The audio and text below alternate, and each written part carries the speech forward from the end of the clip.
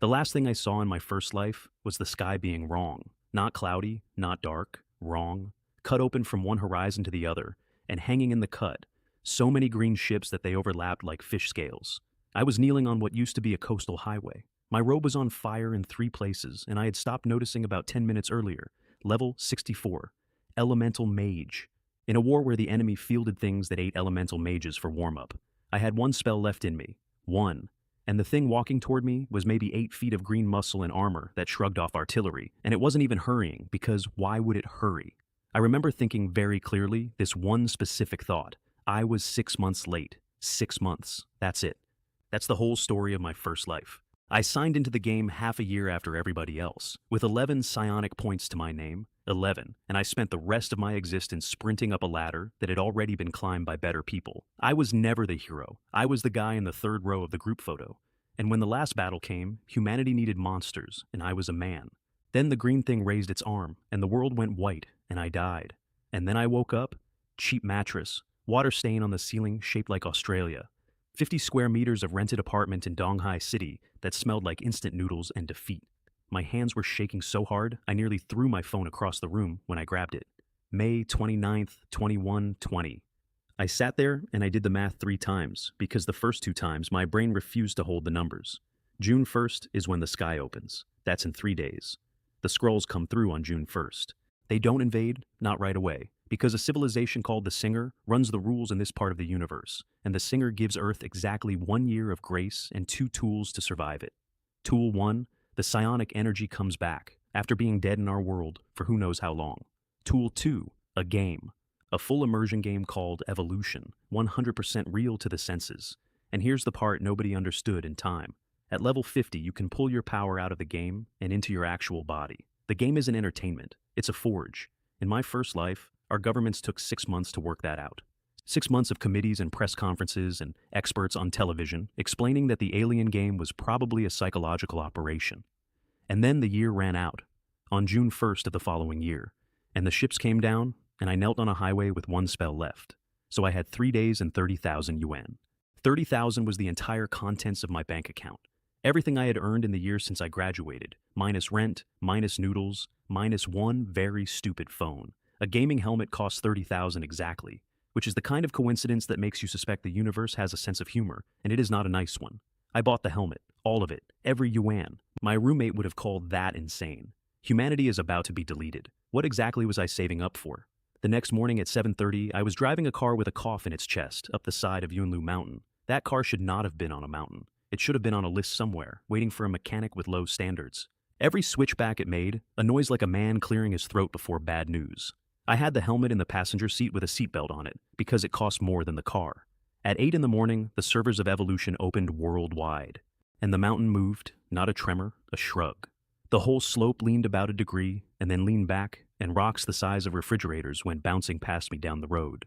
And I sat in a car that was now sideways across 2 lanes and watched a crack open in the earth 2 kilometers ahead. Out of the crack came light. A column of it, milky white shot through with pale violet, going straight up until it thinned into the clouds. Psionic energy. The first anyone on this planet had seen with their own eyes.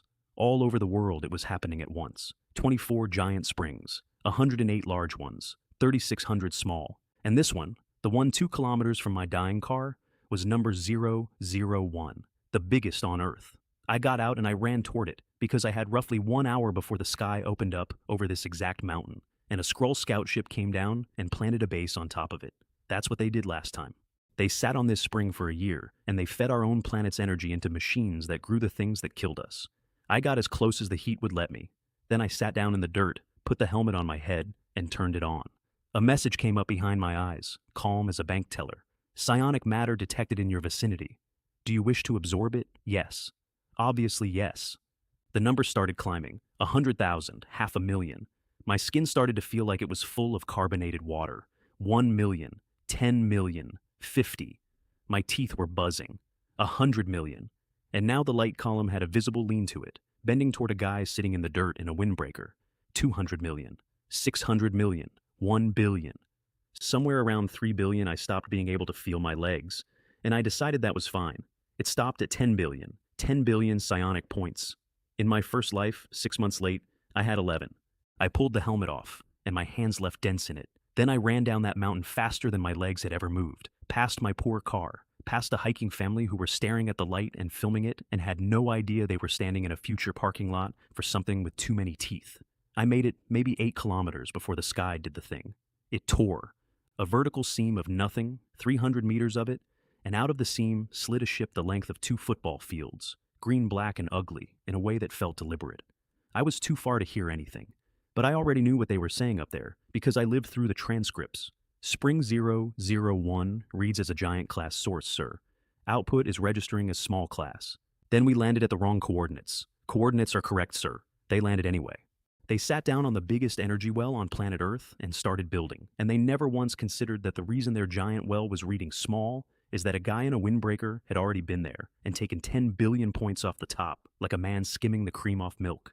I got home, plugged the helmet into the wall, and lay down on my terrible mattress. 2 to 3 hours of battery, that's all a helmet holds unplugged. I was going to need that number later. I filed it and closed my eyes. Character creation puts you in a temple. Big place, cold light, and standing in the middle of it, a sword about 40 meters tall driven into the floor, which is the kind of thing that would impress me if I hadn't seen it before. The prompt came up while I was still adjusting to having a body made of numbers. We have detected that you have absorbed 10 billion psionic points. Convert into psionic coins. Convert. 10 billion coins landed in my pocket.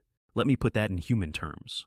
Offline, the exchange rate that day was 10 yuan for 1 coin, and it never ever went the other way again. Not once in either of my lives. Every player in this game was about to spend their first week counting single digits. Somebody would kill a slime, get 1 coin, and post about it. I had 10 billion. Class list came up. Warrior, sorcerer, assassin, priest, paladin, archer, druid. 7 doors. I took mage without thinking twice, and not because I loved the aesthetic. A mage is the class that converts money into damage at the highest rate in the game. Every other class needs technique, positioning, timing, a decade of practice. A mage needs a better staff and a better spell. I could buy those. I could buy those all day. Then it asked for a name, and I actually stopped. My first instinct was Skrull's Destroyer, which I typed out and stared at for 2 full seconds before deleting it so fast I nearly broke a finger. Nobody on this planet knew the word Skrull, yet except a handful of people in rooms with no windows. Naming myself after them on day 1 would be like announcing I had a time machine and would the authorities please come collect me. Kairos. I went with Kairos. And then came the part that mattered. Bloodline. Bloodlines are the game's lottery, and they decide your ceiling. Your first draw is free. After that, it's 10 coins, then 100, then 1,000, 10 times more each pull, all the way up to a ceiling of 10 million per click. My free pull gave me Forest Elf, Common, Gray Text, the Bloodline equivalent of a participation ribbon. So I started pulling. 10 coins, Common, 100, Common, 1,000, 10,000, 100,000. And somewhere in there, my brain helpfully translated the numbers into things I would never own. Goodbye, apartment inside the 4th ring road of the capital, draw again. Goodbye, 10 supercars, draw again. Goodbye, entire small island with a house on it, draw again. I pulled for a long time, 200 and some draws, and about 2 billion coins, which is a sentence that would have put my first life self on a bridge somewhere. And then the temple went gold. Not a flash. A slow flood, like sunrise happening indoors. And my whole body lit up from the inside, with points of light in it, a scatter of them, arranged like a sky. Star Bloodline. Legendary. In my first life, out of 3 billion players, 5 or 6 people ended up with a legendary bloodline, and they got there 6 months in, off the back of massive luck and massive grinding. I got mine on day 1, sitting cross-legged in a temple, because I had a mountain of money and no reason to be careful with it. 2 talents came with it. Star Conversion. It lets me materialize my power into the real world, starting at level 1, not level 50. 1. Everyone else on Earth was going to spend half a year climbing to the doorway. I was already standing inside it. And star pointing hand. This one I read 4 times. It upgrades the quality of things. Any item, any skill. Common to excellent, to rare, to epic, to legendary. Paid for in coins. I want you to understand what that means when the man holding it has 10 billion coins in his pocket. Every other player in this game was going to spend the next year praying for good drops. I could take garbage and pay it into becoming treasure. The game had a slider labeled power, and it had left the price tag on, and I was the only person on the planet who could read the number. Last step, appearance. The system generated me a face. It was a good face. Better than mine, which is not a compliment I would have to work hard to earn. I looked at it, and I thought about my first life, where I had a face like that in a game world, and got about 10 deeply ambiguous private messages a day from strangers and lost hours to it. Hours I did not have anymore. Adjust. Reduce attractiveness by 40%. The face got worse. It got noticeably worse. I approved it. Women, I explained to nobody, will only slow down my casting speed. Hold that thought. It comes back. I spawned into Nolan Village, Novice Village number 006, and my first impression of the end of the world was that it smelled like bread. That's the thing about a game with 100% sensory realism. There were maybe 200 people standing around the village square, and not one of them was doing a quest. They were touching things. A grown man was very slowly running his palm along a wooden fence, over and over, with his eyes closed. A woman had picked up a handful of dirt and was smelling it. That 30,000 yuan, somebody said behind me, was the best money I ever spent in my life. Buddy, you have no idea. I pulled up my panel while they were smelling dirt. Level 1. Intelligence 8. Spell power 9. 80 health, 100 mana. Standard newborn mage, the softest thing in the world. One stiff breeze from a respawn. Wealth 7,378,888,890. Psionic coins. I had spent 2.5 billion on lottery tickets, and the number still had 10 digits. It sat there at the bottom of my panel like a joke I was telling myself. So I started spending. The novice staff they hand you is common quality, a stick with delusions. Star pointing hand, common to excellent, 10 coins. Excellent to rare, 100 coins. It tried to go further and told me politely that I needed to be level 10 before I could pay it more, which was the first time I ever felt personally insulted by a level requirement. The stick came out the other side as a rare quality staff, plus 10 spell power, plus 3 penetration, plus 3 intelligence. Robe, same treatment, same result. Then magic missile, the first spell every mage in every world gets handed on day 1, the spell that does slightly less damage than a firm handshake. 100 coins to excellent, 1,000 to rare. Rare magic missile does 300% base damage instead of 100, and it casts in half a second instead of 1.5. Let me put that beside something real. The archer class gets a signature skill at level 20 called Sniper. 20 levels of grinding, and Sniper does 300% base damage. My starter spell now did that. At level 1, 3 times as fast. Spell power 9 had become 21. My damage per second was roughly 21 times that of any other new mage on this planet. And I had spent 1,110 coins total, and my wealth display had not moved a visible digit. I looked at the number. The number looked back. Fine, I thought. Let's go make some enemies. The village magician lived in a hut, and the hut lied about its size. You duck through a doorway that would give a tall man a headache, and you're standing in a hall you could park a bus in, because the old man had folded a whole separate dimension in there, which is the sort of flex you get from a career mage with nothing left to prove. He didn't even look up when I came in. Get out, he said. Even my cheapest potion runs 5 psionic coins. Can you afford that, child? I walked to his table. I did not say anything. I just opened my inventory and started putting coins on the wood. And I kept putting coins on the wood, and the pile went from a handful to a heap to a small silver landslide that spilled off the edge and rolled under his shelves. There is a very specific sound a person makes when their entire personality reboots. Old magician Pism made it. Ha ha, he said, and his voice had gone up half an octave and about 2 social classes. Young man. Young man, this was all a misunderstanding. I bought 300 mana potions, 100 wisdom potions, 300 fireball scrolls, 100 ice arrow scrolls, 30,000 coins, which was, and I checked this later, more money than every other living human being in Nolan Village possessed, put together. I skipped healing potions entirely. The monsters in a starter zone move like furniture with ambitions. If something in this village hit me, I deserved it. Pism watched me load up like a man watching his own retirement walk out the door, and then he cleared his throat and made his play. Young man, have you considered joining the Scholar Sanctuary? We are always seeking talent. That's a hidden quest. Actual hidden quest, the kind people write forum guides about. A faction invitation on day 1. Scholar Sanctuary, I said, is a third-rate power, far behind Silver Pine Spire and the Elemental Dome. Why would I bind myself to third best on the first afternoon? The hall got very quiet. Pism's face did something complicated. Those names are not in a starter tutorial. Those names are not in the game's help menu. Those names belong to a continent this village would never even hear about, in an expansion pack that had not opened yet. He looked at me the way you look at a dog that has just answered a question. The quest changed in front of my eyes. It stopped being the ordinary one. Bring me the gallbladder of a silver snake, he said, from the boss in the Eastern Hollow, and I will give you a spell. The spell was Chain Lightning, excellent quality, plus the faction invitation, plus 500 experience.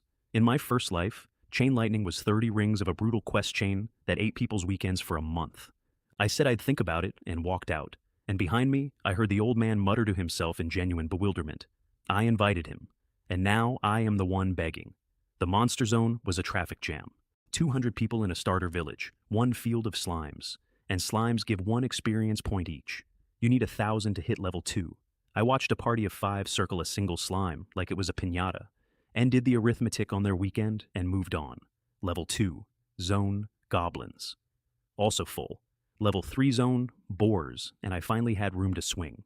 At the entrance, I got stopped by a girl. She was an assassin, and she was gorgeous in the way that makes people forget to walk. And standing behind her was a broad-shouldered man in his 50s with a shield on his arm and the specific posture of somebody who spent 30 years being saluted.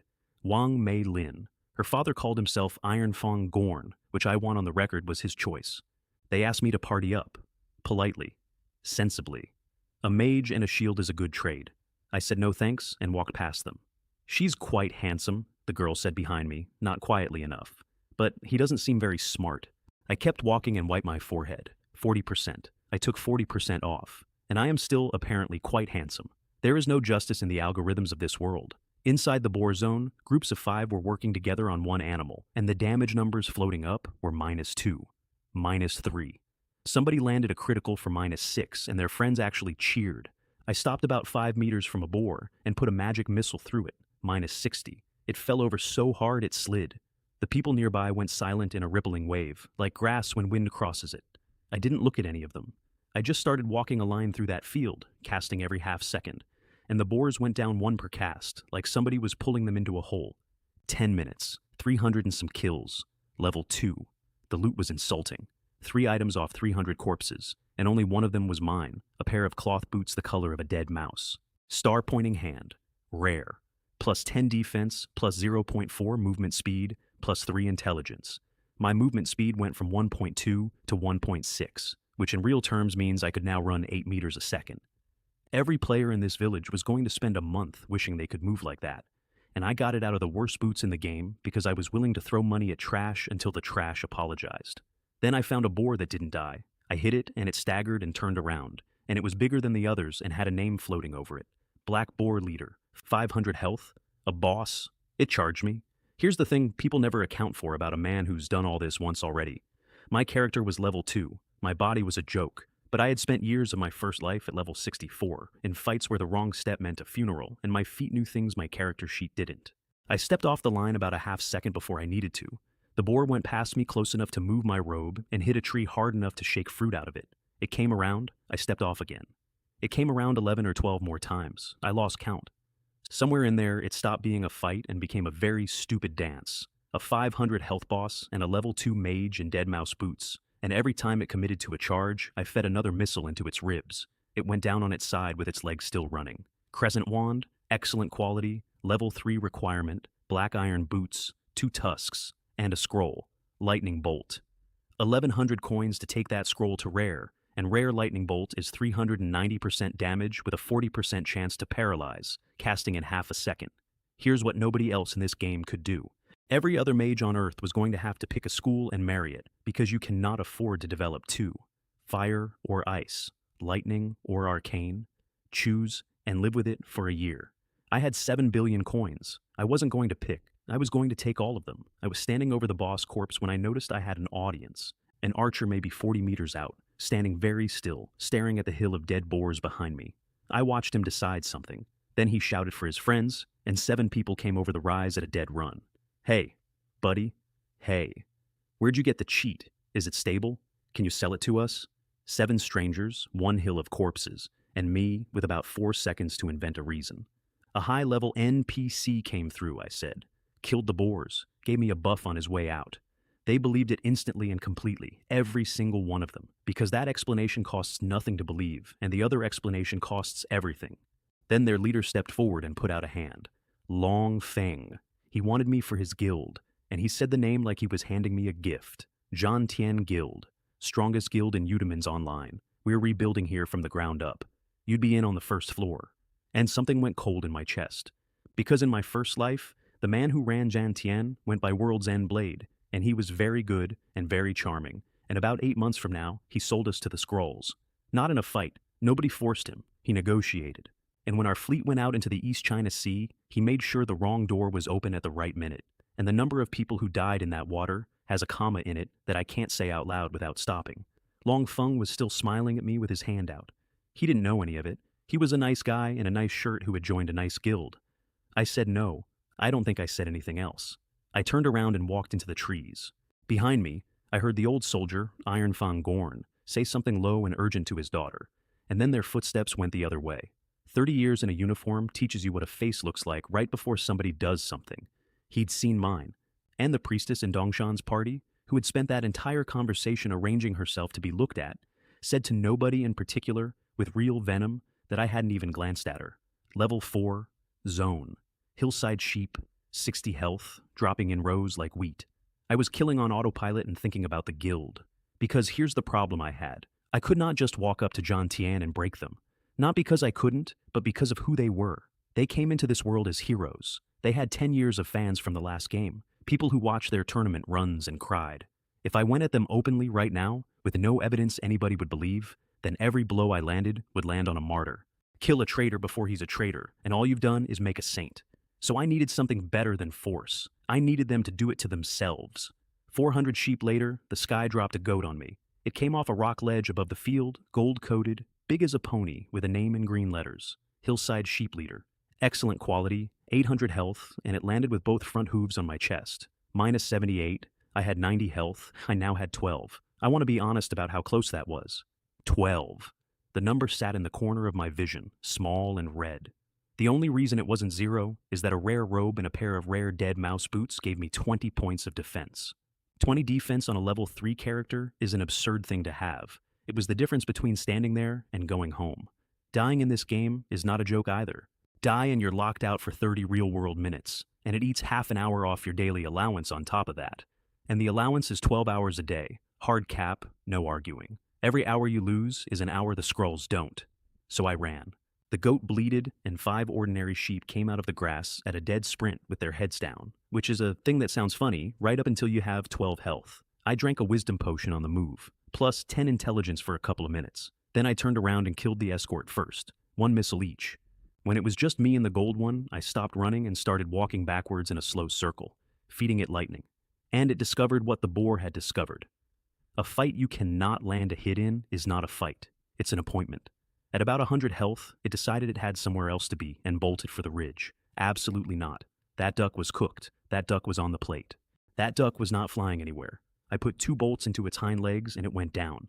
And then it did the last thing it had. The leap, straight up and over, and I watched the arc go up, and I did something my level 3 character had no business doing. I calculated where it was going to land, and I walked out of the circle before it got there. It came down on empty grass. I killed it from 4 meters away while it was still finding its feet. Level 3. And the crescent wand I'd taken off the boar finally became legal for me to hold. So I paid it up to rare. 16 spell power, plus 5 intelligence, plus 5 mana regeneration. My spell power was 34 now, on the first day. When the good players in this village were sitting at 9. The goat's pockets were better than the boar's. A rock-slaying sword, linen gloves, and 2 scrolls. One of them was Deadly Strike, excellent quality, which is a warrior skill and a very good one. 170 to 340% damage. Useless to me. Beautiful to somebody. The other one was Ice Shield. Ice Shield to rare gives you a barrier worth 400% of your spell power and slows anything that hits it by 40%. On 34 spell power, that's a wall worth 136 points, sitting on top of my 90 health. And anybody who wanted to kill me now had to get through both of them while running at 60% speed. There was exactly one problem. The shield cost 30 mana to cast, and I had 140 total. I needed an accessory, something with a mana pool in it. And I happened to know where one was because in my first life, I watched somebody else find it 11 months from now and post the screenshot. Walking back into Nolan Village at level 3 was a mistake. Somebody saw my level and made a noise. Then everybody saw my level. 200 people who had spent the entire day cooperatively bullying a single slime turned around at once. Level 3. He's level 3. Wife, come here. Come look at this. I hid my name and my level as fast as the menu would let me, said something vague about getting lucky with a hidden quest, and left at a walk that turned into 8 meters a second, which nobody in that village could follow because I'd bought that too. Before I went, I dumped everything I couldn't use onto the auction house. Both bosses' worth. The sword, the gloves, the tusks, the deadly strike scroll. Starting bid 1 coin each, no reserve price, 24 hours. 1 coin, no reserve. I want you to remember that I did that because it was the single most expensive decision of my day and it didn't cost me anything. Then I went to find a woodcutter. His name was Tom. He had a red beard you could hide a badger in. And he was stacking logs behind his house when I walked up and said the following sentence with no preamble at all. I heard you heard the goddess Lyra singing the day before yesterday. The man dropped a log on his own foot. You have to understand how this quest normally works. It's 20 rings long and rings 1 through 10. Are you being useful around the village until Tom decides you're the sort of person he can tell about the singing? 10 rings. People spend 2 days on that. But the game does not check whether you earned the password. It only checks whether you have it. I got dropped in at ring 11 with a man staring at me like I'd read his diary. Ring 11 was an escort. Walk his firewood cart to the next hamlet. Halfway there, 6 bandits came out of the trees in 2 waves and tried to take it. Adventurer, Tom said, entirely serious. Why would bandits come to steal our firewood? You're asking me? Who am I supposed to ask? I killed all 6 and then had to physically encourage the man to keep walking, which I did by reminding him that the widow Sarah was expecting that delivery before dark, and I have never in my life seen an NPC accelerate like that. By the way, in my first life somebody posted that exact question on the official forums. Just that. What kind of bandit robs a firewood cart? His account was permanently banned the next morning. No explanation, no appeal, nothing. It made the year-end list of the strangest things that happened in this game, and nobody ever found out why. I did not post about the firewood. While I was walking a cart through the woods, 2 guilds were noticing me at the same time, and neither of them knew the other one was doing it. Novice Village number 002, a place called Feng Quan, had been taken over. The Crimson Rage Warlord Guild had put people at both ends of the good leveling field and started charging rent on the monsters. A few players had tried to organize about it. That got handled. Their guild leader was a rich kid. I don't mean that as an insult, I mean it as a job description. The kind of man who thinks buying a thing and being good at a thing are the same verb. He was standing in the middle of the field, being handed pre-weakened goblins by 4 of his own members so he could hit level 3, and everyone around him was telling him how naturally talented he was. His assistant, Wei Han, had a face like the surface of a pond in a room with no wind, and Wei Han was the one who brought the report. There's a listing in the auction house, boss. Green sword, level 4 requirement, level 4 boss materials. And a deadly strike scroll. The kid didn't get it. Wei Han explained it to him the way you'd explain it to a kid. Somebody killed a level 4 boss solo on day 1, and he put a warrior skill up for sale, which means he isn't a warrior, which means he killed a level 4 boss solo without being a warrior on day 1. Name, Kairos. Meanwhile, at the entrance to the same village warehouse, the rich kid ran directly into the man I actually cared about. World's End Blade, guild leader of Zhan Tian. Big reputation, 10 years of fans, a voice people trusted. The game's been open a few hours, he said pleasantly, and I'm already hearing that certain people are monopolizing leveling grounds. That's disappointing. The 2 of them smiled at each other. Nobody drew anything. Everybody understood. And then the rich kid went inside and had a genuinely inspired idea. He wanted a scroll that cost 500 coins, and he did not have 500 coins, because nobody had 500 coins on day 1. So, the plan was to go collect an entrance toll at villages 3 through 7, a coin a head to walk through your own front gate. Wei Han said no. Wei Han said, and he was completely right, that they would be run out of this game with torches. His boss hit him in the side of the head with a sword hilt. Then he said slowly, so his assistant could appreciate the artistry, "It is Zhan Tian Guild that forcibly collects village entry fees. It has absolutely nothing to do with us." And on the other side of that wall, in a completely different conversation, World's End Blade was listening to a report from a girl named Jia Ru about a mage nobody could party with, and he was tapping his finger on a table. "Our original plan was to stop Emperor Blood," he said. "The plan has changed. We're going to Novice Village number 6. Everybody was walking toward the same collision, and I was in a forest, holding a stick, arguing with a child about a bear. The last ring of the quest sent me into the woods west of the village at dusk, and the woods west of the village had started making a noise. Not wolves, something with more throat in it. She was standing on the path in a red hood, maybe 7 years old, looking up at me with her hands folded. "Uncle," she said, "have you seen my bear? Here's how this quest kills people. The bear is called Buddy. The trail leads you 3,600 steps west and then 90 degrees north into a cave, and the cave is where the marker points, and the cave is a meat grinder. Traps in the floor, traps in the ceiling. A spawn that does not stop spawning. In my first life, the average party that went into that cave came out as a list of names. The bear is not in the cave. I counted my steps.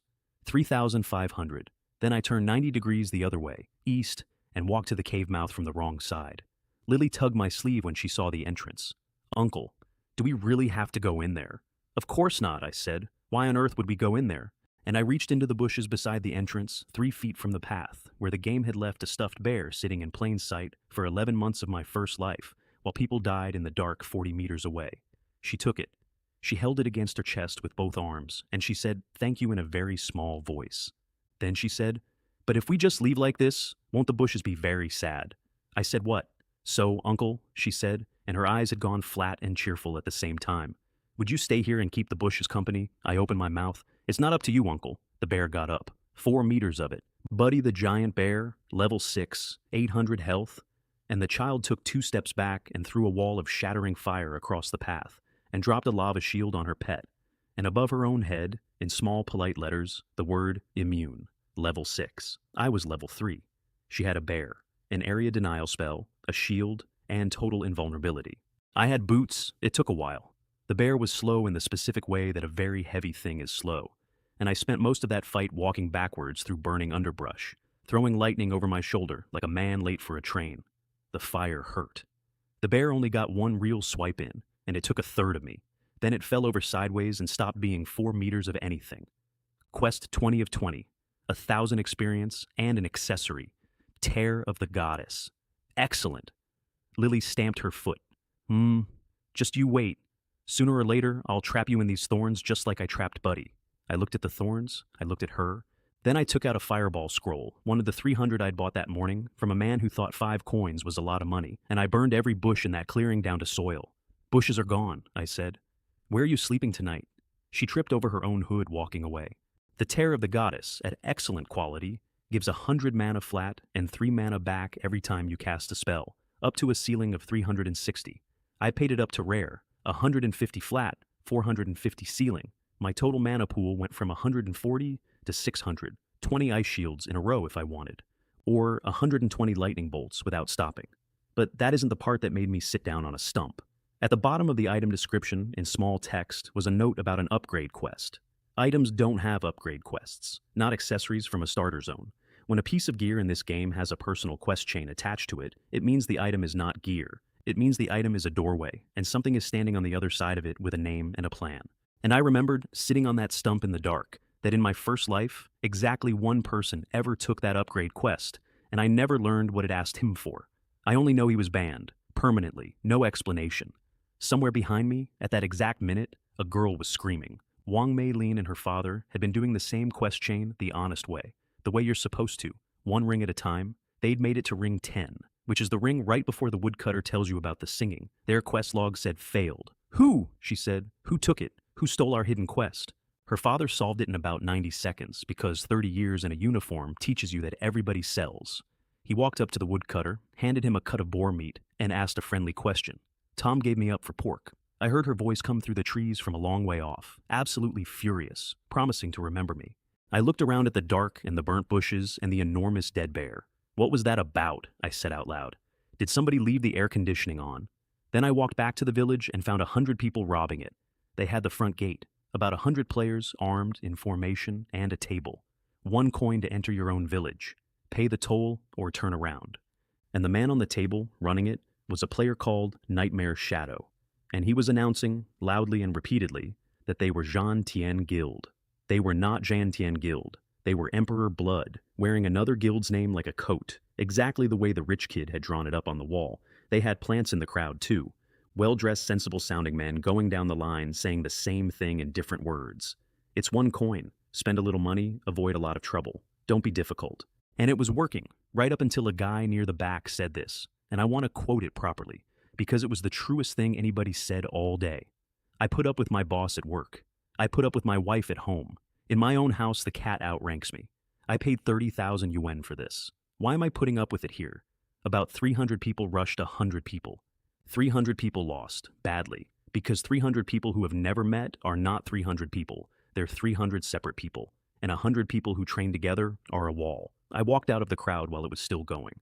"Jean Tien Guild," I said loudly so that the maximum number of witnesses got it in their ears, "is really going too far. Then I put a lightning bolt through Nightmare Shadow, minus 125. He had 120 health. He came apart into white light so fast his hat stayed in the air for a second afterward. And then I just started working. Lightning bolt every half second with my right hand. Fireball scrolls with my left, one after another, into the thickest part of them. "Oh my God," somebody in the crowd said. "Those are fireball scrolls. Those are 50 coins each." "We're all new players," said somebody else, with genuine pain in their voice. "Why is he so rich?" Their archers figured out that killing me was the only way this ended and put everything they had into it. -1, -1, -1. That's what 160 points of ice shield and 28 defense look like from the outside. They stood there in a line, chipping at me 1 point at a time, watching their own front rank evaporate. 20 seconds. 100 of them became 30 of them, and the 30 put their weapons on the ground. I turned around and bowed to the crowd, which felt correct. Then I told them, again, clearly, that a high-level NPC had passed through and given me a buff. And about 400 people nodded, because that is a much more comfortable thing to believe. And on my way out, I said the only line that actually mattered. Somebody should put all this on the official forums. Zhantian Guild, extorting new players on day 1. Every one of you saw it. 400 people reached for their menus at the same time. I logged out and lay on my mattress and read the fine print on the inside of my own helmet. "To materialize power from the game world into your body," the panel said, "you must accumulate 12 hours of connected time. 12 hours, not 50 levels. 12 hours. Every government on Earth was going to spend 6 months arguing about whether an alien game was a psychological weapon, and the answer was written on the inside of the box. I ordered a month of instant noodles for delivery, because I was not planning to leave this apartment much. And then I did the thing I do every time I get a spare minute, which is search the news for anything about a ship. Nothing. Not one word.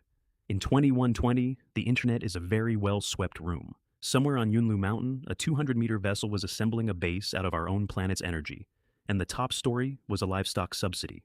So I opened the game forum instead, pinned to the top of the front page, 1 versus 100.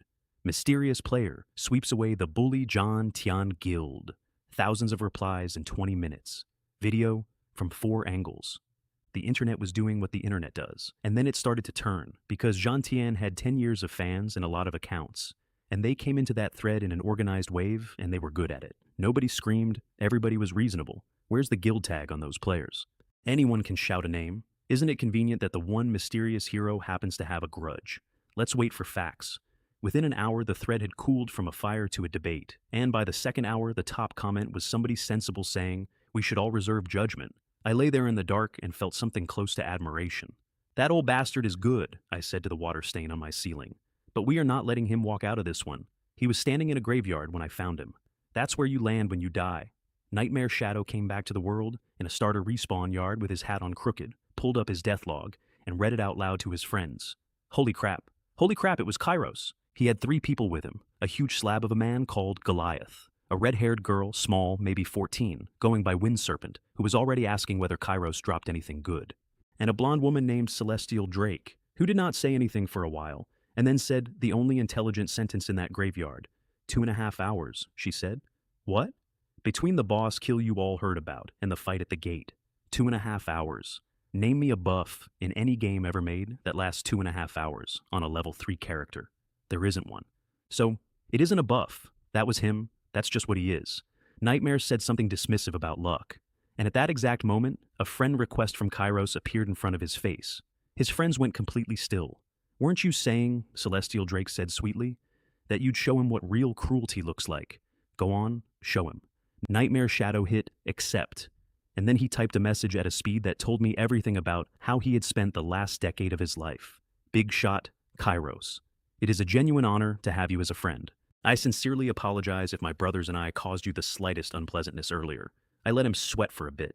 Then I asked, casually, who he actually ran with, since it clearly wasn't Zhantian. He lied. He said Muyun Guild, which was a very unfortunate lie to tell to me, specifically, because in my first life, I worked at Muyun Group.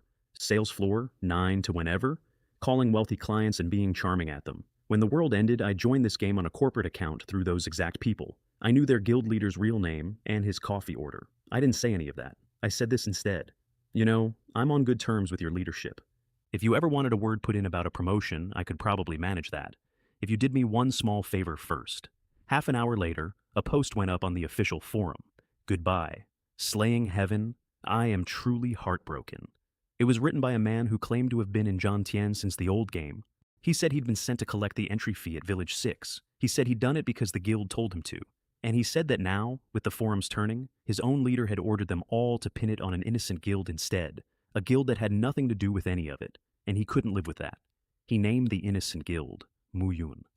The forum did not so much explode as detonate a second time in a different direction, because now it wasn't one anonymous mage's word against a beloved guild. Now it was a defection.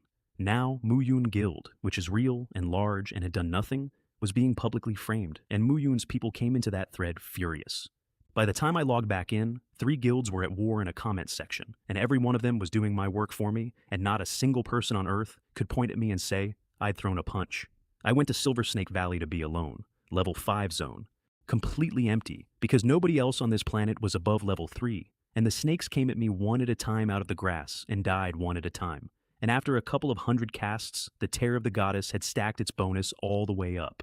760 mana. I upgraded my potions while I was at it. 300 basic mana potions became intermediate ones, 300 mana each in 3 seconds, which turns a mage from an artillery piece into a fire hose. And that's when the message came in, and it came in wrong. It didn't slide into the corner like a system notice. It landed across my whole field of vision in letters the color of a bruise. Epic hidden quest triggered. Lily's Revenge.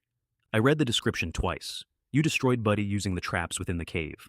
I laughed out loud in an empty valley because I never went in the cave, not one step.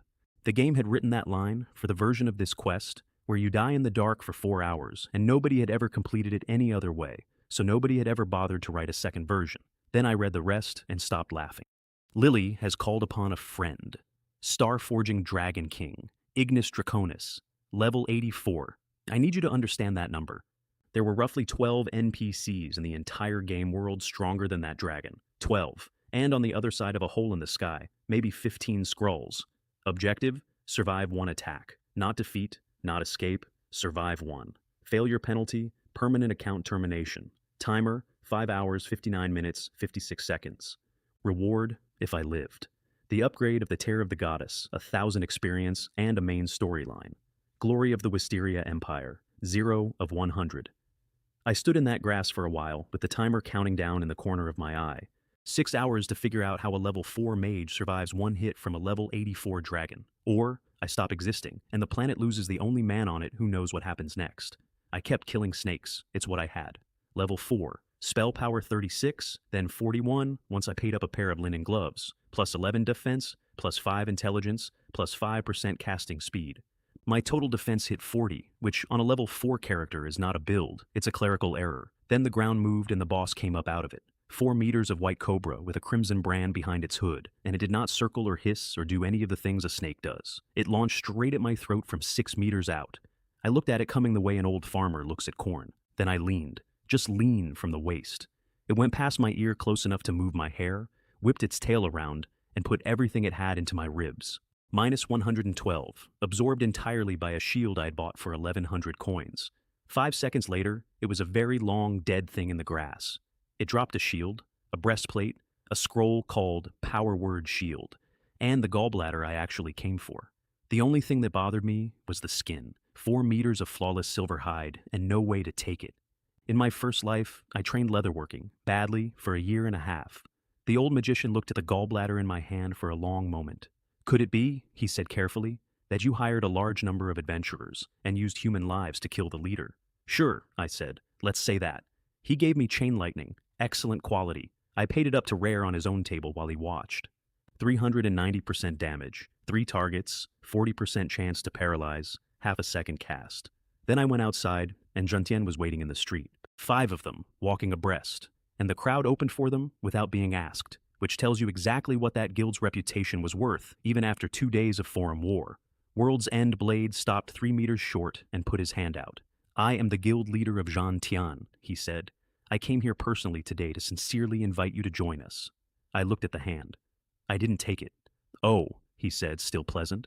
Am I not worthy? His people went stiff behind him. He held his face beautifully. He started listing achievements, tournaments, 10 years, 100,000 members, and his voice was warm and reasonable, and it was the same voice that would be warm and reasonable 8 months from now, while he told the scrolls which door to leave open. I cast chain lightning into the man on his left. 143, 150, 151, 155. The bolt walked through 4 of his core members, and all 4 of them came apart into white light in under a second, standing in a public street in front of 200 witnesses. "Same question as before," I said. "Are you qualified to let me join your guild?" He didn't answer. His face had gone the color of paper. Meanwhile, in a rented villa on the east side of Donghai City, 4 people pulled off their helmets at the same time and walked out into a hallway to look at each other. "We got deleted," one of them said. "Instantly. By one spell." Jiaru was already doing math out loud. 20 more damage than the forum video. And it chains now. He didn't have a chain 2 days ago. The big one, Bumblebee, put his fist into the drywall. Back in the street, I turned to go, and I said the sentence I'd come out there to say. Killing 4 of your people was a lesson. Stop bullying new players. And to his credit, he tried. He explained calmly that it hadn't been his guild at the gate, and he had proof, and he was even right. I knew he was right. I'd known the whole time. I just needed a reason. We added each other as friends before I left, which surprised him. I'd thought about going in as a spy and dropped the idea fast. I'm a bad liar in exactly one place, which is my face, and he was the kind of man who reads faces for a living. Better to be a merchant he buys small things from and talks in front of than a spy he catches. Then I went and stood in front of an old man for 2 hours. There is a hidden quest in Nolan Village that, in my entire first life, not one human being ever found. Not one. 3 billion players, a year of desperation.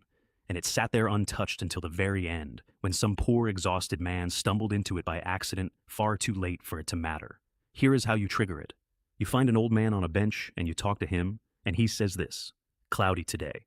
My daughter will probably come to see me. Wouldn't that be wonderful?"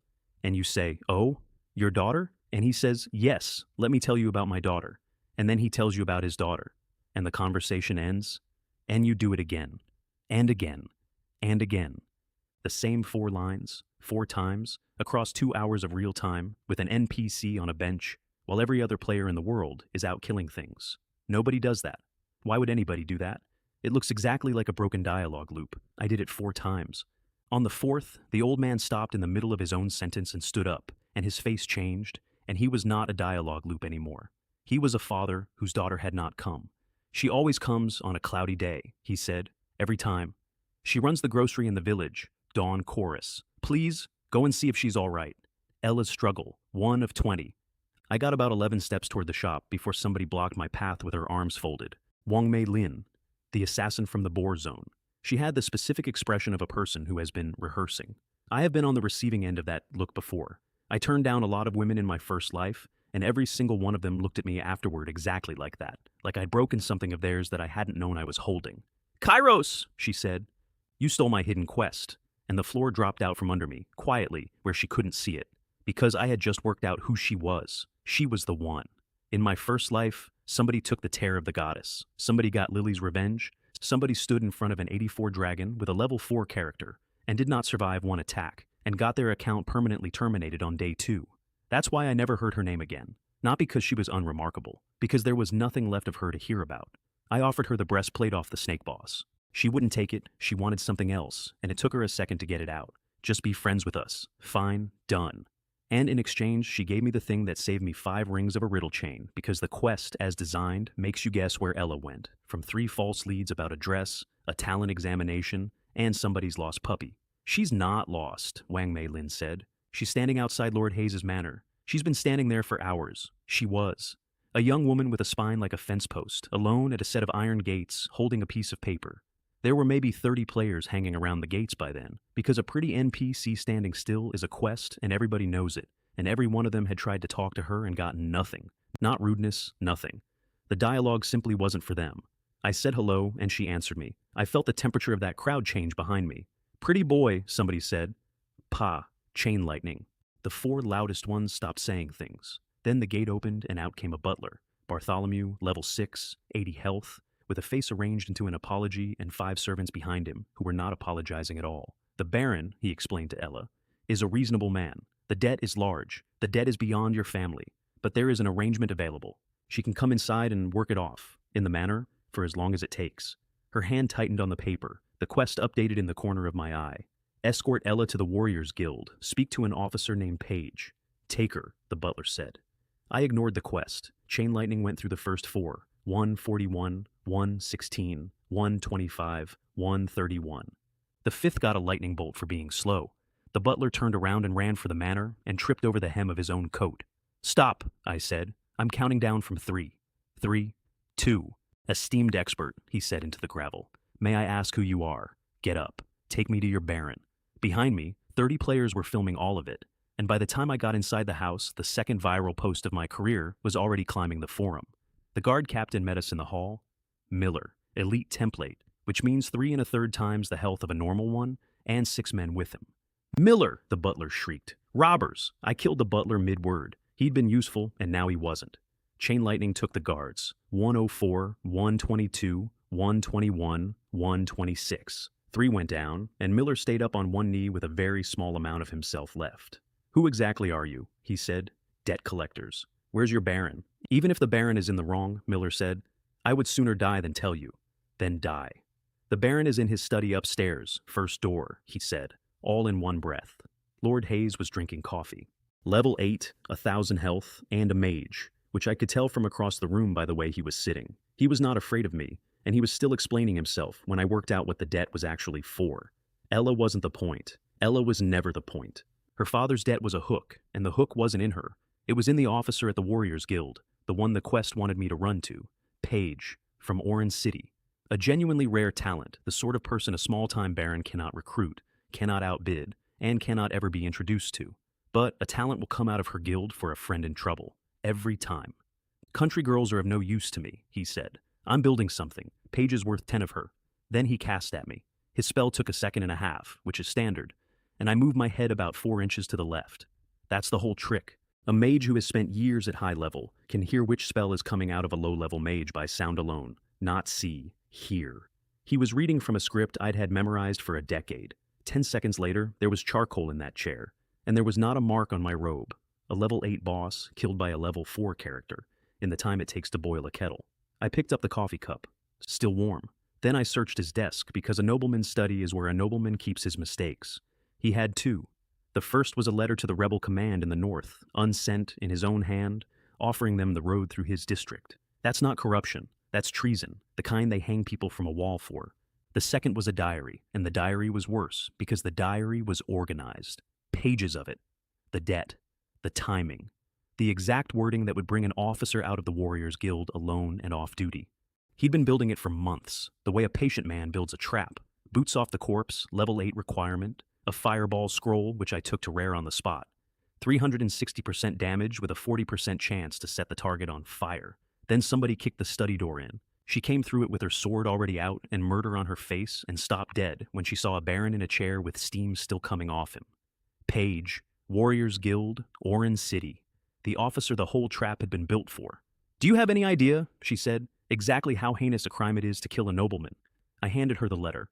I watched a person read treason. Her face went through about 4 different colors and landed on a red I would call structural. Then I handed her the diary, and she read that too, and she found her own name in it, and the plan built around her, and how long he'd been at it. She put the sword into the baron's chest. He had been dead for 6 minutes. She did it again. I let her have that. The quest paid out double for overachievement. 1,000 experience and 2 medals of honor, which are not decorations, they're currency. You trade a medal of honor for an excellent grade skill scroll of your choosing. Ella found me in the courtyard. She had the debt paper in her hand, and she folded it very carefully and put it in her pocket instead of tearing it up, which told me more about her than the last hour had. "Come to Orange City sometime," she said. "My family's shop is there. I'll feed you properly. You look like a man who eats standing up." Then she hugged me, quick and hard, the way you hug somebody who came when nobody was coming. And a second main storyline opened in front of my eyes. Saintess of Orange City. 0 of 100. I actually swore out loud. Because I already had one main storyline waiting for me, the Wisteria one, and the capital is 1,000 kilometers from Orange City, and 100-ring main storyline is not something you do on a weekend. But I knew what this one was. In my first life, everybody knew what this one was. There's a village girl in this game who meets a princess in a bad year, and takes command of an empire's armies at an age when she should be counting inventory, and breaks the Northern Rebellion in the field. They wrote her out of a real story and filed the serial numbers off. The Maid of Orleans, the Saintess of Orange City. Her family name is Garcia. I looked at the young woman who had just hugged me for saving her father's grocery, and I thought, oh, you're her. 2 medals bought 2 spells, and I chose survival over damage, which is not how I would have chosen in my first life, and is exactly why I died in it. Blink to rare. 20 meters, 12-second cooldown. Invisibility to rare. 30 seconds of not existing, 4-minute cooldown. Because in 40 minutes, an 84 dragon was going to come out of the sky and try to erase me, and I still didn't have a plan. So I asked the one person who'd already done this. I found Wang Mei Lin, and I asked her, hypothetically, how a person might survive a single hit from something enormously stronger than them. She lit up. She'd clearly been thinking about it. Wolf King Valley, she said. There's a cliff. You jump off it right as the attack lands, and you let gravity carry you out of the blast radius.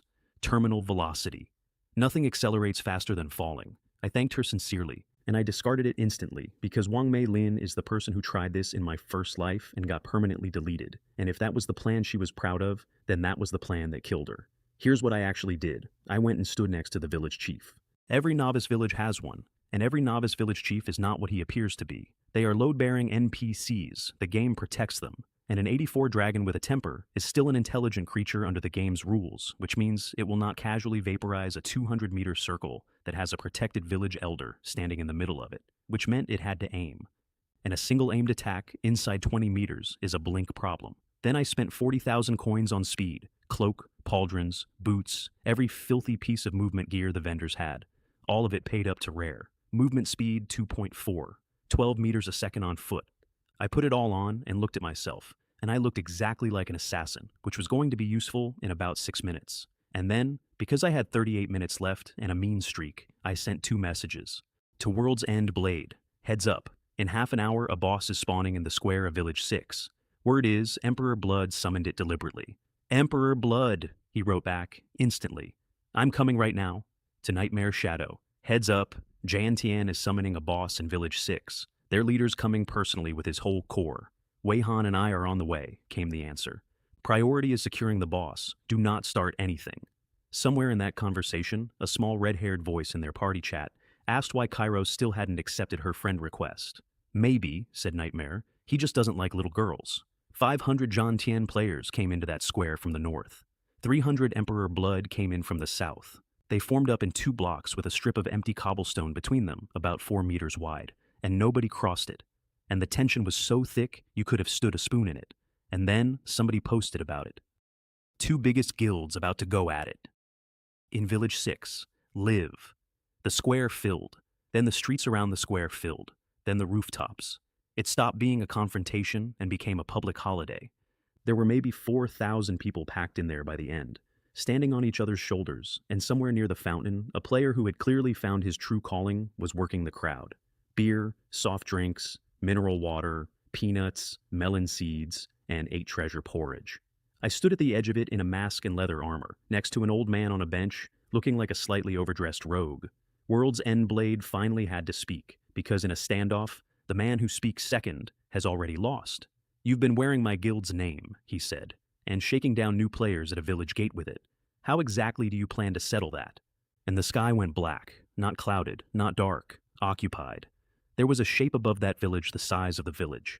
4 legs, wings you couldn't see the ends of, and the whole thing lit from inside with blue starlight, like somebody had bottled a night sky and given it teeth. Star-forging Dragon King, Ignis Draconis. Its level read as 3 question marks. So did its health. 4,000 players looked up at once and made a sound I have never heard humans make before.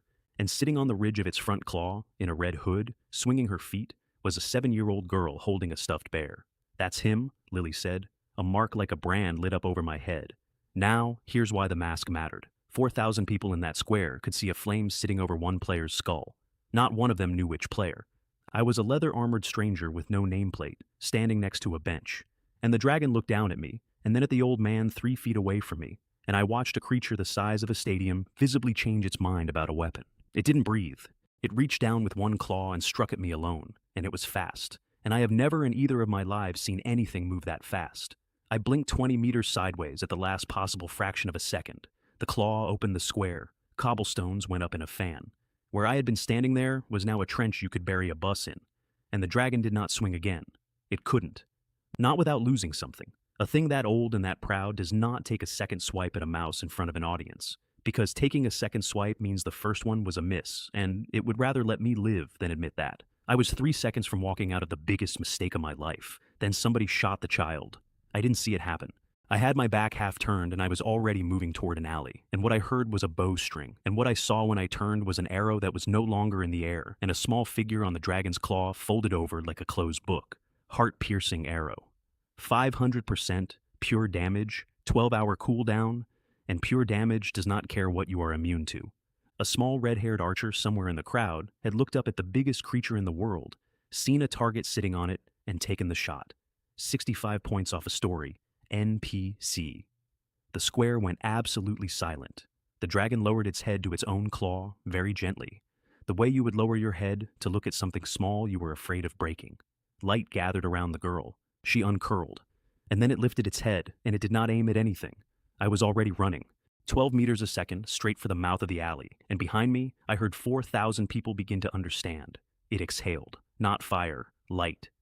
A river of pure white starlight that came down across 3/4 of that square, and I hit the alley mouth exactly as my blink came off cooldown and threw myself the last 20 meters through the gap. Minus 9,999. Minus 9,999. Minus 9,999. Over and over in a column, faster than the display could scroll. Every one of those numbers was a person. 500 John Tien and 300 Emperor Blood and 3,000 people who came to watch and bought porridge. The village chief lasted 2 seconds. I saw a shield come up around the old man, and I saw it hold and crack and go. Then the light stopped, and the dragon climbed, and the sky was just sky again. There were maybe 40 of us left alive in that whole village. An old player near me got down on his knees in the ash, and I realized after a second that he wasn't praying, he was quoting. Something from the lore, from a book nobody reads. The 3-year period has ended. We respectfully bid farewell to the Dragon King. My quest completed. Survive 1 attack. I had survived 1 attack. Technically, I had survived 2, and the second one had taken 3,800 people with it, which is not a thing the reward text acknowledges. Tear of the Goddess, epic quality, 1,000 mana on top of what I had. And a second line that I read 3 times before I believed it. 1% of your maximum mana is added to your spell power. I had 1,100 mana. That was 11 spell power, free, forever, growing every time my pool grew. 11 spell power is an entire level 10 weapon. I was wearing a weapon around my neck that would get stronger every time I bought a bigger bucket. And under it, finally, the thing I'd been paying for. Main storyline. Glory of the Wisteria Empire. 0 of 100. I checked my friends list on the way out of the ruins. World's End Blade, offline. Nightmare Shadow, offline. Both of them gray. Both of them burned to nothing in a square they'd come to because a helpful stranger warned them about a boss. The forum was already going. Breaking. Mysterious 4-clawed dragon wipes out thousands in seconds. I read 100 replies of pure terror, and then, because I am not a good person, I posted 1 comment. That's it. I've made up my mind. That thing is going to be my mount. One day, I'm going to ride it. The reply under mine got 4,000 likes in an hour. Buddy upstairs. Could we maybe look in a mirror first? The forum war between the 2 guilds went nuclear that night. The rich kid bought bots, actual paid bots, thousands of them, and the front page turned into 2 crowds screaming past each other, which was a problem, and it was my problem because I'd caused it. Every hour those people spent in a comment section was an hour they weren't leveling, and I did not need a satisfying internet argument. I needed 3 billion people strong enough to hold a coastline in 11 months. I needed a way to talk to all of them at once, and there is exactly one. The first clear of a level 5 dungeon triggers a server-wide announcement and hands the person who did it a megaphone. The old man was still lying in the square when I came back for him. The dragon's breath was still on the ground, a blue residue that came up off the stones and threads, and walking through it cost me 5 to 8 health a second, even with a 208-point shield up. The village chief was underneath it. His skin was going. "Adventurer," he said, and his voice was fine. That was the worst part. His voice was completely calm. "If I am not mistaken, you were the one who provoked the star-forging Dragon King." I could have lied. I'm good at it. "Yes," I said. "That was me." He was quiet for a moment. "I'm the one who asked Tom to take Lily in," he said, "years ago. I knew the child was extraordinary. I did not know she was that. Then he told me what to do about it, which is more than I deserved. There's a princess in the capital," he said, "Seraphina. She has to be told what came out of the sky today, and she will not see an unknown adventurer on his word alone. She'll see one who brings her proof. Bring her the head of the Howling Moonwolf King. Ring 1 of 100. Reach level 10 and take part in killing a level 10 boss. I went and killed bears about it. The level 8 zone had grizzlies with 120 health, and a 4-level gap means the game halves your numbers out of spite, so my lightning bolt landed for 101 instead of 200. 23 bears. Level 5. Level 5 meant new toys. Intelligence 32, spell power 54, 1180 mana, 40 defense. I bought a belt and paid it up to rare for 10 defense, 5 penetration, and 5 extra backpack slots. And in this game, the backpack slots are the expensive part. Then I went to see the old magician because he had restocked. First circle scrolls, all of them. Rain of Fire, Lesser Fireball, Ice Cone, Frost Nova, Earth Shield, Summon Rock Elemental, Chain Lightning, Lightning Strike. 200 coins each, he said. And he said it the way you say a number you expect to be argued with. 200, I said. In Gold Blossom City, this exact scroll goes for 150. You want 200 out here, from a man who has bought 40,000 coins of stock off you in 2 days. 140. Or, I walk down the road to Theon the Apothecary, and we both find out how his prices are.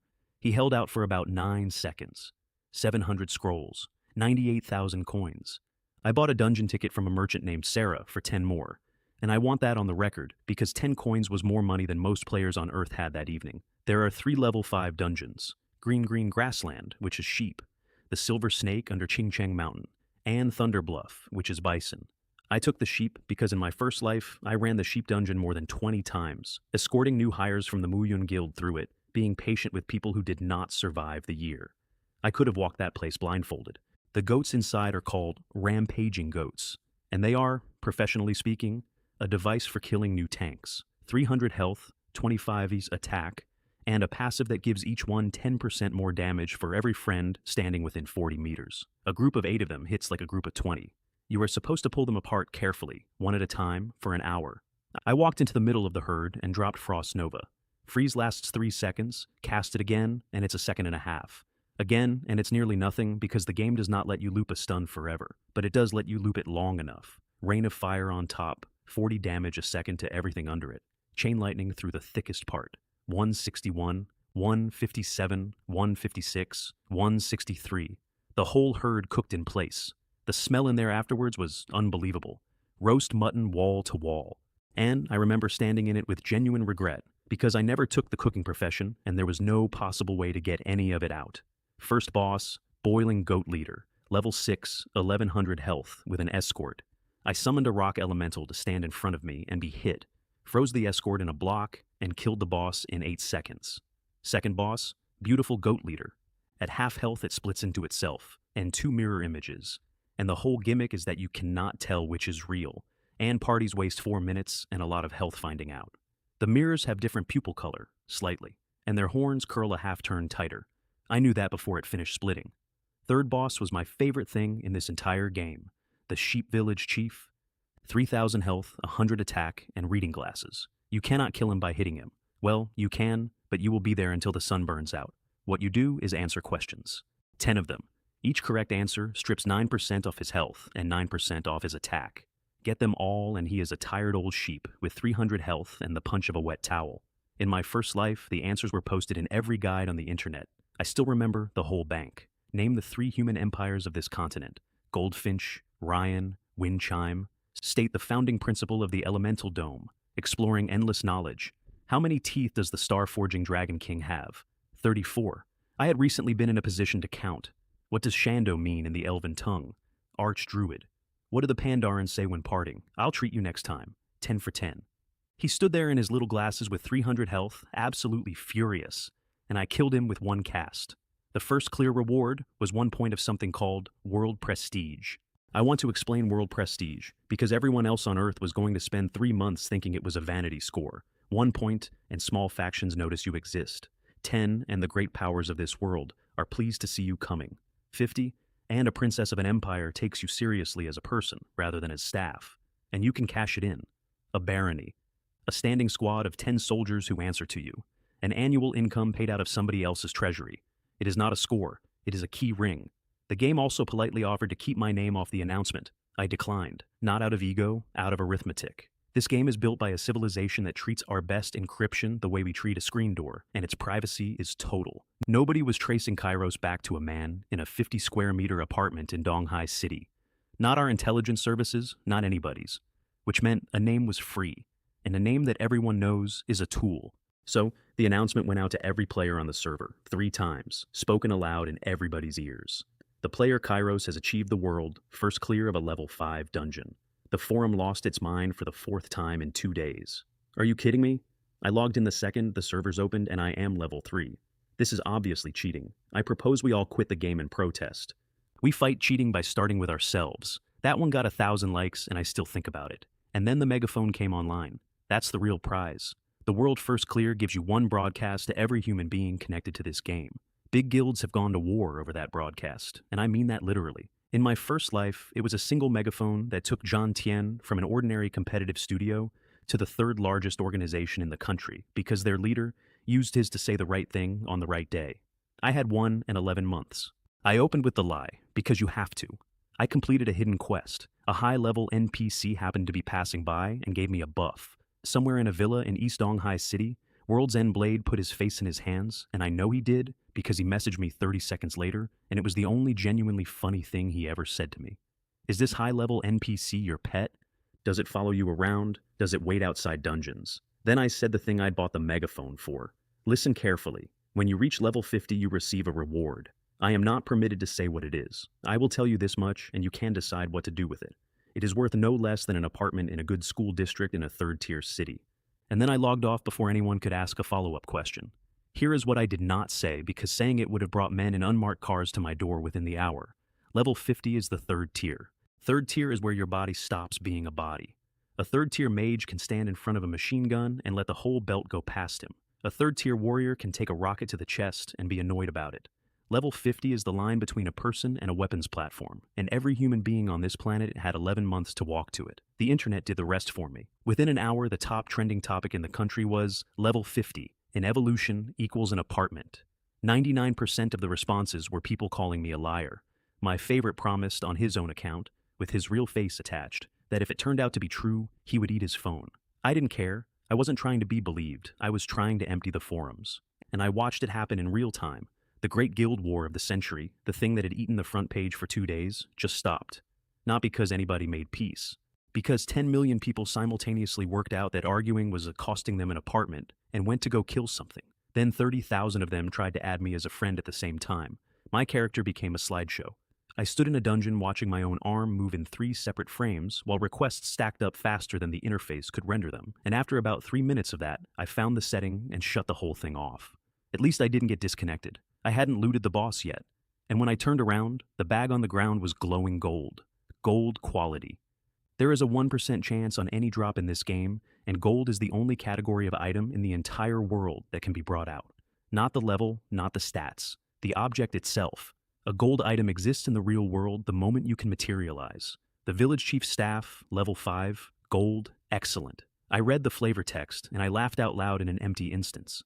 Attention, everyone. This is the village chief's staff. Not an idiot village chief. I paid it up to rare. 20 spell power, 7 intelligence, 7 mana regeneration. The only problem with it is what it looks like, which is a forked poplar branch that a man picked up off the ground. That is not a figure of speech. It has bark on it. Day 1, closing balance. 2 main storylines. An epic accessory that turns my mana pool into a weapon. Level 5 while the planet sat at 3. And a stick. The stick was the important part. 12 hours of connected time landed the next morning while I was eating noodles over the sink. Your accumulated connection has reached the threshold. Do you wish to materialize your power into reality? I said yes with my mouth full. The psionic energy came down out of the helmet through the top of my skull and went through me along paths I did not know I had. It did not hurt. It was one of the least pleasant sensations of my life, like being told a secret about your own plumbing. Then a panel opened in front of me, in my kitchen, in the real world. Realm, apprentice magic.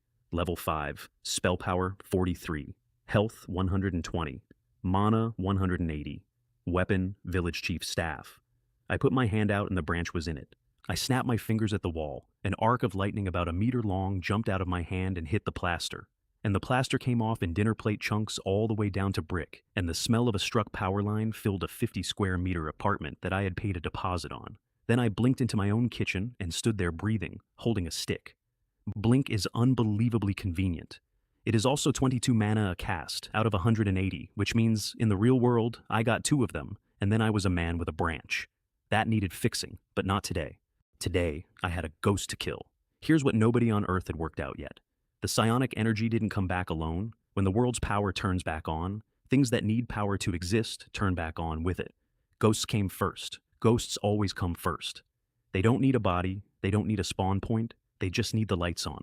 For the first 3 months of the apocalypse, the deadliest thing on this planet was not the Skrulls at all. It was a quiet epidemic of people behaving slightly strangely, and then everyone around them dying. I went through the news looking for the shape of it, and I found it on the 3rd page of a university bulletin. Tung Hai University, my own alma mater, was assembling a volunteer teaching corps for a rural school, 30-odd students. Departure in 4 days. In my first life, every one of those students died. So did most of a village school, teachers and children, over about a fortnight. And the cause was not established for 3 months, and when it was established, the cause was a soul-eating ghost that had settled into the faculty lead. Her name was Fang Min. She taught in Building 3. I stopped at a supermarket on the way. I needed a face that wasn't mine, and the supermarket had a rack of children's costume masks, and I took an Ultraman one. I also put every camera in that store into a very brief and permanent sleep with about 4 points of mana, which technically makes me a thief. And I would like the court to note that I left the money on the shelf. Getting into the university was easy in a way that told me something unpleasant about myself. Invisibility to cross the open ground, blink over the turnstile, a tap of current into each camera housing as I passed under it, without breaking stride, without looking up. I was very good at that. I had gotten very good at that over about 8 months of my first life, crawling in and out of a Skrull base on a mountain, and my hands still knew the rhythm. Lecture Hall 301, Fang Min in a white blouse, lecturing to 120 students about pedagogical methodology. I could smell it from the door, not with my nose. So I kicked the door open, walked down the aisle in an Ultraman mask past 120 seated undergraduates, and slapped a member of faculty across the face. I want to be clear that the slap was the delivery mechanism. I put a lightning bolt into her skull through my palm, precisely, at a strength that would rattle a person and shred a passenger. Something came out of the top of her head. A black clot about the size of a dog, and it went through the window, glass and all. Soul-eating ghost. Level 9. I reached under the lectern, pulled out the village chief's staff, and jumped out of the 3rd floor window after it. I would like to formally apologize to those 120 students. I have seen the footage. From where they were sitting, a man in a superhero mask assaulted their professor, produced a large stick from underneath the podium, and defenestrated himself. "Loktar Ogar," I shouted on the way down, because I have never once in my life been able to resist. Take this, from me, the old monkey. 2 lightning bolts in the air. The ghost came apart into black smoke about 4 meters off the ground, and I blinked the last of the distance and landed in a crouch on the lawn. 120 faces appeared in the 3rd floor windows. I sat down cross-legged in the grass, because standing up and running would have looked suspicious. One of the girls up there squinted at me longer than the rest. Something about the shoulders, or the way I sat. I found out later exactly who she was, and it did not improve my sleep. Wang Mei Lin goes to my university. Fang Min, holding her cheek in a lecture hall, said out loud, with real bewilderment, that the sleepiness she'd been fighting for 2 days had just gone away. The dead ghost came apart into psionic energy, and it came down on me like weather. 900 experience. 900. From 1 kill. In the game I had killed 300 boars for less. That's the trade. Monsters in reality pay up to 100 times what monsters in the game pay because reality does not have a respawn point. Die in the game, and you sit in a corner for 30 minutes and feel stupid. Die out here, and your mother gets a phone call. And reality's monsters do not play fair either. Game monsters stand in a field waiting to be hit. Real ones gang up. Real ones set traps. Real ones go and get something bigger and bring it back. I had to relearn that in my first life the hard way, at level 26, and I still have the memory of what that cost. I thought about calling somebody. There's a whole apparatus out there, quiet men in quiet offices, and I could walk in with the future in my mouth and never worry about money again. And then I thought about what I would be from that moment on. A single point of failure with a face and an address. All it takes is 1 foreign service getting 1 file, and then it takes 1 rifle. I went home and ate noodles. My phone rang at 8 in the morning, and it was my old boss, Elder Wang, sales director, Muyun Group. He informed me that HR had rejected my resignation because I'd sent it electronically, and would I please come in and sign the paper like a human being. And then he said the sentence that made me want to walk into the sea. "Come on, Chen Lei, nobody handles the wealthy lady clients like you do." 9 in the morning, I told him, and hung up and lay on my mattress and thought about how in 11 months this man would be dead, and how he was worried about a signature. In the game, Nightmare Shadow was whining at me. The 3 level 5 dungeons are impossible, boss. Impossible.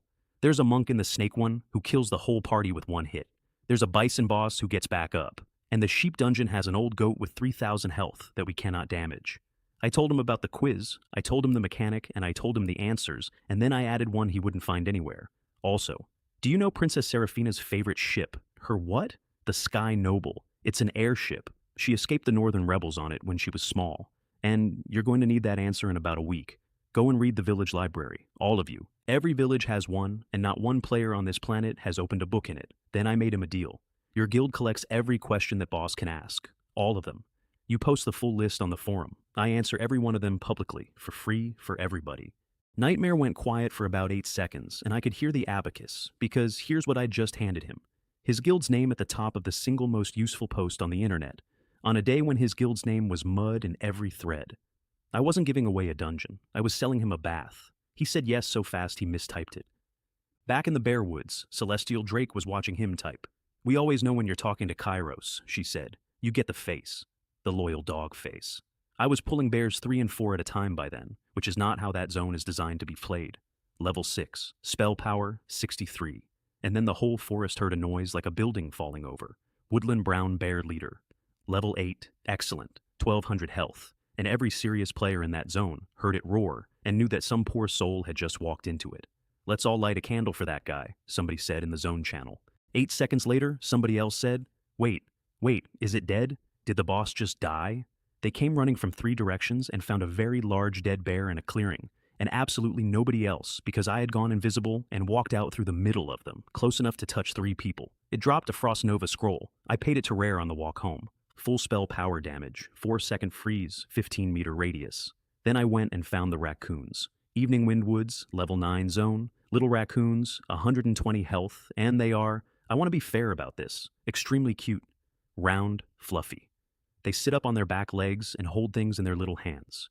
In my first life, the complaints started within a week and did not stop. Players refused to grind there. There were petitions. And 2 months in, a patch quietly replaced every raccoon with a bandaged mummy and turned the whole forest into an enormous tomb full of shrieking things. And everybody was much happier. So I was standing in a piece of the world that in my first life had already been deleted before I ever saw it. Nobody alive would ever farm here again. It was, in a very small way, a place that only existed for me. Very cute, I told the raccoon. Then I killed it because I liked the honest, dirt and trees look of the place, and I intended to enjoy it while it lasted. The second dungeon, Clear in the World, happened that afternoon, and it was a 5-man team, and I sat up when I read the names. Clouded Panther, Arrow's Decree, Caliber is Justice. The Unbreakable Alliance, Steel Torrent March. They took Thunder Bluff, the Bison one, which is the hardest of the 3, and they took it after wiping 8 times, which is 8 times more than I wiped, and roughly 8 times more impressive. And their recruitment post was 4 lines long. Guild. Relevant department. Once you reach level 10, every member receives 2,000 WAN a month. There are no mandatory quests. There is nothing you have to hand in. No slogan. No talk about glory or brotherhood or being the strongest in the server. Just a wage. It pulled more applications in one day than John Tian's 10-year fan base, because it turns out that when the world is visibly ending, people would rather be paid than inspired. Clouded Panther, in the real world, is a man named Lin Wei, Major General, 36 years old, and a druid, which in this game is the rarest thing you can be, because the class asks you to hold 4 completely different bodies in your head at once and most people cannot. His government had given him one job: build a guild. Get inside this thing and find out what it is. In my first life, he was the first person in the country to reach level 50. He was the first human being to work out that power comes out of the game and into the body. And for the last 5 months of the human race, he was the strongest man alive. And he held a coastline with his hands, and I never once got close enough to speak to him. Right now he was standing in a valley listening to one of his own people brag. Look at this, Arrow's Decree was saying, holding up a bow. Rare quality, 20 attack, rare. Lin Wei looked at him for a while. You have flown a J-50, he said. You are excited about a broken stick with string on it. It's rare equipment, sir. Kairos definitely doesn't have one. That evening, Lin Wei got a message from his little sister. Big brother, you will not believe what happened in class today. A total lunatic kicked the door in, walked down the aisle, slapped Professor Fang across the face, pulled a giant stick out from under the podium, and jumped out of the 3rd floor window. 3rd floor! And then he sat on the grass. Haha. There was a long pause on Lin Wei's end. Then he opened his friends list and sent me a message asking for a meeting and offered to pay me for my time, cash, or an untraceable card, my preference. I stared at that message for a while. Because Wang Mei Lin was his sister. In my first life, I never knew Lin Wei had a sister. I know why now. She got herself permanently banned on day 2 of a year-long war, and by the time anybody was writing anything down, she had already stopped being a name. I told him no fee. I told him to send her to the mouth of Wolf King Valley when she hit level 10, and I'd talk to whoever she brought. I picked the valley mouth specifically because it was not the Raccoon Woods. There is no version of that conversation that survives them walking up, while I am beating a small, fluffy animal with a poplar branch. 5 of them came, Clouded Panther in the middle, walking like a man who has spent 20 years having doors opened for him. He put out his hand. I put mine behind my back. "Hello, young man," I said. He was 36. My character was generously 25. Behind him, Arrow's decree made a noise like a man being strangled by his own manners. They made me an offer immediately. Deputy Guild Leader. Full authority, no obligations, name your salary. And then Arrow's decree trying to close the deal added, "And honestly, the guild has no women in it at all right now, so you'd be getting in early." "Forget it," I said. "Guilds are for you young people. I am an old thing that should have disappeared into history a long time ago. I don't take part in these games." While I said it, I lit a lightning bolt in my palm, and then I did not throw it. I stood there with it, turning it over slowly in my fingers like a coin, and it sat there and crackled and did not go anywhere. And I watched the mage and their group stop breathing properly. "That's not," he said. "Sir, when I cast that spell, it leaves my hand." Immediately. There's no hold state. There's no hold state in the game. I let it fade out and looked at Clouded Panther. "Let me ask you something. Has it occurred to you that this is not a game?" He didn't answer. That it might be a real world, a broken one, that somebody repaired and hung a door on. And that the power you learn in there is not points on a screen, that it comes back out with you. He said one word. Singer. Now. That word, on that day, was classified at a level shared by 5 governments on this planet. Not 5 agencies. 5 governments. He said it out loud to test me, which was brave, and I did not react at all, which finished the job. I watched him go from suspicious to 80% convinced in the space of one breath. "Who are you?" he said. I started walking backwards, looking up at the sky, which I admit is theatrical, and I have no regrets. "We old ones have lived too long," I said. "We slept a long time." Yesterday, when the energy came back into the world, I remembered something that had been asleep in me for 1900 years. And then I said it. "The blue heaven is dead, the yellow heaven shall rise. In the year of Jiazi, there shall be great fortune under the sky." And I turned on invisibility and stopped existing. There is a specific silence that happens when 5 people simultaneously recognize a quotation. "That's the yellow turbans," somebody said, from very far away. "That's the yellow turban slogan. That's Liang Fu. Kairos is Liang Fu?" Clouded Panther turned and bowed to a patch of empty grass. "Thank you for your guidance, Elder Fu." Then he straightened up and, being a serving officer with a mission, immediately turned to his sister and added the following to the operational agenda. "The plan to charm Kairos is now a departmental priority. Do your best, Mei Mei. There's a commendation in it." I want to explain why I did that, because from the outside it looks like a man having fun. It was a delivery. I needed my own government to know about level 50. Not a rumor on a forum, known in a room by people who allocate budgets. And I could not tell them as Chenlei, because Chenlei is a man with an address, and a man with an address is a resource, and resources get secured. But inside this game, nobody can find me. Not our people, not anyone's. So, I told them with my face on. Because this is bigger than me being clever. Fighting the Skrulls is a job for the entire species. Even if I somehow got past that dragon, even if I became the strongest thing on this planet, one man does not beat a civilization. I need 3 billion people to be strong, and I need the machinery of a state pointed the right way. And the Liang Fu thing was the second half of the message, because the energy is back. And there are things on this planet that went to sleep when it left, back when the Age of Ending began, somewhere after a rebellion that emptied half a dynasty.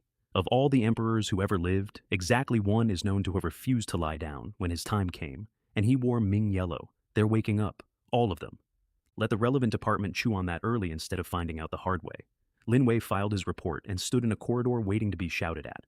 Political Commissar Wang had not slept properly since the sky opened. He read the report twice and then looked up. "Your assessment is that Liang Fu of the 3 Kingdoms period is alive and playing video games." "That's the assessment, sir. The organization doubled his department's budget." "Only double," Lin Wei said, and I am told his voice went up. And Political Commissar Wang answered him. And his answer is the most reasonable thing anybody said in that entire month, and I hated every word of it. "Tell me how long it takes an ordinary citizen to reach level 50, and what it costs. Tell me precisely what materializes. If a man does all that and a single rifle round still kills him, then this is a joke. If your materialized Superman loses to a child with a pistol, that is a joke. The state does not gamble on undefined outcomes. We invest in what returns reliably. Warheads return reliably. Bring me proof that this game changes the war. Then come back and ask me for everything. And then, at the door, there are no confirmed sightings of any resurrected ancients. If they appear, that will be my problem. Yours is to level up. I was in Wolf King Valley when the sky started howling. Howling moon wolves, level 10, 140 health each. And I had been chewing through them since morning. Level 8 by 2 in the afternoon. Then every wolf in that valley put its head back at once. The announcement went to every player in Nolan Village and its territory, and it was long, and every clause of it was worse than the last. A howling moon wolf king has appeared. Rare grade. For 1 hour, every monster in this region gains 20% to all stats, experience, and drop rate. In 1 hour, the Wolf King will lead the pack against the village.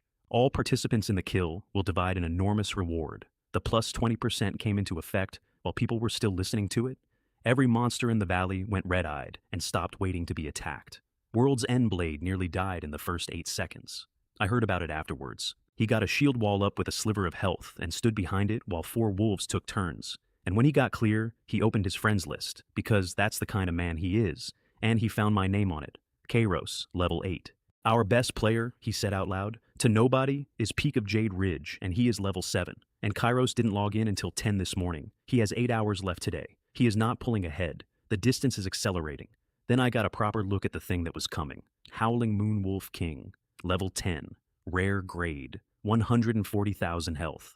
Let me put that beside its neighbors. An ordinary level 10 monster has 140.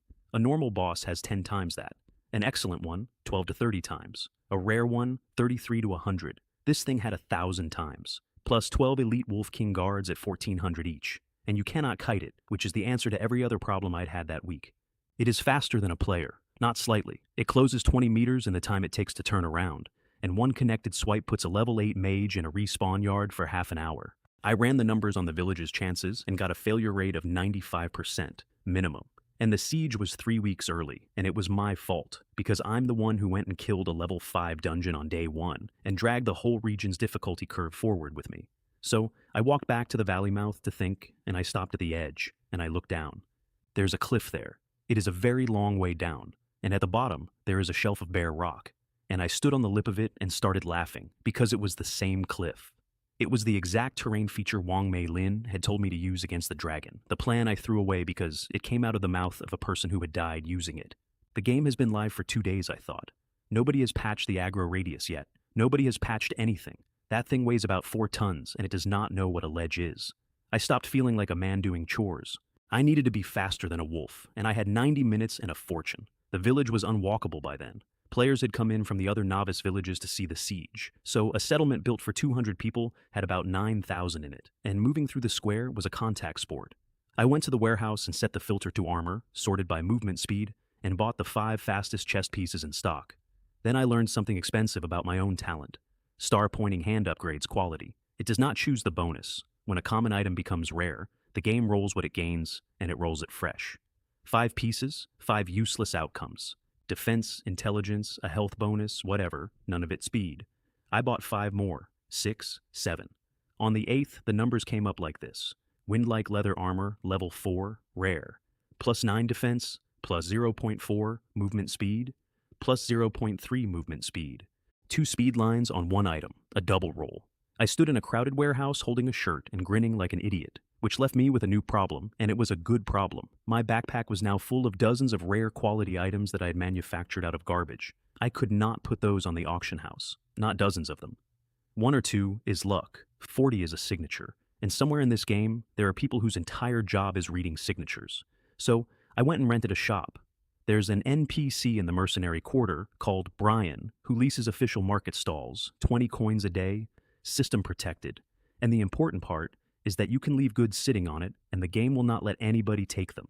The whole quarter was empty. Not one player had walked through it because the mercenary NPCs who make that district worth visiting do not spawn until much later. And everybody in this game already knew that from a guide. I put up a sign, Rare Shop. Large quantity of rare quality equipment, low prices. 2 players wandered past and one of them actually laughed. Some idiot paid for an official stall. On day 2, in the dead quarter. Then they read the sign and I watched both of their faces go through the same 3 stages. Because there was, at that moment, not one single tradable rare quality item anywhere in the game world. Not one. On any server. I went back to leveling. I put on the full speed set on the way. Every piece, all of it rare. Movement speed, 5.8. That's a walking pace of 5.8 meters a second. Running, I was doing close to 29. A tiger does about 16. Somebody in the square clapped me on the shoulder to ask a question, and I happened to be turning on invisibility at that exact instant. And the poor man's hand went through empty air, and he screamed the word ghost so loudly that 400 people turned around. When I came back to my stall an hour later, there was a crowd around it 40 deep, and every item was gone, and two men near the front were shouting numbers at each other. They were betting, actual money, on whether the last piece would sell inside the hour. 50 coins, one of them was yelling. 50 coins, it doesn't sell. I stood there invisible, about a meter behind him, and quietly put 46 more rare items on the counter at 420 each. The crowd went off like a dropped tray, and underneath the noise, one man was on his knees with his hands in his hair. My 50 coins. My 50 psionic coins. That's 1,000 yuan. That's 1,000 real yuan. After that, I ran everywhere, because it was faster and because I enjoyed it. 29 meters a second through a village street is not running. It is a vehicle event. People saw a smear go past and felt the wind of it. He's speed hacking, somebody shouted. That's a movement hack. Everyone report him. Report him right now. By nightfall, there were 3 things trending on the game forum, and all 3 of them were in the same village. A siege that shouldn't have started for weeks. A shop selling equipment that officially did not exist. And a man who could fly. Nolan Village, population 200, was now the center of the world. I drank a wisdom potion, put up an ice shield, palmed a rock elemental scroll, and went to go make a very large animal angry. The wolf army was already assembled at the head of the valley, and I do mean assembled. They were in a square, an actual formation, ranks and files, and the Wolf King was walking down the front of it like an officer at inspection. And I stood there for a second and thought, this game is going to be a problem. I put a lightning bolt into its spine from 40 meters, minus 147. It came around so fast the dust hadn't finished lifting. Pounce is what it has instead of a charge, and it is a warrior's charge with fur on it. 20 meters, gone in the time it takes to blink. So I blinked. Ice arrow, lesser fireball, keep moving. Rock elemental out of the scroll, and I gave it exactly one order, which was hold the pack, and it did a group taunt, and 12 elite guards went for the rock instead of me. The elemental lived 5 seconds. 5 seconds was plenty. 5 seconds was the whole plan. And then I started acting. Because here's the thing about a rare grade boss. It isn't a boar. It has a brain in it. If it works out that it cannot catch me, it will disengage, walk back to its army, and I will have wasted the only shot the village had. So I gave it a show. I let my footwork get sloppy. I stumbled twice, badly, once going down on a knee. I let a dodge come far too late so that its claws came through the front of my leather and opened it from collar to hip, and I made the noise a man makes when that happens. I stayed exactly good enough to look lucky. 85%, 70, 60, and uphill. Always uphill, always in the direction I wanted, in little panicked retreating scrambles that just happened to trend the same way. At 60%, it stopped. It just stopped, 4 meters out, and stood there, and I watched an animal think. Why hasn't this one died? Why does he keep going up? Why is the ground getting narrower? That thing was 3 seconds from turning around. So I fell over. I went down like a man whose legs had quit, sprawling, arms out, and I shut my eyes. 6 or 7 meters from the edge, and the Wolf King, who was clever enough to notice a trap, and not quite clever enough to notice a man noticing it. Noticing, hit pounce. I opened my eyes. I have been told my expression at that moment was unpleasant. I would describe it as the face of an old fisherman who has been sitting in the cold for 4 hours and has just felt the line move. Blink. Over the edge. Here's the mechanic, and it is beautiful, and it exists to punish mages. If a mage blinks during the first half of an enemy's charge, the charge does not cancel. It retargets and completes behind you. The rule was written so that mages could not simply teleport out of a warrior's opener, so that we would always end up with the big man at our back. I blinked off a cliff, so the wolf finished its charge behind me. In the air, 4 tons of it, committed, mid-lunge, with nothing underneath. We fell together. I burned my second rock elemental scroll in the air and put a summon boulder between us, and it hit that instead of me and came apart. And then I used the one thing I had been saving all day. Frost Nova. Full spell power, 4-second freeze. I hadn't cast it once during the whole fight, because freeze effects weaken every time you reuse them. 3 seconds, then 1.5, then nothing. I had been holding a full-strength one in my pocket for this exact 4 seconds. The Wolf King froze solid, falling. Then I took out a very large leather sack, the biggest one the village warehouse sold, opened it wide with the mouth pointing down, and held on with both hands. The updraft filled it. I am aware of how this looks. I have seen the footage from below. A man descending a cliff face under an inflated goods sack, like the world's least dignified goblin, with a frozen wolf the size of a truck plummeting past him. The drop took 10 seconds. Pounce has a 15-second cooldown. Blink has 12. That's the entire equation. It could not save itself, and I could. It hit the rock shelf at the bottom, and its health bar went to 0 in one motion. And the body burst. Not blood. Loot. A fountain of it, items turning over in the air and coming down in a wide circle. And in the middle of all of it, one spark that came out gold. 19 minutes before the siege was supposed to begin, the announcement went out to every player in the region. The Howling Moon Wolf King siege event has concluded. Thank you all for your enthusiastic participation. 9,000 people who had spent 4 hours getting into position stood very still in a village square. The event's over. It hasn't started. It hasn't started yet. Refund. I want a refund. I bought potions. Somebody found the official notice and read it out, which explained that the boss had been eliminated ahead of schedule and therefore the siege was cancelled, and that was so much worse. Because a mob will always find a target, and there was only one guild with a presence in Village 6. Who took our boss? It's Zhan Tian. Zhan Tian's the only guild in this village. World's End Blade, compensate us for our boss. The man had been on the wrong end of my week 3 separate times by then. To his credit, he did not panic. He posted his guild's full combat logs and full loot logs for the previous half hour, time-stamped, and proved beyond argument that not one of his people had been within 2 kilometers of that valley. And I am told that afterward he sat in his chair and said, out loud, to nobody.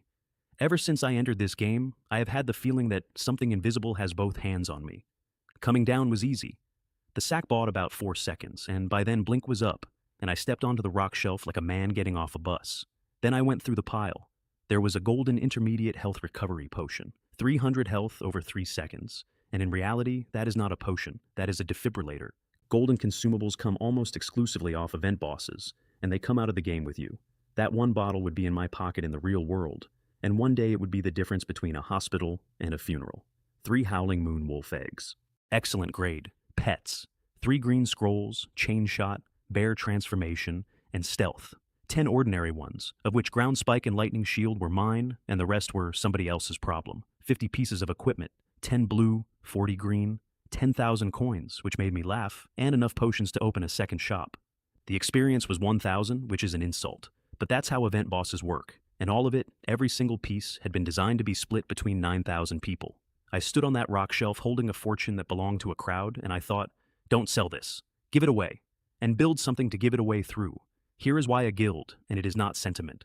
A mage in this game stops growing on his own around the mid-game. After that, there is exactly one path, and it is a mage tower, and a mage tower is a furnace. You feed monster materials into its core, and you feed it by the million, not thousands. Millions. No single player farms a million of anything, which means the strongest mage on Earth cannot exist, unless a very large number of people decide to make him. Only the effort of an entire population produces one person capable of standing in front of a scroll. And that, right there, is why I hate World's End Blade the way I do. Not because he was strong, because we made him strong. Millions of ordinary people fed a furnace for a year, so that one man could be a weapon, and then he took the weapon and sold it. Meanwhile, the forum had decided I was a thief, boss stealer, event ruiner. 9,000 people missed out because of one selfish player. So I went to village number 1, Qingfeng, which is where the loudest of them were from, and I farmed wolves in their valley until I triggered a second Wolf King, pulling 30 and 40 at a time by then. Frost Nova to hold the block, Rain of Fire over the top, Chain Lightning through the middle, Ice Cone for the stragglers. The second king woke up right on schedule, and this time, I did not touch it. 3 guilds went into the valley to intercept it. Imperial Blood, Zhan Tian, and Mu Yun, hundreds of players, properly organized, and they did not even reach the boss. An ordinary patrol pack broke them up in the approach and sent most of them home. An hour later, the Wolf King walked down into the village, and 9,000 players learned what I had learned from a cliff. Their warriors taunted it. Taunt is how this game works. A level 4 or 5 warrior shouts and the monster hits him instead of the fragile people. It did not care. It went straight through the front line and into the back, into the priests and the mages, the exact place where a monster is not supposed to go, and it ate the healers first, and after that, it was arithmetic. 32 minutes. Qingfeng Village has fallen. This village will be unavailable for 48 hours. Players are advised to seek shelter elsewhere. The Wolf King finished with 46% of its health. The forum changed its opinion of me in under 10 minutes, which is the fastest I have ever seen a mob turn. That thing teleports. It has no honor, it ignores the tank and goes for the back line. What kind of monster does that?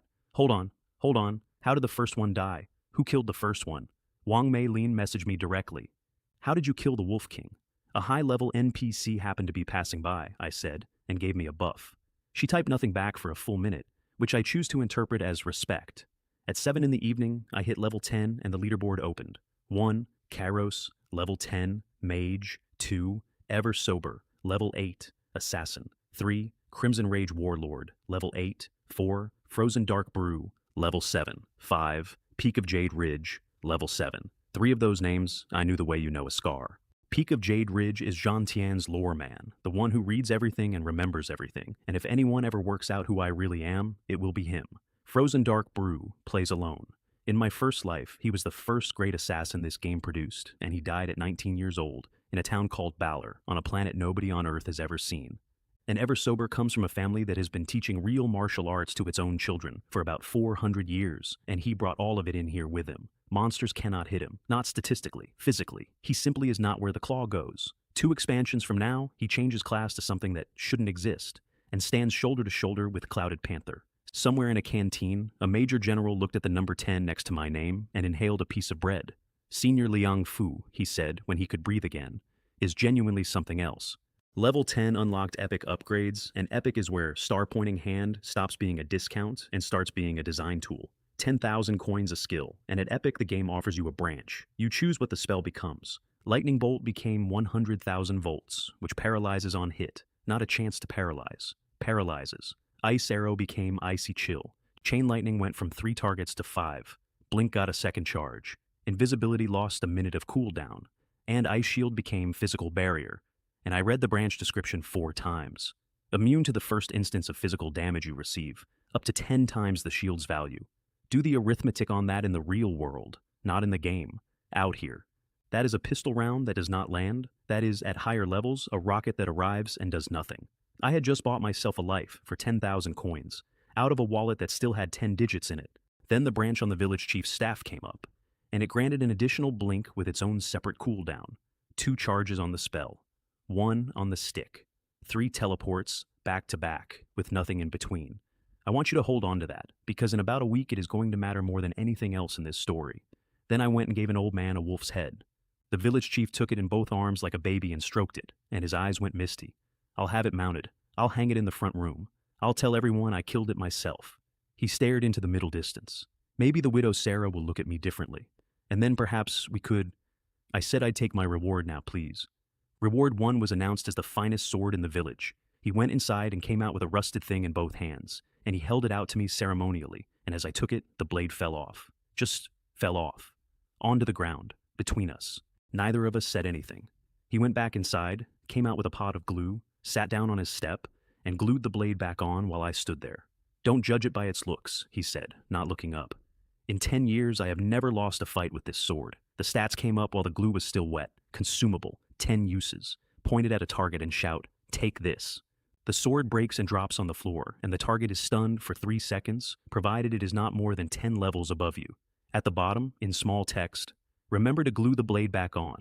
I have used that sword to save my life. I am not joking, and I will get to it. Reward 2 was announced as the finest horse in the village. He let out a mare. There were, in that same paddock, visibly better horses. Taller, younger, faster looking. I made the mistake of glancing at them and then back at him. "What?" he said. "What's wrong with a mare?" "Nothing," I said. Are you discriminating against women?" "Say one more word and I'll hit you." I found out the truth about that reward later, and it made me feel like a jackass. The original quest reward, written years before any of us arrived, was the finest sword in the village and the finest rider in the village. And the finest rider in the village was a young woman who took her father's grocery accounts and her own horse and went to Orange City to try out for the Unicorn Knights. Ella left, the mare stayed. It hadn't been eating. 2 quests came with the horse, and I took both. The first was hidden, which means nobody else on Earth would find it for months. Centaur's Unrequited Love, 1 of 10. Take the mare to Orange City and ask the Warriors Guild officer named Paige why Ella left her horse behind. The second was the main line, Glory of the Wisteria Empire, 2 of 100. Go to the capital, Gold Blossom City. Find the princess's personal guard, a man called Gareth, and bring him the village chief's written account of what came out of the sky. I got on the horse and rode through the village, and I want to explain what that did. Nobody had a mount. Nobody was going to have a mount for weeks. Mounts come from quest chains that nobody had found. A man on a horse walked into a square containing 9,000 people who had never seen a horse in this world. They came at me like water going down a drain. Somebody grabbed the bridle. Several women were actively climbing. A man was trying to get underneath to look at something. I went invisible and blinked out and left an empty saddle in the middle of a mob, which I am fairly sure started a religion. It seems, I told the horse afterwards, from a safe distance, that I cannot actually ride you until we reach a city where people have seen things. Before I left, I looked at the level 10 dungeons, and then I sat down on the road, because all 3 of them are about Lily. The first is called Anne the Match Girl. She is 5 in it. There is snow, and she has no shoes, and she is selling matches nobody buys, and you burn 4 of them with her. A stove, a roast goose, a tree with candles on it, a grandmother, and on the 4th match, freezing to death in a doorway, the child wakes up as a priestess, and the things that live in her dreams get out, and if you fail the instance, an entire city goes to sleep and does not get up. The second is Little Lily and the Big Bad Wolf. She is 7. She has adoptive parents now, wizards, and there is a wolf, and the wolf gets her grandmother, and a bear comes out of the woods and saves her. And Lily, being grateful, puts a binding on the bear so it can never leave her, and names it, and carries it everywhere, which is when I understood exactly what I had picked up out of a bush. The third one is The Tragedy of Milo, and it is the only one a single player can clear, and it is a small, sad story about a mummy who wants a friend and a little girl who already has one, a yordle in a hat who makes her laugh more. The other 2 need 5 people. In the first, you have to hold 2 dreams open at once. In the second, the wolf's gaze does true damage, and true damage does not care about shields, and I had recently watched what true damage does to a child sitting on a dragon's claw. So, I took the mummy, the instance drops you in a desert under a sandstorm, and standing in the middle of it, waiting, is a small wrapped figure with the saddest eyes ever put in a video game. Milo. Prince of a dead empire, dead himself, and lonely in a way that has its own weather system. He looked up at me. "Are you here to help me?" he said. "Sure, then follow me. I'm going to fight Rafe." The mobs on the way were unpleasant in 2 specific ways. The frustrated mummies have 750 health, stack a poison that gets worse the longer you fight them, and then get up once, at 30%, after you have already stopped paying attention to them. The sand soldiers are worse.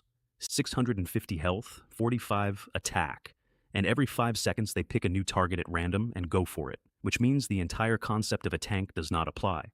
If you are wearing cloth, 4 of them decide you are the target simultaneously, and you find out what the loading screen looks like. The sand funnels are the actual killer. They open under you without warning, and there is no health bar involved. You simply stop existing. I knew where every single one of them was. I'd watched a friend die in the 3rd one about 11 months from now. Rafe was on top of a pyramid, and he was enormous, and he was gold, and he was extremely tired of this conversation. "Rafe," Milo shouted up at him, "I'm going to beat you. It's the only way to prove I can protect Lily."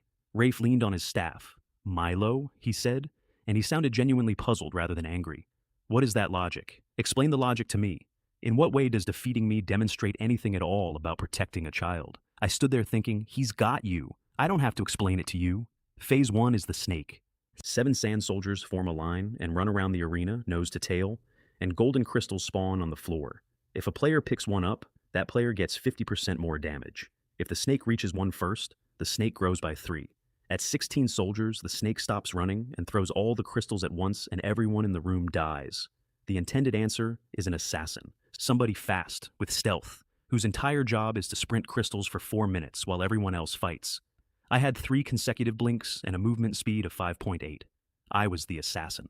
I was also the mage, the tank, and the crowd control. I ran that arena like a man collecting bottles. Phase 2 is a magic trick. Rafe detonates into 10 golden birds, 1 real and 9 illusions, and they heal 1% a second. And if you attack the wrong one, they all reset to full and you start again. Groups have failed that phase for 40 minutes. The real one has 3 black flecks on its comb. I killed it in 8 seconds and heard Rafe say something bitter about being cheated. He dropped a Desert Emperor's Scepter, level 10, rare, which I paid up to Epic on the spot for another 10 spell power. Spell power, 89, and then the second act started, and it started with a child on a pyramid. "Lily," Milo called, and his voice cracked with hope. "Lily, did you see? I beat Rafe. Will you play with me now?" She looked down at him from the top of the stairs. "Keep dreaming," she said. "Look at you, poor, ugly, short, pathetic. I would rather play by myself. I did not like this dungeon. The desert came apart like wet paper. and we were standing in a black forest, and the sand soldiers had turned into things with too many limbs and one eye each, and somebody at that game studio had clearly read a great deal of very old horror at an impressionable age. Boss 2 was Lily and Buddy. The mechanic is elegant and I hate it. You have to kill the bear. If Lily takes even 1 point of damage from anything, Milo goes into a grief rage and hits every living thing in the instance for 9,999, and Lily knows this. So, Lily walks into the line of fire on purpose, constantly, cheerfully. The only reason I got through it is that I'd branched magic missile toward homing inside a small radius, which meant my basic attack curved around a 7-year-old. When the bear went down, she looked at Milo with real contempt. "Give up," she said. "I like Pippin from Bandle City. He's much better looking than you. The last boss is a minesweeper. I need you to understand that literally." Swift Scout. Pippin stands in the middle of a clearing, and the clearing turns into a grid, 16 by 30, 480 squares. 99 of them have a mushroom under them. You step on a square, and a number appears telling you how many mushrooms are adjacent to it. You step on a mushroom, and everyone in the instance dies instantly. You have 10 minutes to walk on every clean square. It is Minesweeper. It is Minesweeper played from inside the board, at eye level, with no overview, on a 10-minute timer. And it is not a puzzle, because Pippin is also shooting you. His darts blind you, which removes the numbers and freezes you in place, and periodically he picks up his mushrooms and puts them somewhere else. Solo, the difficulty scales by 5. Milo helped by refusing to help and running in to fight instead. "Give her back to me! Give her back!" said Pippin cheerfully from somewhere in the dark. "If you want to kill me, you'll have to get through my garden first."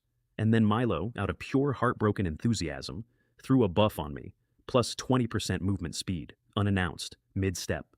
I had my weight on my front foot and my back foot in the air over a square that I was 95% sure had a mushroom under it, and my legs suddenly got faster. "Do not," I said when my heart restarted, "hand out random buffs to people." At 9 minutes and 25 seconds, I put my foot on the last clean square. Every mushroom in that clearing went off at once. The whole field turned into green fog, wall to wall, from the trees to the trees.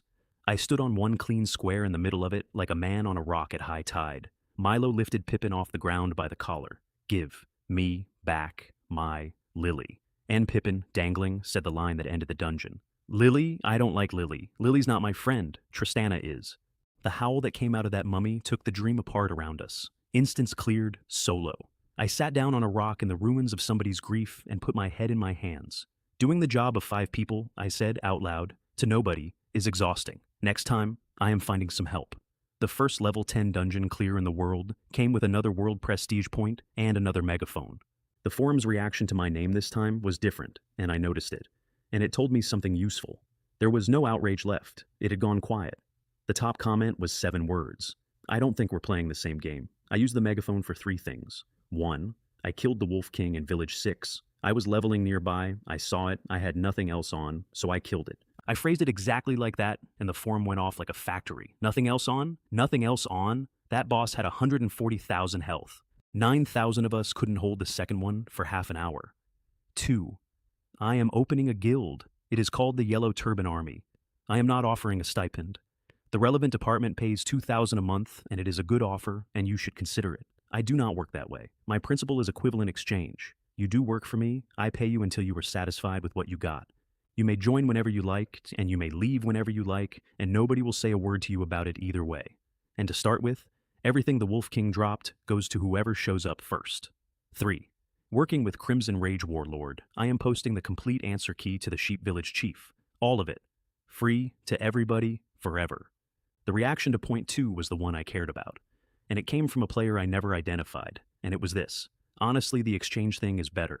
When you take the 2,000, you start feeling like you owe them something. Somewhere in a team channel, a small red-haired archer announced that if nobody else was going to go and join, she would go by herself. Her 3 teammates said, in unison, "What?"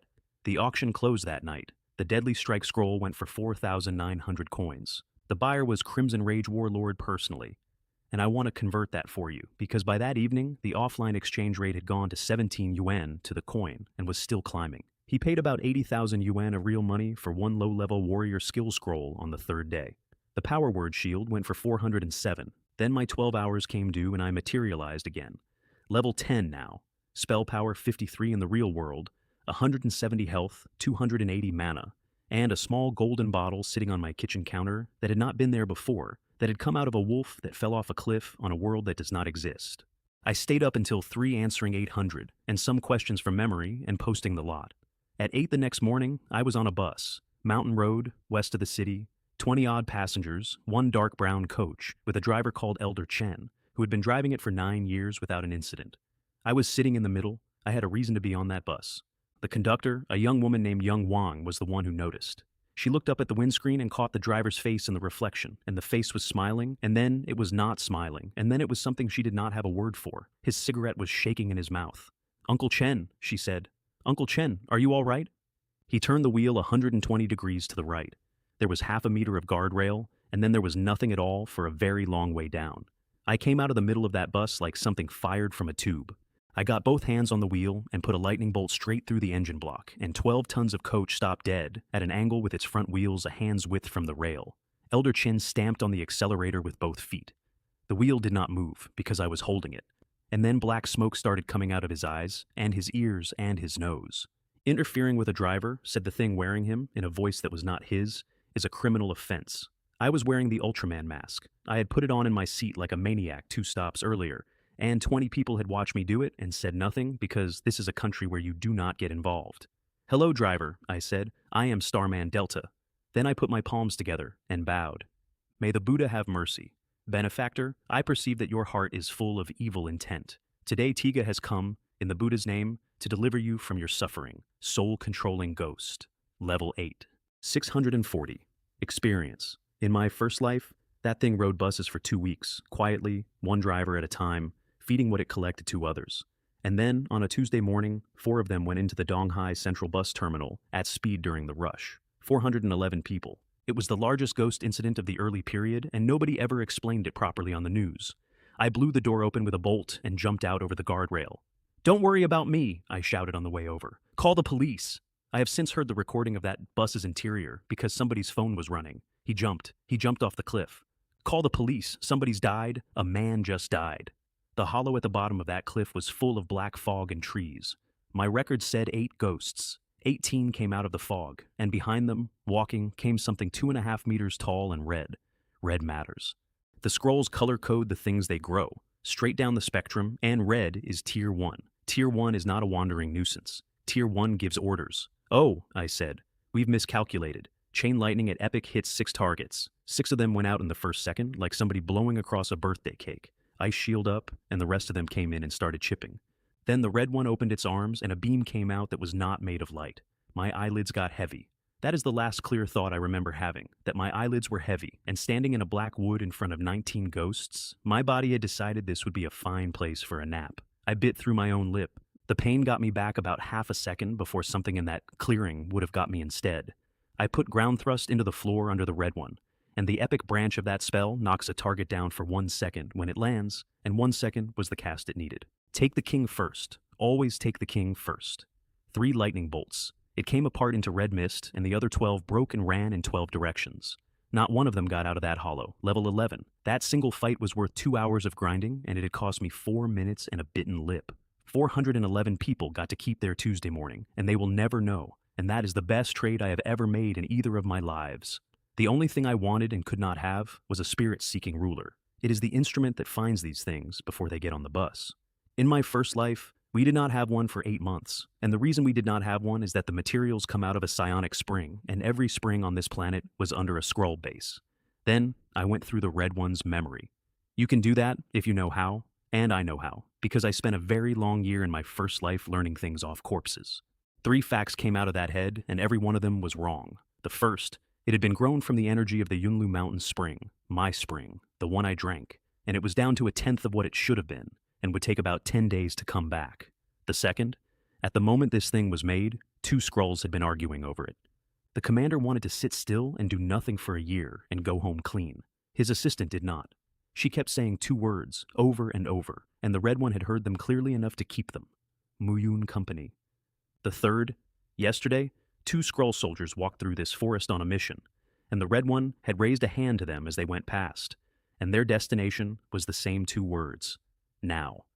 Under the rules the Singer civilization laid down, the scrolls may not leave the springs for 1 year, and they may not kill a human being on this planet for 1 year. In my entire first life, across the whole first year, not 1 scroll ever left a spring. Not 1. Ever. I sat in a hollow full of dead ghosts and thought about whether to make a phone call. And I decided not to, for two reasons.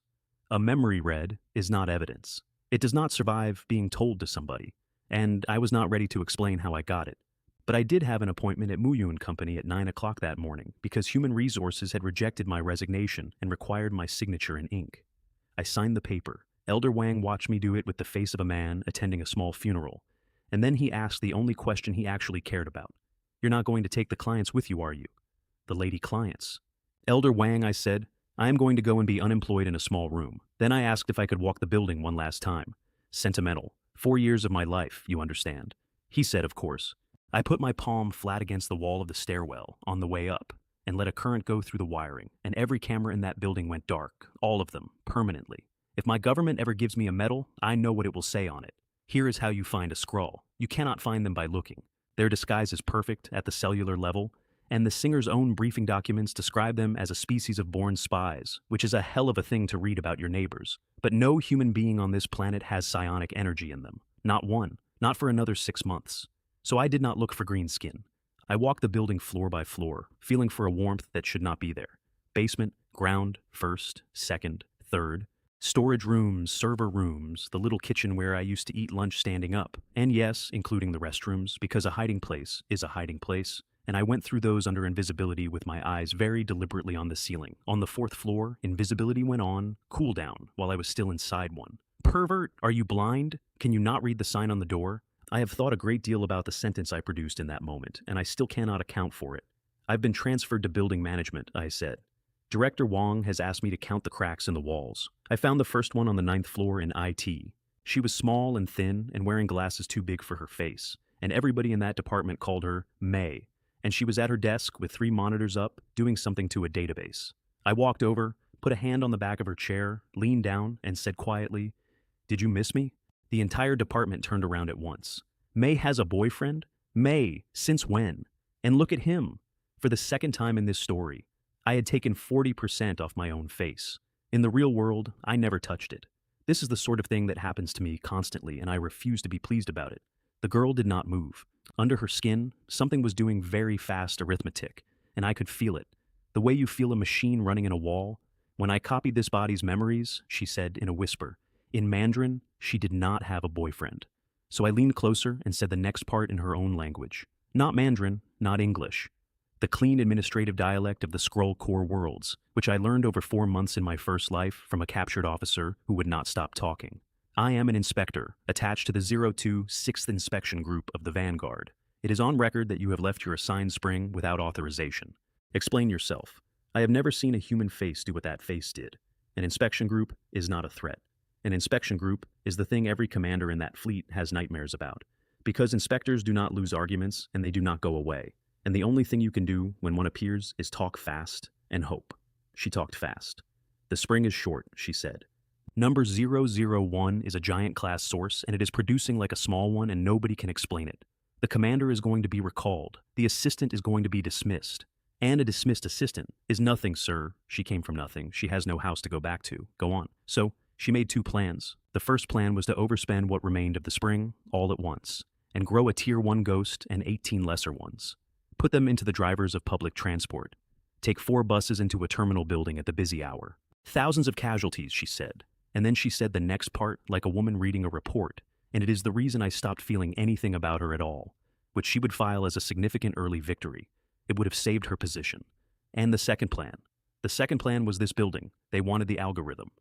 Muyan Group's dispatch algorithm, the one that decides how fast a courier has to ride to keep his job, and how many minutes a hospital visit is worth, and which clinic comes up first when you are sick and frightened. It is, and I say this as a man who worked here, the best of its kind in the industry. From an algorithm you can read a civilization's mathematics, and from the user data attached to it, you can read everything else. What we eat, what we owe, what we are afraid of, and how many of us there are.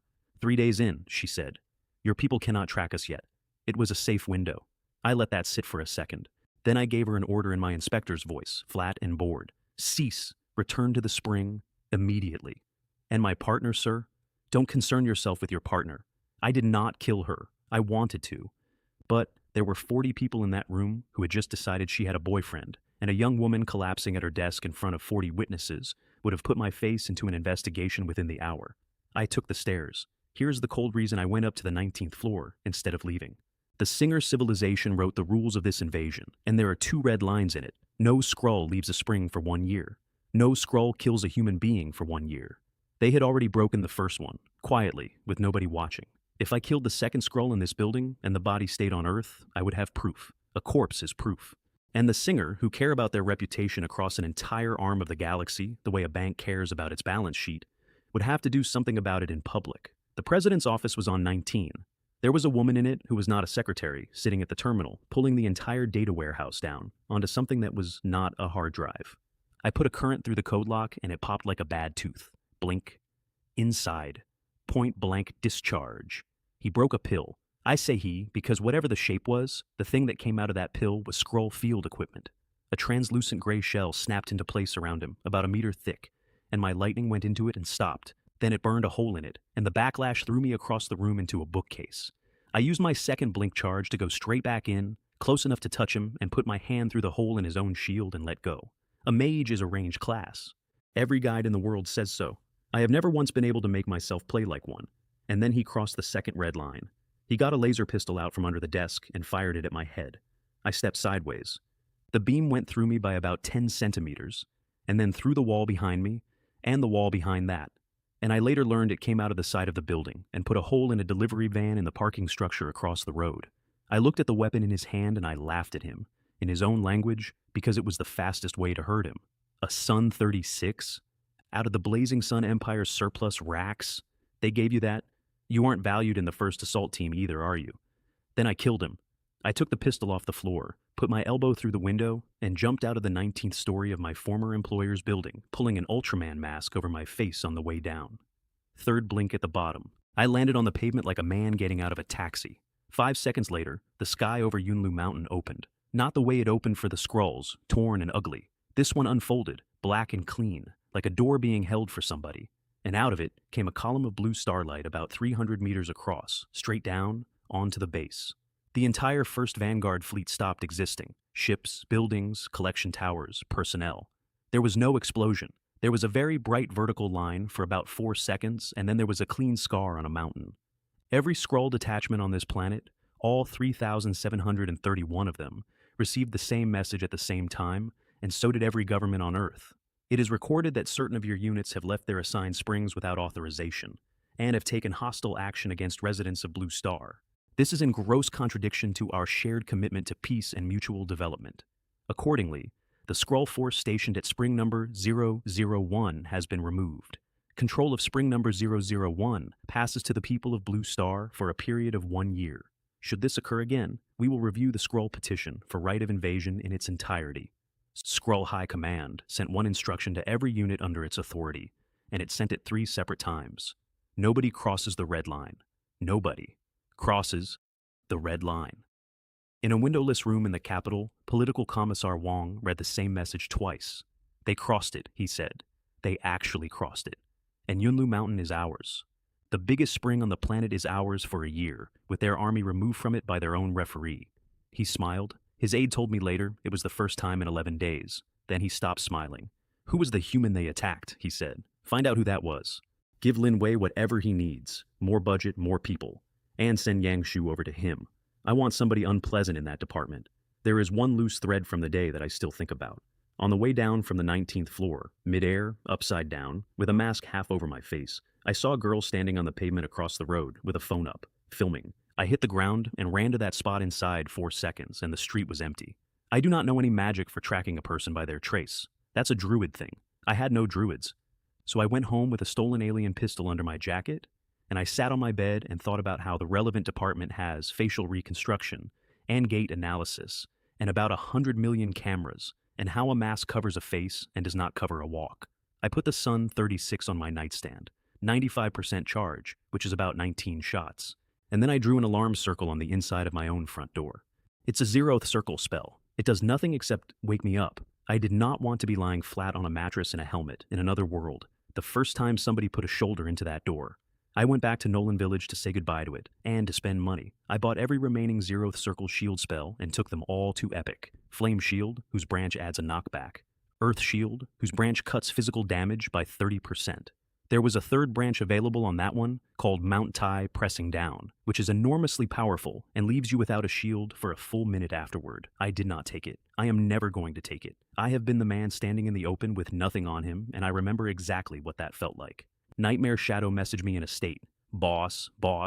I'm in trouble. Explain. Wind Serpent is leaving. She's leaving Emperor Blood. She's joining the Yellow Turban Army.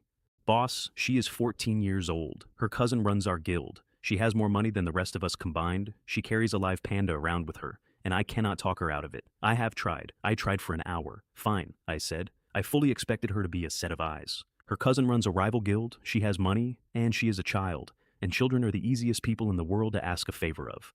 But every guild I would ever build was going to be full of other people's eyes. Clouded Panthers, the States, 3 guilds, probably a foreign service or 2. There is no version of this where I keep a clean room. There is only a version where I know it isn't clean and act accordingly. Come along then, I told her. Nightmare could not follow her. He had signed a real contract with Imperial Blood, with a real penalty clause on it, and the penalty was more money than his family had. He typed a crying face at me 11 times. Outside, the merchant Sarah had a queue running down the street. Every player in that village was going into green grassland, and every single one of them had my answer key open on a second screen. Why would I memorize it? One of them said. When the sheep asks, I'll just look it up. They came out the other side wearing loot. Nice glasses, mate. Off the chief. Thanks, Kairos. My stall had moved 41 of 53 items, 5,040 coins. And the village chief came out to see me off and put his hand on my shoulder and said something that I did not expect to land the way it landed. From the day you walked into Nolan, he said, I knew we would be parting. And then he began to explain the history of the Empire. That monologue is 15 minutes long. I have timed it. You cannot skip it. You cannot walk away from it. And in my first life, it was the single most complained about piece of content in the game for about a month. He starts with the creator god making all things. The useful part arrives at mine at 11, and it is this. 20 years ago, Emperor Charles VI taxed his country into famine. 2 northern lords, Malcor, Shadowfell, and Bane, raised an army and called it Kalit, and they now hold half the empire, and they are camped within reach of the capital. There is one member of the royal family with any ability at all, a princess called Seraphina, and she has no army, no command, and no scepter. Your job, said the old man, is to put the scepter in her hand. Then he sent me to the capital, and my arrival triggered a global announcement. A player has reached a main city. The pet system is now open. The guild system is now open. Chat rooms are open. First-person holographic simulation is open. The first expansion, Goldfinch Empire, has begun. The second will follow on the 1st of August, 2 months per expansion. In a normal game, that would be brutal pacing. This is not a normal game. This is a training program with a deadline, and somebody up there had compressed a month-long war between legions into 2 or 3 days of our time, because they know exactly how long we have. Somewhere in a villa, World's End Blade noticed something that nobody else noticed. He didn't go to the capital at level 10, he said. He waited until 11, which means he knew there was still something in the village worth having. Nobody moves until we have stripped every hidden quest in that starter zone. Nobody.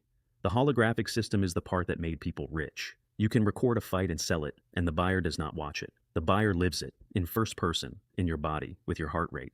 In my first life, the feature was a curiosity for about 2 weeks, and then a lone assassin called Frozen Dark Brew uploaded 11 minutes of himself, killing 300 Emperor Blood players by himself, dying about 40 times, in the sense of nearly.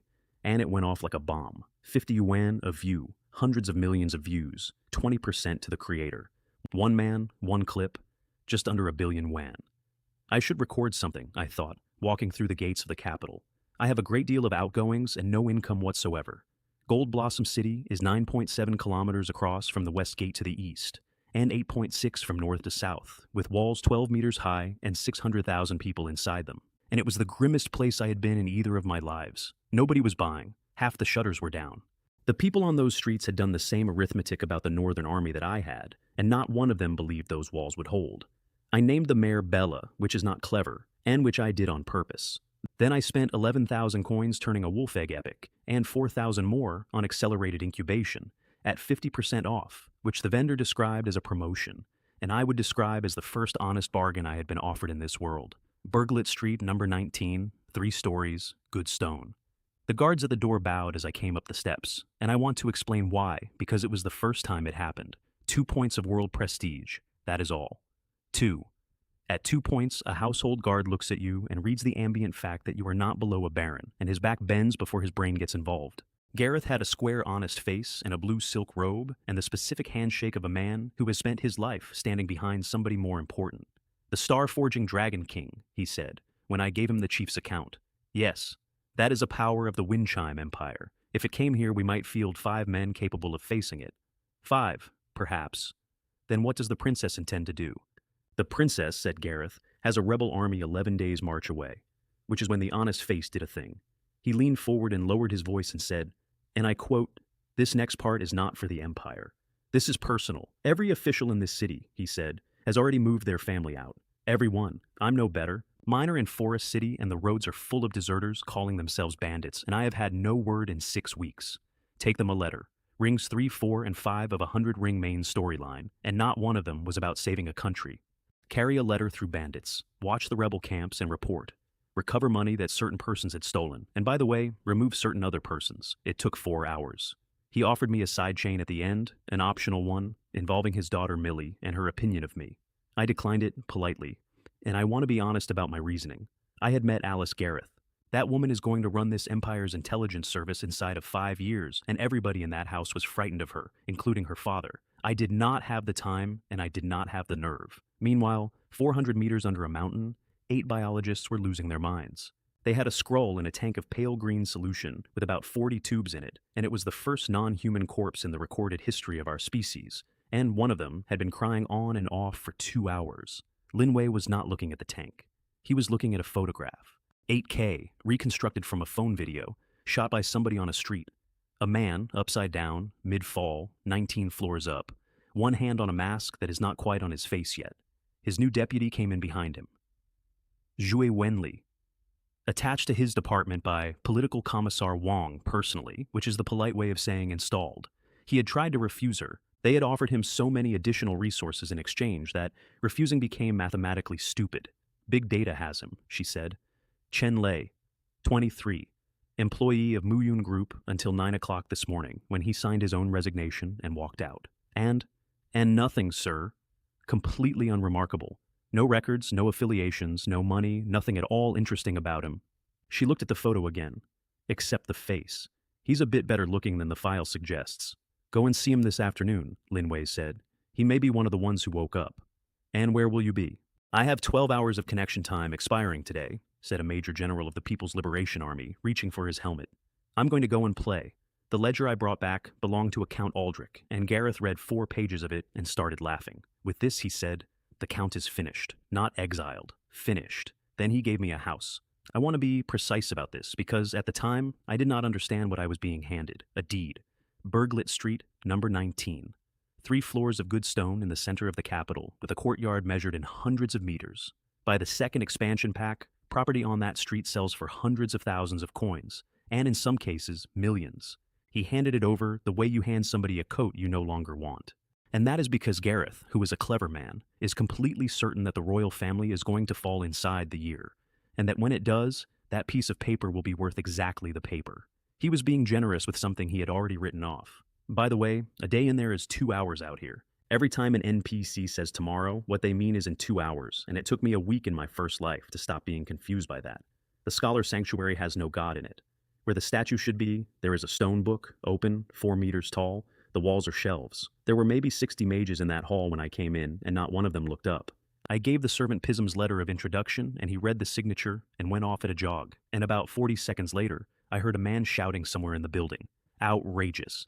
Has Pism got psionic coins where his brain should be? While I am standing in this hall, not one moneyed nobody is setting foot in it. He came around the corner, still shouting. Thaddeus. 5th tier, which is a great deal, and the complexion of a man who has not been outdoors since the previous rain, in a robe that had been slept in. Go back where you came from, he said to me.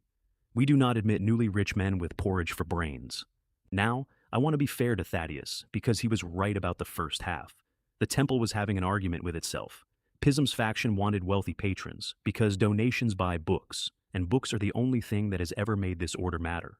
Thaddeus's faction said that the moment you let merchants and nobles fund you, you have 5 years before your conclusions start arriving pre-ordered. He's going to turn out to be correct about that, incidentally. But that's a different story. I did not argue with newly rich. I am newly rich. I made 10 billion in one morning by sitting in a hole. I argued with the other part. Porridge, I said. You want to bet on the porridge, Thaddeus? If I lose, I'll pay you 1 million. The hall went quiet in a way that hurt. Here is what 1 million meant to those men. A scholar of that temple earns his living drawing scrolls. A first circle scroll takes tens of minutes of concentration and sells for 70 or 80 coins. 1 million coins is tens of thousands of scrolls. 1 million coins is several lifetimes of a man sitting at a desk going blind. Thaddeus's mouth opened and did not produce anything. My terms, I said. Put me into the senior scholar assessment. If I pass, you take me into the order and you give me the badge. He found his voice. I entered this temple as a child, he said. I sat that examination for the first time at 19. I passed it at 35. 2 years ago. Do you understand what you were asking for? 10 million, I said. Somebody dropped something. 100 million. And then an old man in a plain blue robe was standing next to me, and he had not been standing there, and I did not see him arrive, and I have replayed that memory 100 times, and I still cannot find the moment. Magnus. Saint Domain, 6th tier, level 75, and change. There are about 1,000 beings at that level, or above, in the entire world of that game.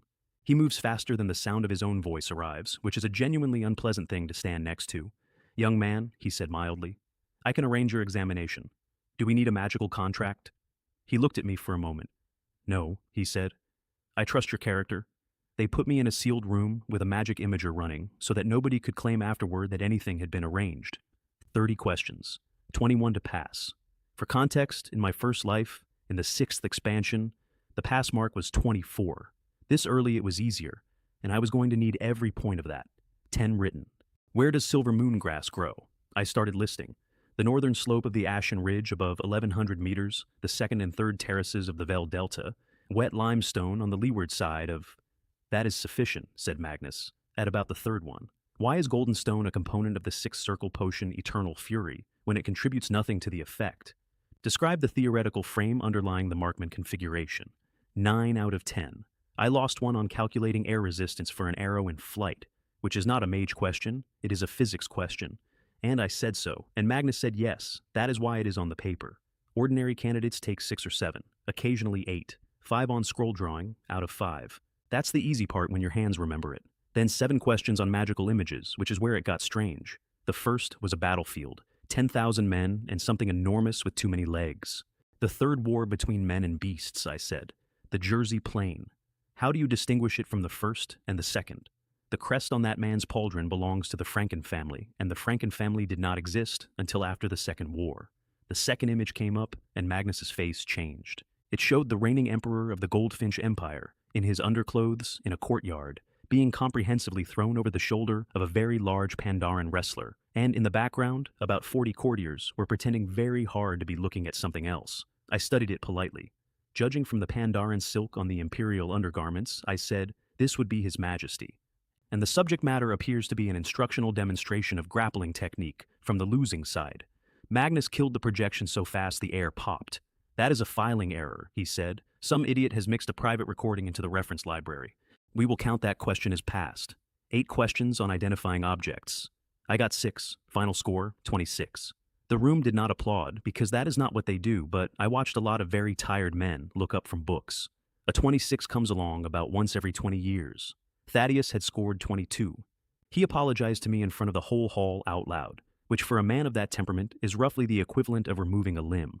That apology triggered a hidden quest, and the hidden quest paid out an epic polymorph scroll, which I would like to point out is a spell that turns something into a sheep, and I got it for being gracious. So, I was extremely gracious. Knowledge is our weapon, I said, gripping his hand. Books are our armory. To hell with merchants and nobles.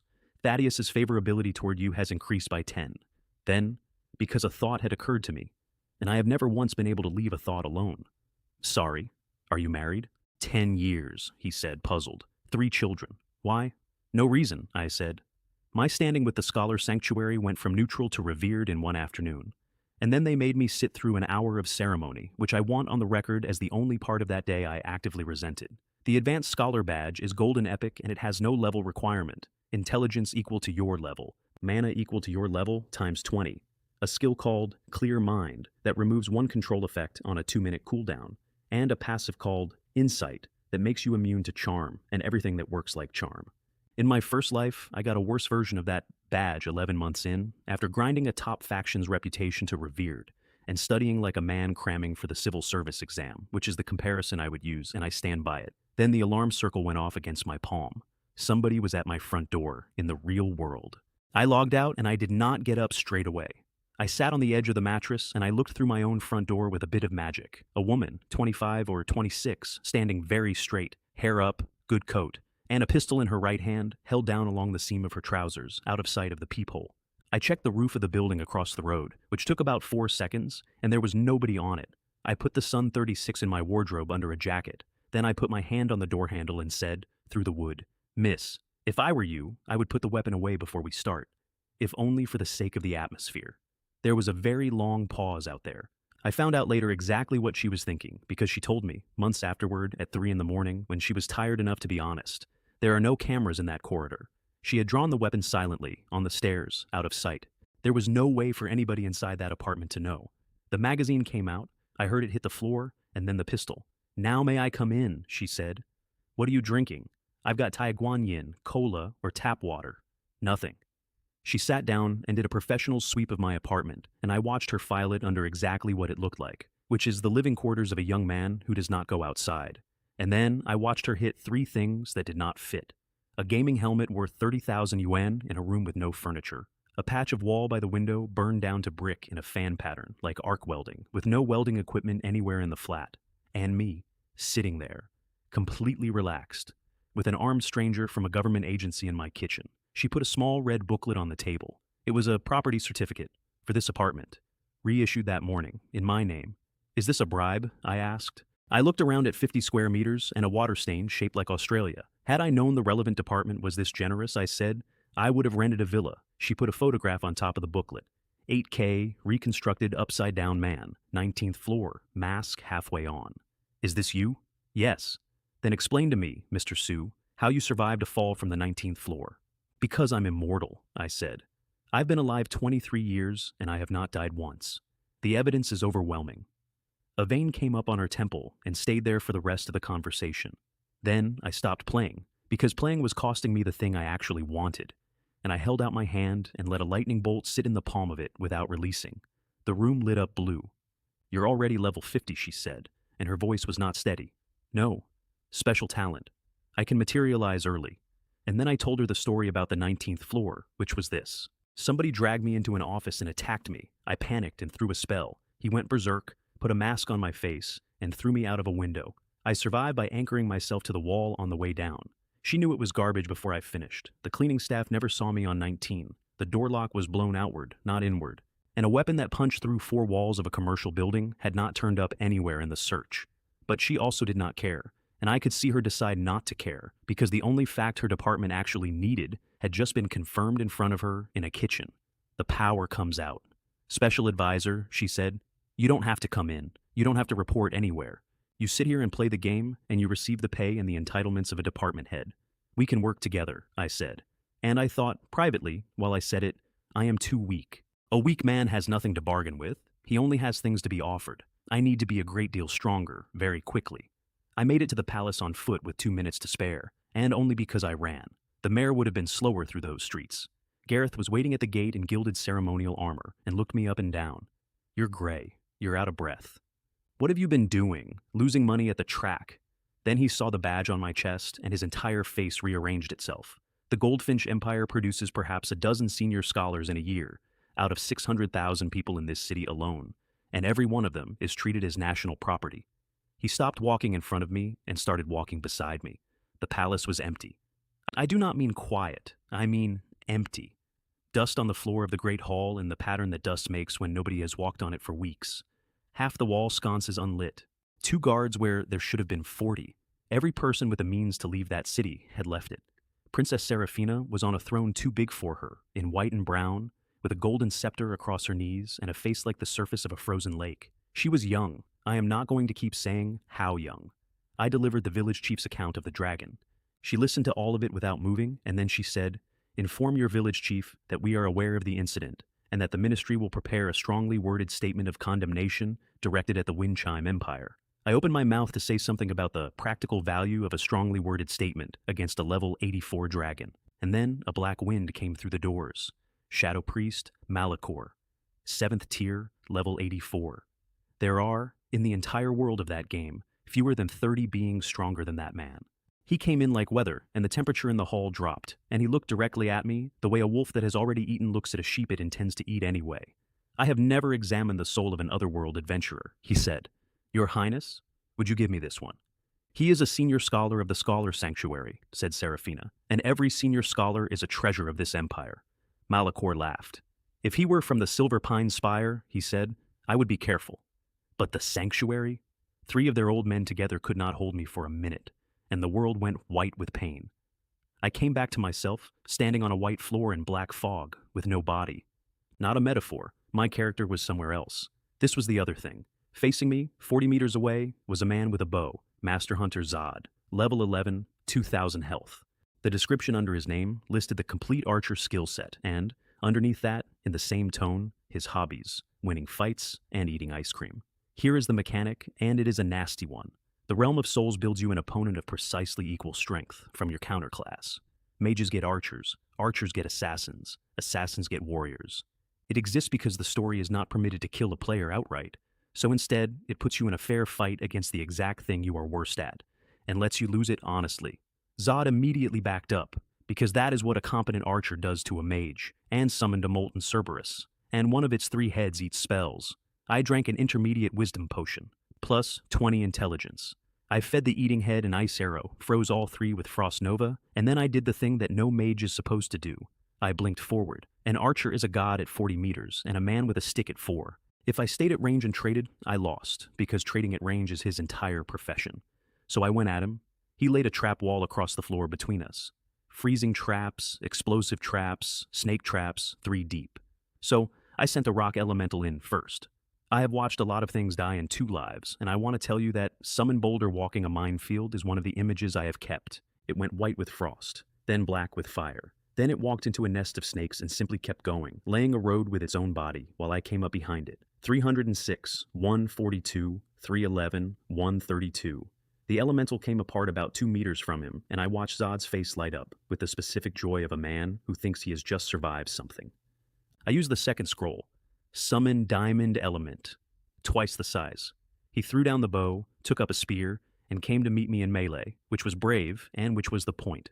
I put a pyroblast into his face at 4 meters. Epic second circle scroll, 555 damage. 2 lightning bolts while he was still in the air. "You have no honor," he said, on his way down. Which is fair. If it weren't for the scrolls, that fight goes the other way, and everybody knows it. Malachor was staring at me when I opened my eyes. "You came out," he said. "Nobody comes out."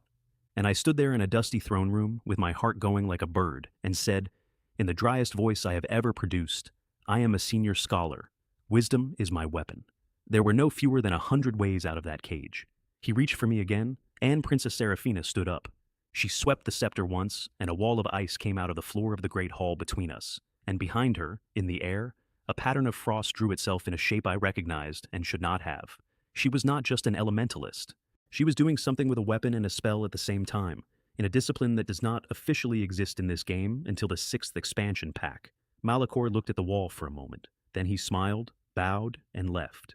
He had not come for me. He had come to find out where the bottom of her was, and she had just shown him, and he walked out of that palace with exactly what he wanted. The princess gave me a scroll for standing there, Insight, which I took to Epic on the spot, and which shows you a target's level, stats, and principal skills, with 2 caveats. The stronger they are, the less you see, and they may feel you looking. Then she asked me a question. "What is your specialty? Do you understand war, intrigue?" And a red banner came up across my entire field of vision, the way it only does about 4 times in this game. "Your answer will significantly affect the main storyline. Answer with care. War and intrigue," I said. "No, I am a scholar of prophecy. I predict the course of wars and the futures of empires." She looked at me for about 6 seconds. Then she raised a hand and a soundproof barrier came down around the 2 of us, and the guards at the door went blurry and silent. "Prove it." So I told her own plan. I told her she intended to go to Maple Leaf City, not because it was strategically sound, but to buy weeks. I told her that when she came back, she meant to take Forest City out of her father's hands and rule in his name, and that she had already decided this and had told no living person. The scepter moved in her grip, just once. Absurd, she said. You are mistaken. I would never betray my father. I did not argue. I came to this city, I said, because I have seen how the war ends, and it ends on your side. For the glory of the Wisteria Empire, I would rather stand next to you than anywhere else. Her favorability toward me went up by 1, to a rating the game describes as indifferent, which I want you to remember because it is going to travel a very long way from there. And I got another point of world prestige. Come back in 6 hours, she said. Clouded Panther messaged me on the way out, asking if I wanted to take a level 10, world first with his team. I said no. The prestige point from those only drops about 1 time in 10, and I did not have 2 or 3 hours to spend on a coin flip. Then I said casually that I'd felt something odd in the psionic field to the southeast this morning, and did his people know anything about that? I want to be honest about what I was doing. I was fishing with a general, using a lie about my own senses as bait. He told me everything: the corpse, the tank, the photograph of a man falling out of a building, the vertical blue line that had come down on Yunlu Mountain and removed an alien army in 4 seconds while nobody on Earth understood why. So I gave him something real in exchange. The road accidents, I said. Your national numbers are running about 3 times normal this week and nobody can explain it. Go on, they're ghosts. Some of them are old, things that were already here and went dormant when the energy left. Most of them are new, and the Skrulls are growing them out of the springs. They have no body. Bullets go through them. Your officers have been standing in front of these things emptying magazines and dying confused. There was a long silence on his end, and I would like to note that this man is a materialist by training, by profession, and by conviction. How do we fight them, he said. Spells. Once you're past 50. Or the ones who woke up. And then he said something that nearly put me off my horse. We've located another one, besides yourself. He gives his name as Ming Jianjun, and he claims the Ming dynasty. Ming Jianjun. There is exactly one emperor in the entire recorded history of my country who is known to have looked at his own fate and refused it, and that is the founder of the Ming.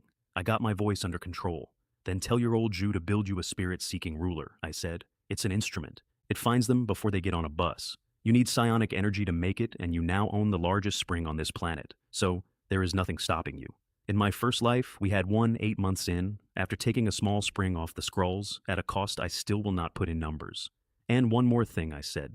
When you go to see him, do not go empty-handed. Take psionic energy from the spring. The old ones need it more than you do, and so do you. He asked me where to deliver my share. Not necessary, I said. I live in seclusion in a place beneath Chang'an that ordinary people cannot reach, and frankly, I cannot be bothered to come out.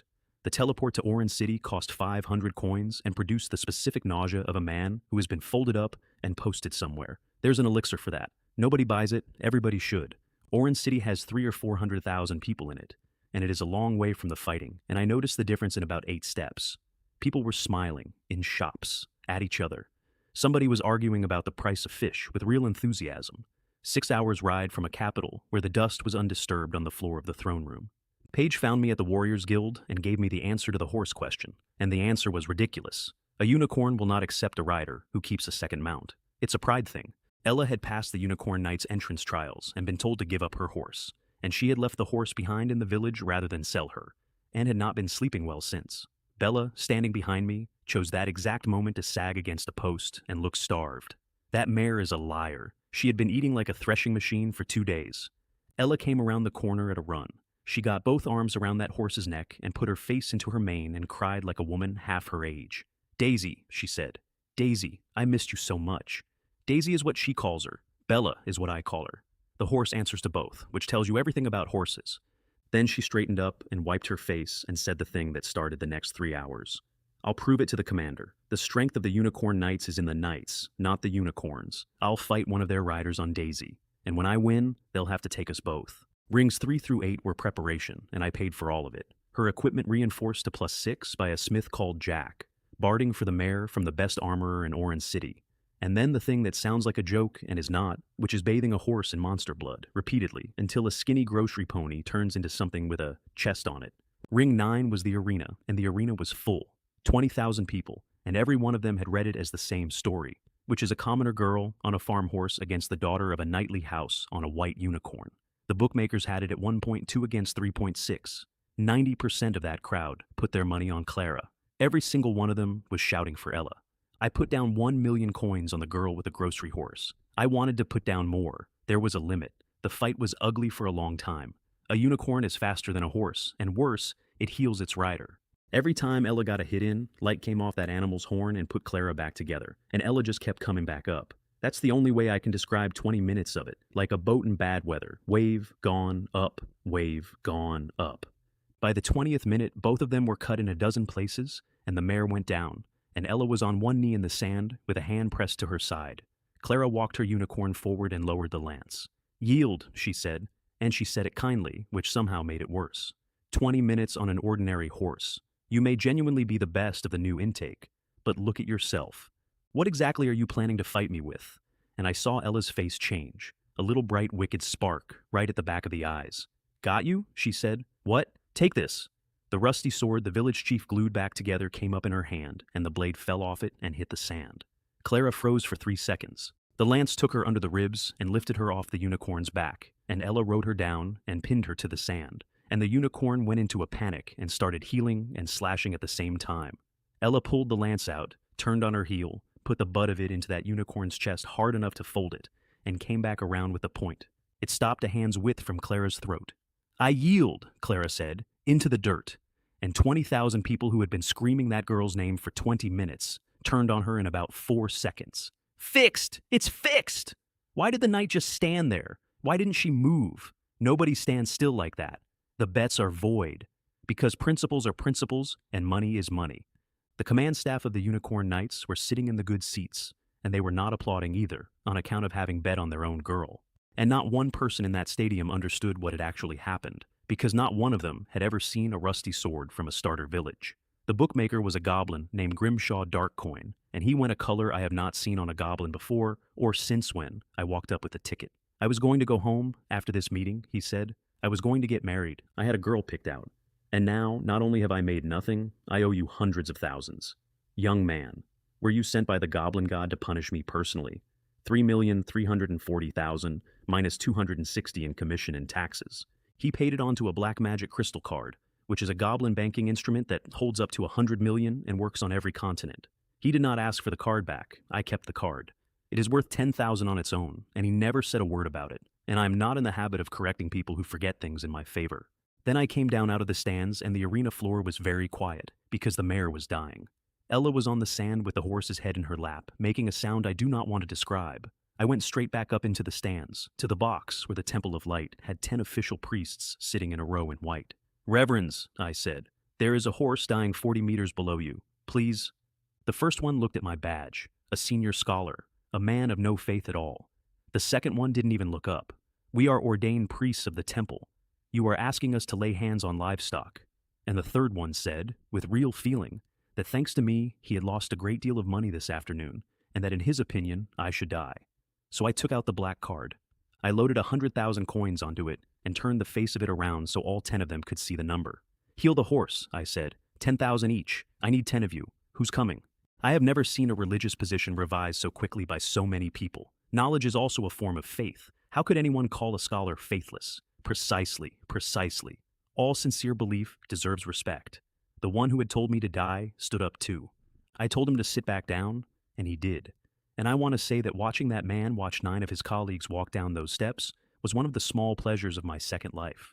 A wave of holy light came off 9 hands at once and went into the horse, and the mare's breathing changed, and Ella looked up with her whole face wet. Then she launched herself at me and got both arms around my neck. Her favorability toward me went up by 30 points in one motion, straight past 2 categories, and settled on a rank the system labels attention. And the game finally told me her family name. Ella Reyes, the Saintess, the village girl who takes an empire's armies and breaks the Northern Rebellion. I had been buying horse armor for the single most important person in this entire expansion pack, and I had been doing it for 3 hours. She wanted to thank me, and she did not have money, so she did something that I will be grateful for as long as this story lasts. She took the village chief's rusty sword, the one with the glued blade, and she ran her thumb along the edge and wiped her own blood down the flat of it. Every speck of rust on that sword turned gold. The best sword in the village, gold quality. And I stood there in an arena with a golden sword in my hand and did the fastest arithmetic of my life. Then I got down on my knees in the sand with empty vials, Ella's blood. Consumable. Apply to an item to upgrade it to gold quality with 100% certainty. The higher the item's rarity and level, the lower the probability, dropping as far as 1%. Note: Divine Bloodline. Terrifying beyond measure. Gold is the only quality of item that comes out of the game and into the real world. She watched me scraping the sand into bottles with an expression of profound embarrassment. It only changes the color, she said. It doesn't make anything stronger. That's fine, I said. I like gold. Then I looked up at the 9 priests who were standing around looking pleased with themselves. Well, get down here and help me collect it. We are ordained clergy of the Temple of 5,000 each. 9 priests of the Temple of Light got on their hands and knees in the sand of the Orange City Arena and helped me bottle a girl's blood, and I got 106 drops, which is 10 usable doses. Ring 10 was where the bill came in.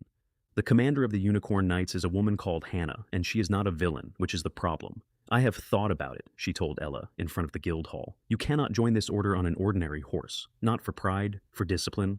Every knight rides the same mount, obeys the same signals, and moves at the same speed, and one rider on a different animal breaks a charge. And then she said the part that actually landed. You are going to lead the Unicorn Knights one day? Not serving them. Lead them. For your own future, and for the future of this empire, let the horse go. Ella stood there for a while. Then she came out to the steps where I was waiting, with Paige standing by as a witness, and put the reins in my hand. She's yours now, she said. Please look after her. Quest complete. 2,000 experience and 1 mare, permanently. And here's the thing I only understood afterward. In the version of this quest that the designers wrote, the mare dies on that arena floor. Ella goes into the dark about it, and the player goes into her soul and fights a boss called Ella's Obsession. And that boss is the whole point of the chain. I broke the branch with money. 9 priests and 100,000 coins. I got the golden sword a full ring early, and I lost the final boss entirely, and I have no idea to this day whether that was a good trade. I'll be going then, Ella said. I hope we see each other again. Her house was on Pinecone Street, number 213, 2 floors, white, a garden. She'd bought it with 1,000 coins of her own money and 200,000 yuan her father sent. The color went out of her face the second we crossed the threshold, and the girl who had been crying into a horse's mane on the steps was suddenly not in the room. Hello, Kairos, she said.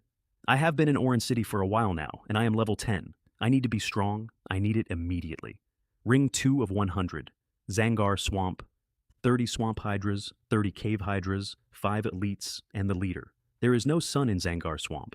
There is a green fog with a ceiling on it about 9 meters up, and you navigate by the sound of things breathing. The swamp hydra leader is level 12, rare grade, and it has 3 heads that spit poison, fire, and frost respectively, and every one of those is an area attack. You cannot cliff a boss that hits at range. There is no clever terrain answer. There is only lightning shield, blink, and knowing what it does before it does it.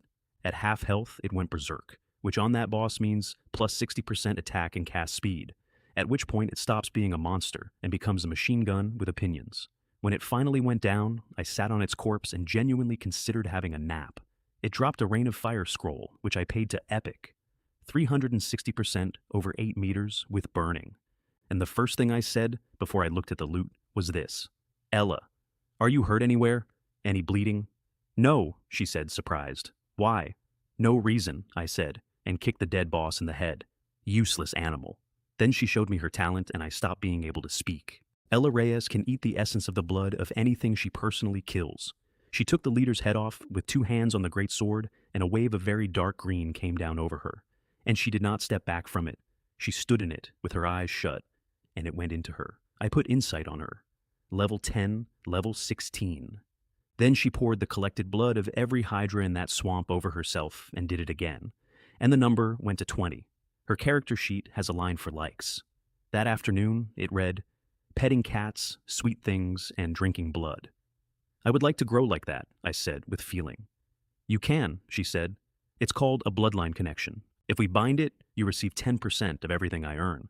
And the system informed me that because her favorability was above 20, I could take that as an advance on the reward for Ring 5. I asked her to hold it, not yet, right before the next big push.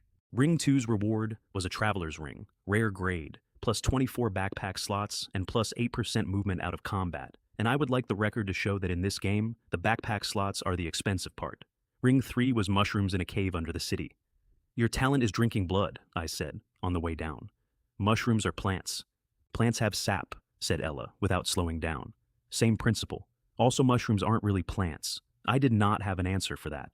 The Mushroom King is level 22 with 30,000 health, stands about 2 meters, carries a runed blade called Sorrow of the Fungus, and delivers every single line of dialogue like a man auditioning for something.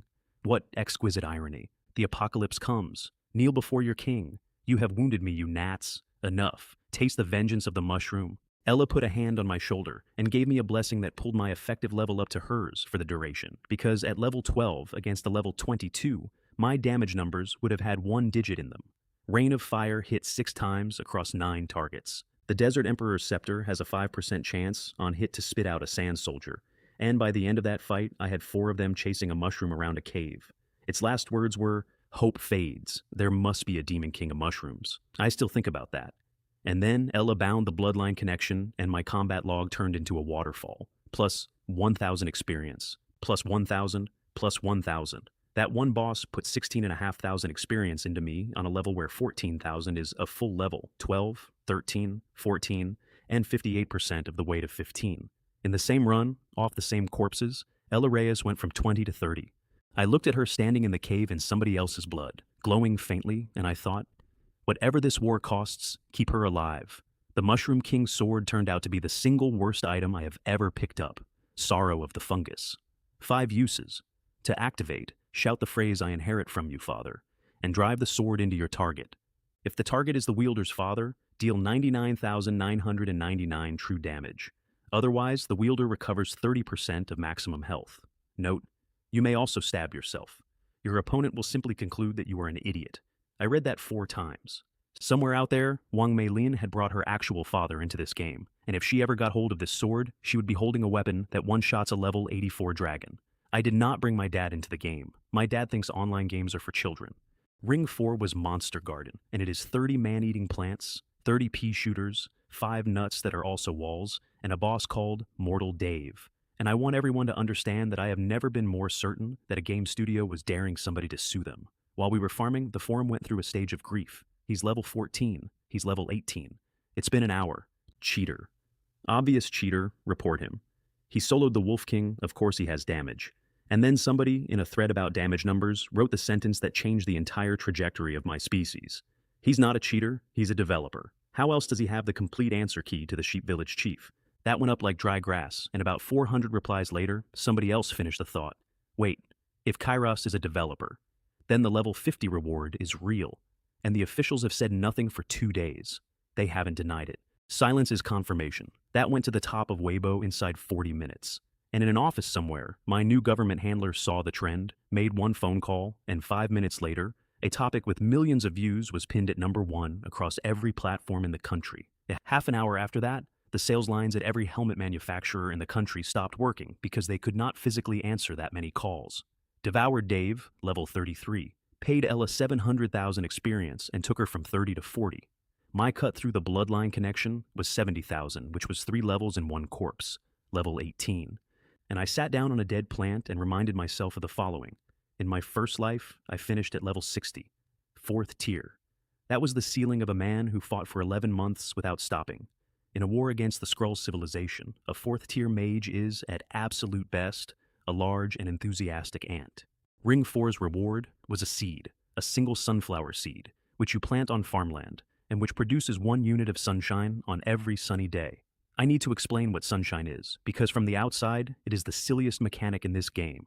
You take it to a man at coordinates 514-213, whose name is Crazy Dave, and he trades for it. Or you feed it back into the farm, and the farm grows. In the late game, more than 60% of all experience earned by ordinary players in this world comes out of sunshine. 60%. And you cannot have a farm without owning a village, and you cannot own a village without 10 points of world prestige. And past the farm, further up the same road, is the thing I actually needed. A mage tower. Warriors get a forge of flesh and blood. Assassins get a secret sanctuary. Mages get a tower, and a tower is the only structure in this world that will take a man past the ceiling I died at. And you cannot build one until your settlement is a city, or until you personally are level 75. That is why I have been chasing storylines like a lunatic instead of grinding a nice safe field of boars. Storylines pay prestige. Prestige buys land. Land builds the furnace.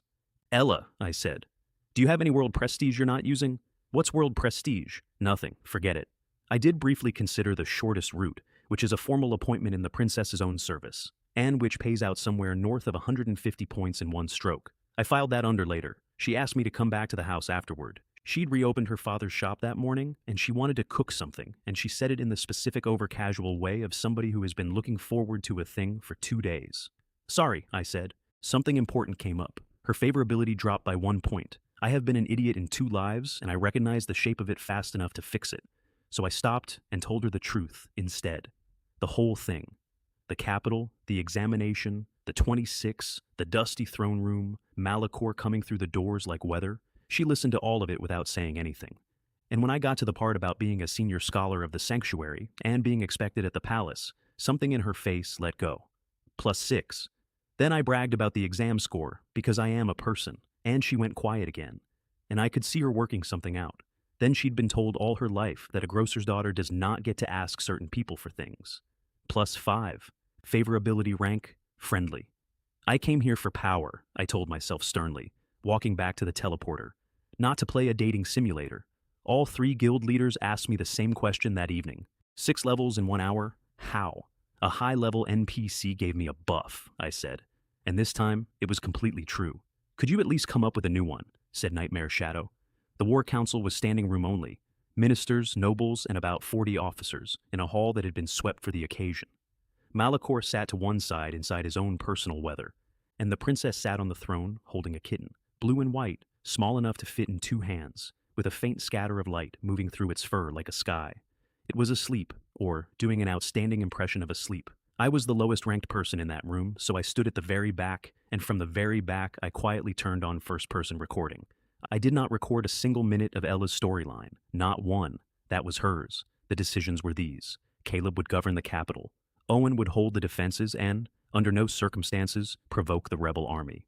And the princess would travel with Malachor to Maple Leaf City to negotiate personally with Duke Malchor Shadowfell. The negotiation's actual subject was the partition of the country along the Radiant River. South Goldfinch on one bank, Callet on the other. I looked at my quest counter, which said there were 90 rings left in this storyline, and I thought, nothing is being settled at that table. You do not get 90 rings of content out of a signed treaty. That trip is a way to buy weeks. Departure in 7 days. She called me to her own courtyard afterward and poured tea. The Pandaren tea. 50 experience for drinking a cup of tea, because it was my first ever. And I want everyone to know that this game hands out experience for having a nice afternoon. What is your reading of the negotiations? She said. They will delay what is coming, nothing more. Where I'm from, we have a saying. What you could not take on the battlefield, you will not get at the table. She turned the cup around once, then predict for me. Am I in danger in Maple Leaf City? Twice, I said. Once on the road there, once on the road back. She did not react at all, which told me she had already assumed the first one. And then I made my offer. Your Highness, lean on the adventurers, the people from the other world. There are a great many of us, we recover from death, and we are not frightened of it in the way your soldiers have to be. I can find you 1,000. 1,000, she said. Mercenaries cost money. There is no money. There has been no money since before I could read. You don't pay anything. I will carry the entire cost myself. She put the cup down. I have one condition, I said. You must trust me, and you must give the matter to me. And she looked very briefly down at the kitten in her lap. The kitten opened one eye and nodded. Authority granted. Mission agent posting rights, which allow a player to issue quests in an NPC's name, and which pay the issuing player 1% of everything those quests hand out, in both experience and coin. I found out much later what was said in that courtyard after I left, because I eventually got to know the cat. Starlight Fae, the princess said. Do you understand why he is doing this? And a woman's voice came out of a kitten's mouth. No, she said, but he doesn't intend you harm. And if he did, he's a first-tier mage. What exactly could he do? I have never enjoyed being underestimated more. The event was already sitting in the game's files waiting to happen. The giant wood canyon encounter. Duke Valerius Bane, who does not agree with negotiating at all, sends his own men out dressed as bandits to destroy the princess's convoy on the road. Player limit, 1,000. Standard reward, 1,000 experience, 30 coins, and a random green level, 10 item. I opened the editor and started trimming. I deleted the item. I cut the coin payment down to the minimum the system would allow, which is 10, and the experience went up to 3,000. Because the total value of a quest reward is fixed. You cannot make it richer. You can only decide which pocket it comes out of, and every player in this world would trade a green shirt for 3 levels of progress without blinking. My 1% across 1,000 participants was 30,000 experience. A whole level, delivered to me for standing still. The bill for the coin payments came to 9,900, which is, for a man in my position, nothing. There was exactly one problem, and it was arithmetic. I needed 1,000 people to reach level 10 by tomorrow afternoon, on day 5, when the entire server's second best player was level 8. So, they were going to need encouragement. I went and soloed the level 15 dungeon, the Spider Cave. First boss dropped a fire wand, level 15, which I took to epic for 50 spell power, 17 intelligence, 5% critical chance, and 20% bonus fire damage. The item description said, and I am quoting it exactly, "On certain websites, this item may be displayed as Fire Staff." The world announcement for the first level, 15 clear, went out, and the forum's reaction told me everything about how far we had come in 3 days. Yeah, we're used to him soloing 15s now. I'll bet 100 UN we hear this exact announcement again at level 20. Nobody's taken that bet. That's not a bet, that's a weather forecast. Then I use the megaphone. Anyone who reaches level 10 by 1:30 this afternoon, and still has an hour of connection time left, gets a present from me. Come to the central square in Gold Blossom City. I am issuing a quest worth 3,000 experience, first 1,000 only. The forum needed a moment. You issue quests now? Are you a player or are you an NPC? He's definitely staff. Boycott. Boycott the developer. Boycott Kairos. And then, in the middle of the thread, one quiet voice. Sure, we can boycott him, but are we taking the quest this afternoon or not? There was a pause of about 90 seconds in a thread that had been moving at 40 posts a minute. We're taking it. Obviously we're taking it. It's 3,000 experience. Only the first 1,000 though. We should probably hurry. 2 guild leaders reacted, and they reacted in opposite directions, and both of them were wrong. World's End Blade laughed until he had to hold the table. I laugh, he said, at the recklessness of Kairos. We will not participate. Listen to me. He went to the capital at level 11, not 10, which means there is something in the starter village that lets you skip a level, and he found it. And now he is trying to pull every serious player away from the villages and into the capital so that nobody else finds it. His officers told him how brilliant he was for about 10 minutes. There is no such method. There has never been such a method. I waited an extra level because I wanted the wolf egg and the dungeon clear, and that man built an entire strategic doctrine on top of it. Clouded Panther went the other way and set out for the capital immediately. And in the middle of a sentence, he stopped existing. Not death, ejection. The system pulled him out on his own health readings. 3 nights without sleep. The helmet gives you something like sleep while you wear it, and it is genuinely restful for the body, but the brain stays lit the whole time. 5 to 7 hours of real sleep is not a suggestion in this game. Past that, the system starts counting damage, and past that, it throws you out and locks the door. His team was still shouting his name into an empty valley when I logged off. I put the War Council recording up on the paid channel that night. Here is where the money in that channel actually comes from, and it is the strangest economic arrangement I have ever heard of. Divide all the psionic energy on Earth into 10 parts. The Singer civilization took 9. 1 was left to the Skrulls in the form of the Springs as their payment for showing up. Of the Singer's 9, 3 went into building the corrupted world we play in. The other 6 are the wages of the officials who run this operation. And their inspector, the one assigned to our planet, has a salary and nothing else. He is not allowed to solicit anything from us. Not gifts, not favors, not money. The penalty for it is death, and he mentioned that in a document as though he were mentioning a parking fine. So, the man invented the paid video channel so that he could take our currency in exchange for something, honestly, and buy psionic energy with it at the going rate. Prices run from 1/10 of a yuan to 100. Creator share is between 20 and 70%. I priced my council recording at 0.6 yuan, which is where the market settled in my first life for 1 ring of a main storyline, and took the 70%, which means I get no promotion from the platform at all. I did not need promotion, I had a forum, 5,000 views by morning out of about 100,000 active players in the world, just over 2,000 yuan overnight, while I was asleep. And down in the comments, a fight broke out about the minister's speeches because one of them had argued for going back to volunteer recruitment instead of conscription, and somebody with a history degree got involved. The early Tang did it that way. The early Han too. Volunteers, paid properly, and those armies were terrifying. Every dynasty that goes to forced conscription is a dynasty on the way down. Look at the end of the Han. Look at what came after Shai Siming. How do you know all this? Honestly, I lived through all of it. Sure you did, mate. Zhui Wenli called me in the next morning, and the address she gave me was a 200-meter office tower in the best district in the city. You bought this? I said, in the lift. The whole building. She did not answer, which is an answer. The 15th floor was a construction site with people in lab coats running through it. In the middle of what used to be an open plan office, there was an iron disc a meter across, wound with copper, sitting on a frame. Professor Gao shook my hand with both of his and would not let go for a while.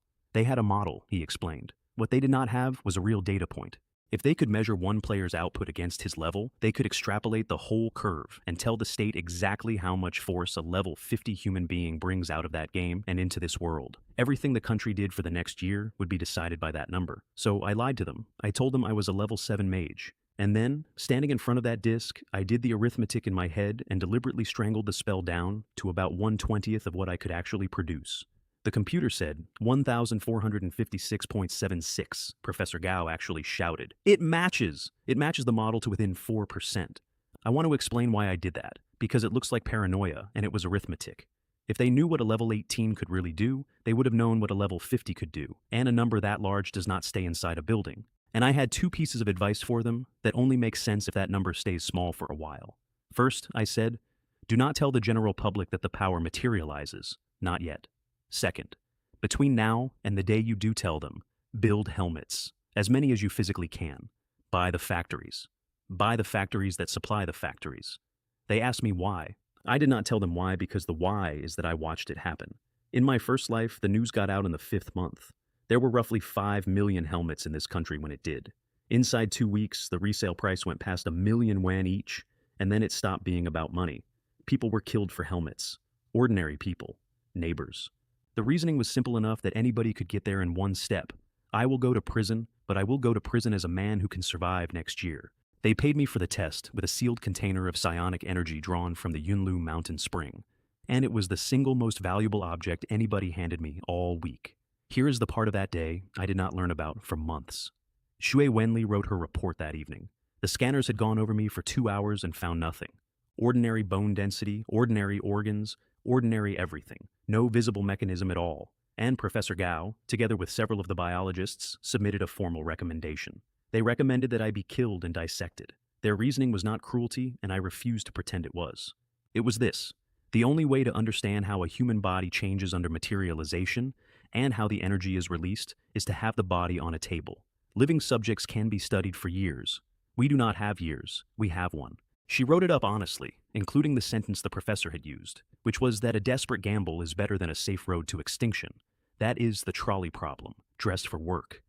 Lin Wei's answer came back in under 10 minutes, and it was the reason I later trusted that man with things I have never told anybody else. No. And then, because he is thorough. If today you agree to sacrifice Chen Lei for the interests of humanity, and tomorrow somebody stands up and proposes, under the same banner, sacrificing you, will you agree?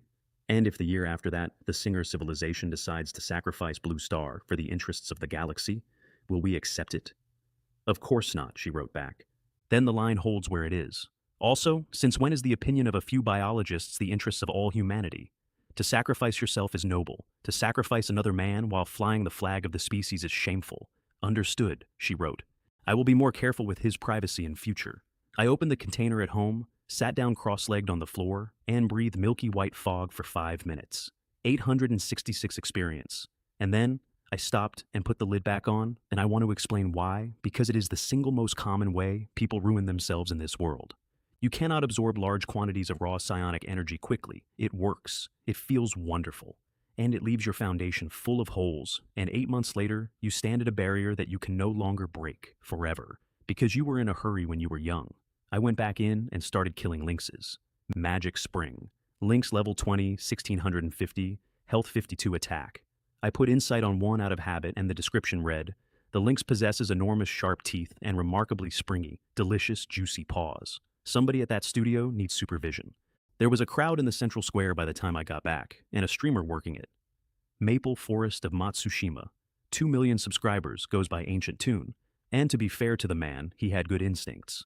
He had the Herder of Skies on camera, holding a green staff from the Match Girl dungeon. And then Clouded Panther. And then he panned across and found Ever Sober. He looked at me. Chat, he looked directly at me. Somebody send me a biscuit. And then Chat found Wind Serpent. Cute lowly at 2 o'clock. Go talk to her, Ancient Tune. I'll tip you 1,000 yuan. So, the man walked over and put a camera in the face of a 14-year-old girl who was minding her own business with a panda cub. She did not say anything. She raised her bow. Ancient Tune laughed at her. Sweetheart, I'm a level 10 tank. Your damage isn't getting through my armor? Heart-piercing arrow. 500%. Pure damage. White light. Stream over. His chat did not recover for the rest of the day. Your armor is made of paper. 500%. True damage old song. True damage. The city guard watched the whole thing and did not move a muscle, because their orders are to protect the citizens of Gold Blossom and to stay out of whatever the other worlders are doing to each other. Then Wind Serpent went and recruited Celestial Drake out of a rival guild by offering her triple salary. Nightmare Shadow and Goliath lit up like a pair of lamps. Can I come too? Me as well. I'll take triple. Wind Serpent frowned at them with genuine regret. Sorry, Uncle True Red. Triple salary for Sister Wings. God is already a quarter of my allowance. If I take the two of you as well, I won't have anything left. Those 3 men were on contracts worth 3 million yuan a year each, a quarter of a 14-year-old's pocket money. 700 or 800 people showed up to join the guild, which was fewer than I wanted and more than I had any right to. Wind Serpent signed first, on the condition that she got the wolf egg, and I made her an officer on the spot because she had earned it in front of 2 million viewers. Then she opened the guild exchange list and made a noise like a kettle. Level 33 equipment. Kairos, this is level 33 equipment. Are you killing level 33 monsters? What are you doing? What have you been doing? A high-level NPC gave me a buff, I said. And Clouded Panther, standing 3 meters away, went very slightly gray, because that was the 4th time. I met the guild leaders properly that afternoon. Herder of Skies turned out to be a man called Zhou Jin, and Zhou Jin is the son of the chairman of the Muyun Group, which means that for 4 years he was my boss's boss's boss. He is nothing like his father. His father is a man who built an algorithm that decides how fast a courier has to ride. Zhou Jin is soft-spoken, keeps his word, and decides fast, and I liked him immediately, which was inconvenient. We opened a chat room and called it the President's Communication Group, and I owned it, which nobody objected to and everybody noticed. And halfway through that meeting, I watched Herder of Skies go quiet and stare at the table. He'd been thinking about the video from that morning, the one where the palace guards called me Sir, and about the fact that a major general of the People's Liberation Army had, twice now, in public, addressed me as elder. I asked where Wang Mei Lin was. Oh, said somebody. Mei Mei signed up as a volunteer teacher. She's gone out to a rural school for a fortnight. Which school? Donghai Hope Primary Number 17. The same school. The one where in my first life 311 people died over a fortnight, and nobody worked out why for 3 months. The one whose faculty lead I had slapped in the face 2 days earlier in front of 120 undergraduates. That woman's luck in my first life was genuinely something. Banned on day 2 for a quest she could not have won, and then killed by a ghost in a school 4 months later. I decided not to make her a guild officer yet. I decided to watch her instead. The next morning, I stood in the middle of the central square of the capital with a golden exclamation mark floating over my head. I want you to picture that. A quest marker. The thing that hangs over NPCs. Over a player. There were people who came just to look at it and went away disturbed. Giant Wood Canyon encounter. Defend the princess's convoy. Losses among the escort must stay under 50%. The princess must survive. And out of the queue, Ever Sober came up and asked to join my guild. Every guild leader in that square turned around. All of them had asked him. All of them had been turned down, some more than once. I've been watching you since Green Grassland, he said. You answered every question that sheep could ask. You don't know this game well. You know it completely. Then he asked for the only thing he wanted, which was to stop being an assassin and become a warrior. I took him aside and offered him something better. In the 3rd expansion, I said, the Pandaren Empire opens, and it brings 4 new classes. Warrior, Taoist, Monk, Alchemist, and there is a hidden quest chain that hands you the martial artist path months before anybody else can touch it. I'll give you that chain. Here is the price, and I want you to hear the bad parts first. You will spend a month inside the Pandaren Empire, and you will not come out. You will fall behind the level curve. There will be no skill books on the auction house for your class because there will be no class, so you will be improvising alone. And in exchange for 4 months, the resources of an entire empire belong to you, and nobody else on Earth can even walk in the door. Also, you gather materials for me while you're there. He said yes before I finished. The convoy left the capital at dawn, 5 carriages under the royal crest with 100 household guards around them. Minister Stone in the 1st. Malachor in the 2nd. The princess in the 3rd, with me sitting across from her, which is a sentence I still do not entirely believe. And behind us, 1,000 players on horseback, stretched out down the road like a rumor. I could hear them through the guild channel. We're at the back. She hasn't looked at us once, not once.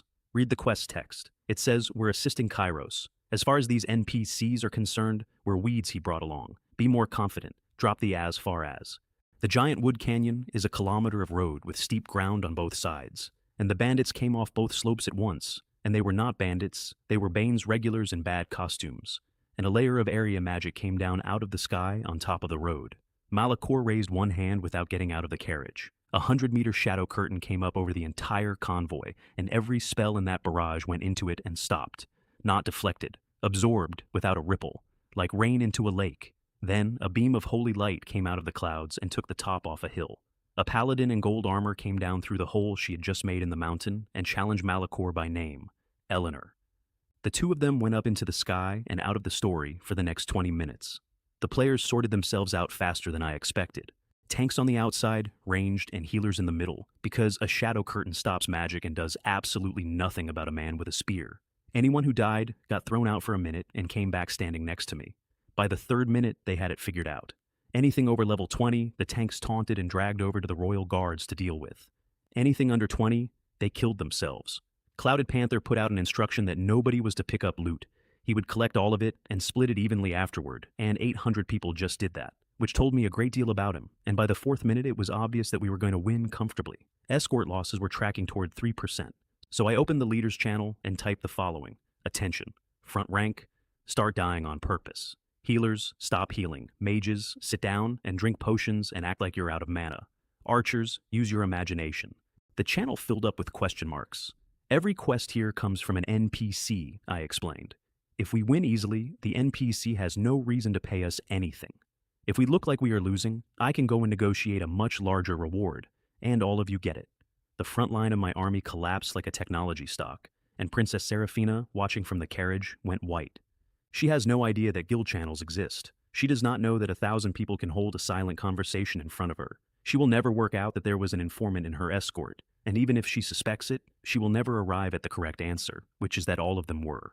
I bowed my head. Forgive me, Your Highness. My people are weaker than I promised. Then I said the line I had prepared on the road. Where I come from, we say that a heavy reward produces brave men. I would like to offer them one. I will pay it entirely myself. All I need is your permission to offer it in your name. Her favorability went up 5 points, because she thought she had just watched a man offer to bankrupt himself for her. I stood up in the carriage and announced 50 coins to every player who pushed a bandit back past the edge of the shadow curtain. 800 chickens turned into 800 geese in about 4 seconds. 50,000 coins for roughly 15,000 experience is a terrible trade for an ordinary player. For me, it was excellent, and it came with 5 points of favorability from a princess, which is a thing you cannot buy from a goblin for 10 million. The second time, I could not use the same trick because she is not stupid, so I used a different one. I want 50 to 80 of your best, I told the leaders, to die and then not resurrect. Stay dead. Stay as spirits near me and keep up. Heavy on mages and archers. I don't need priests. Here is why. A dead player's resurrection point is wherever their body anchor is, and their body anchor was going to be 20 meters from wherever I was standing. I had just built an airborne assault company out of ghosts. Then I went and asked the princess for a treasure capable of turning a battle, and I had a whole speech ready, and she handed it over before I got to the second sentence, which ruined the speech entirely. Badge of equality for all. It takes every living thing within 40 meters, adds up their levels, and divides the total evenly among them for 3 minutes. I stood there holding it and thinking, with real regret, that if I could get within 40 meters of Malachor and Eleanor while they were fighting, I could average 2 7th-tier powers down into a pair of confused mid-level NPCs and take legendary loot off both of them. The target was Preacher Paul, level 70, Bane's man on the ground, and the reason the bandits were organized. I spent 10 minutes going the long way around the hills under invisibility, because that man's aggravation radius is over 100 meters, and I was not going to be clever about it. The ghosts went straight over the ridge because ghosts do not aggravate anything, and they got bored. And by the time I got into position, 80 dead players were standing in a ring around a level 70 commander making rude gestures and pretending to spit on him, while Clouded Panther begged them in 3 separate channels to stop. I stepped out from behind a tree, 3 blinks, 20 meters, 20 meters, 20 meters off the staff's charge, and I landed inside his guard. 80 players resurrected around me in 1 heartbeat, and I crushed the badge. 4 bodyguards at level 50 plus dropped to 13. 800 years of accumulated cultivation, averaged with a crowd of clerks.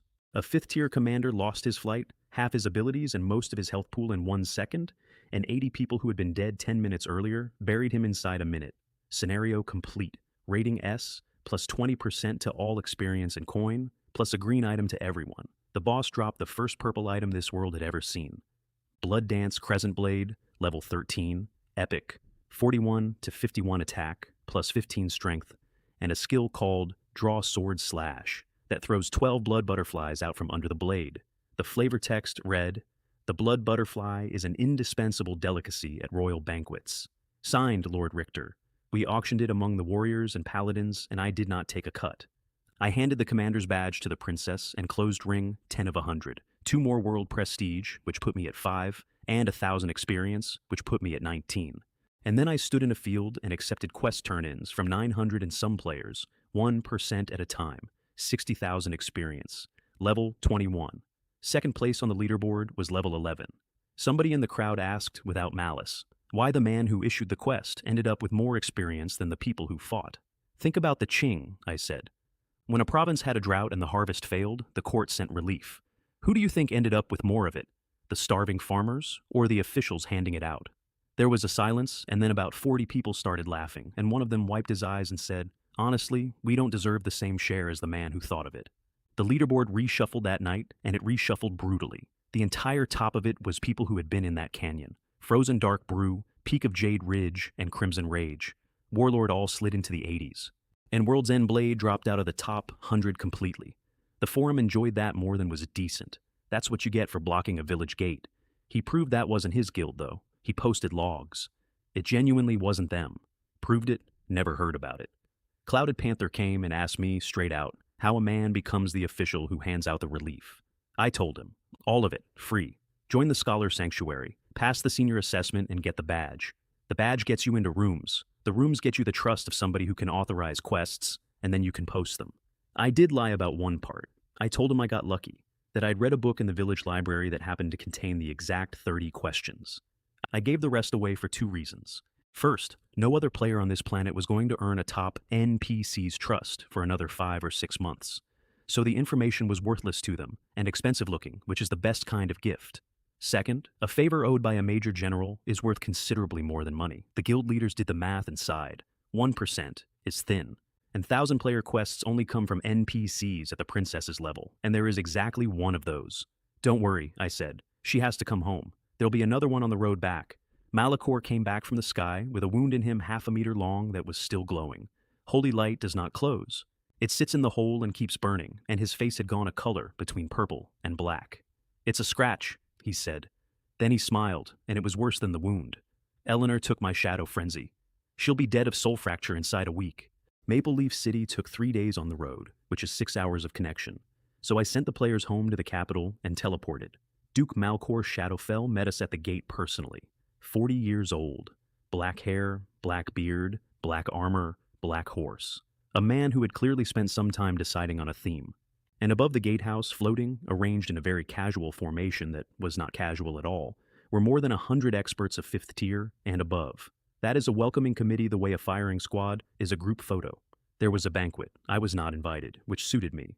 The talks were the next morning in Wolfhowl Castle, and they lasted about 9 minutes. The Empire's position, partition along the Radiant River, and 30 years of non-aggression. The Duke's position, and we keep Gold Blossom City. Minister Stone made a sound.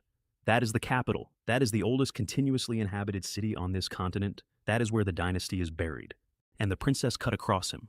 "I can give you Gold Blossom City," she said. The room stopped. On one condition. Duke Valerius Bane sends a representative and signs it too. Shadowfell's jaw moved. Because Bane wants the war finished all the way, and Shadowfell wants to stop and digest what he has already swallowed, and the princess had just put her finger precisely on the seam between them and pressed. Here is my reading of those talks, and I want to lay it out because from the outside they look idiotic. 2 sides met, made impossible demands, and adjourned inside 10 minutes. All 3 parties were playing for time, and all 3 of them got exactly what they came for.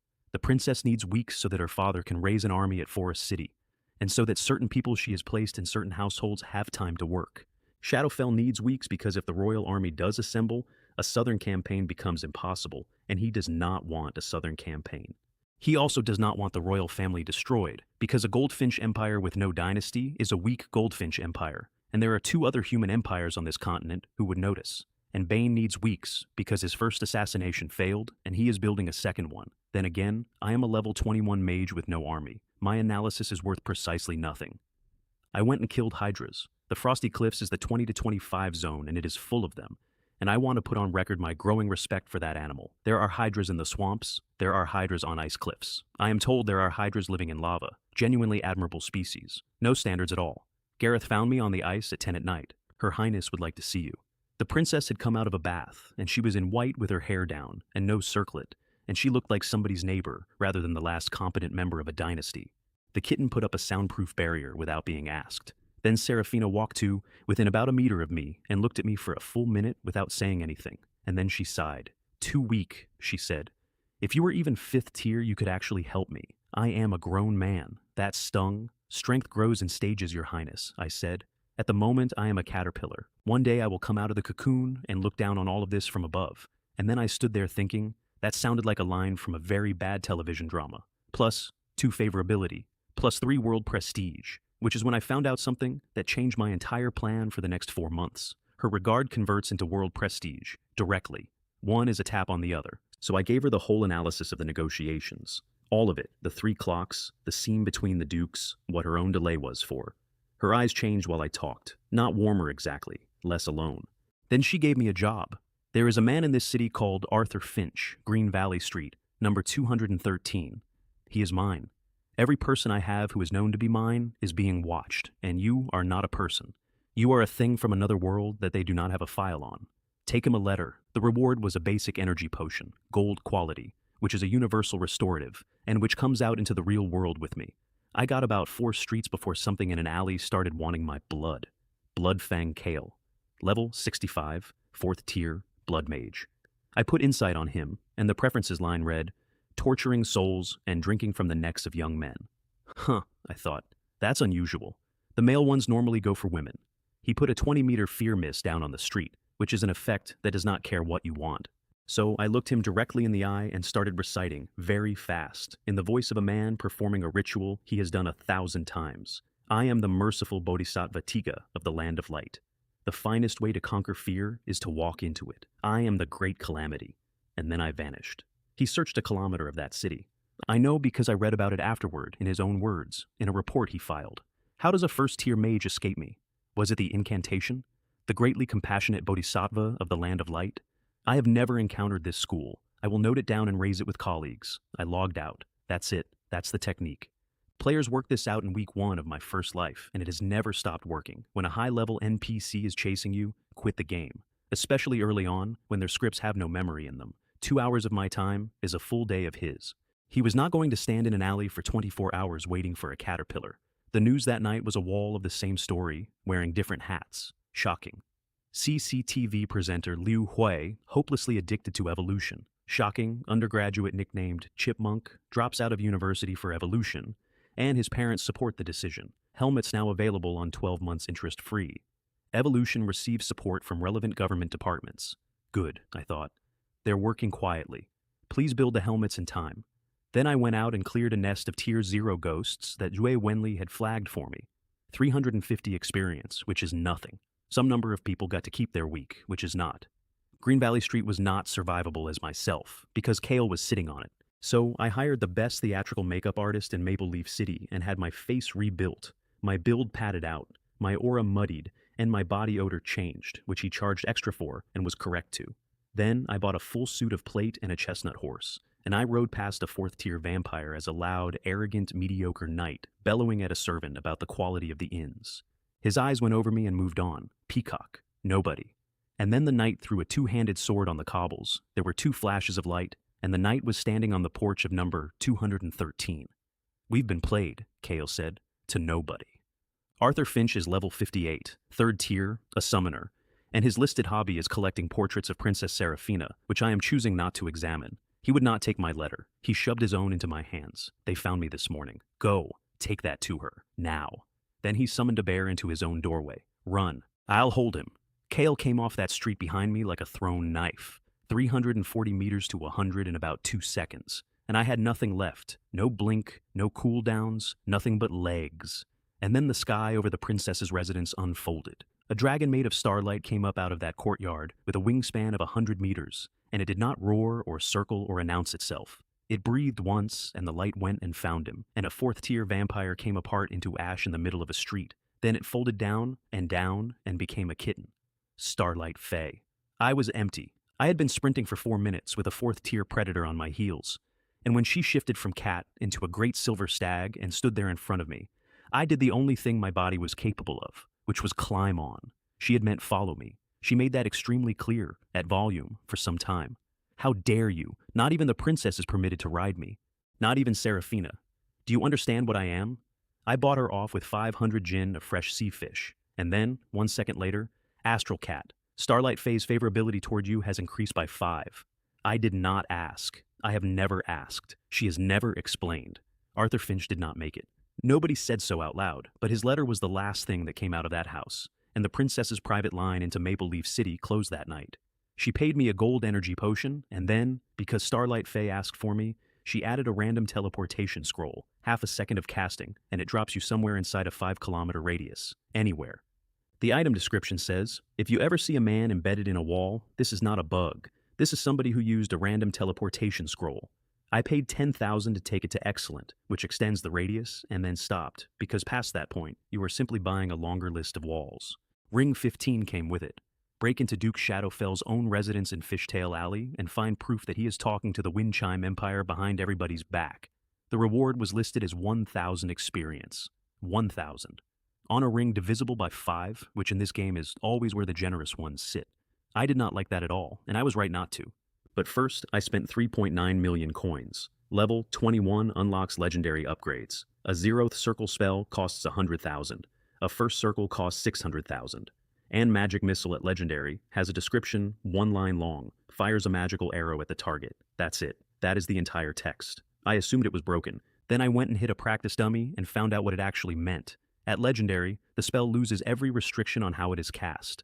I could throw 10 arrows a second at 5 mana each, at full damage. Or I could hold it.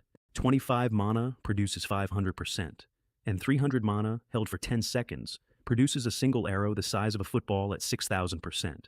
At 178 spell power, against a dummy with no defense, minus 10,680. And the same principle went through everything I owned. Shields could be built slowly into walls or slapped up instantly and thin.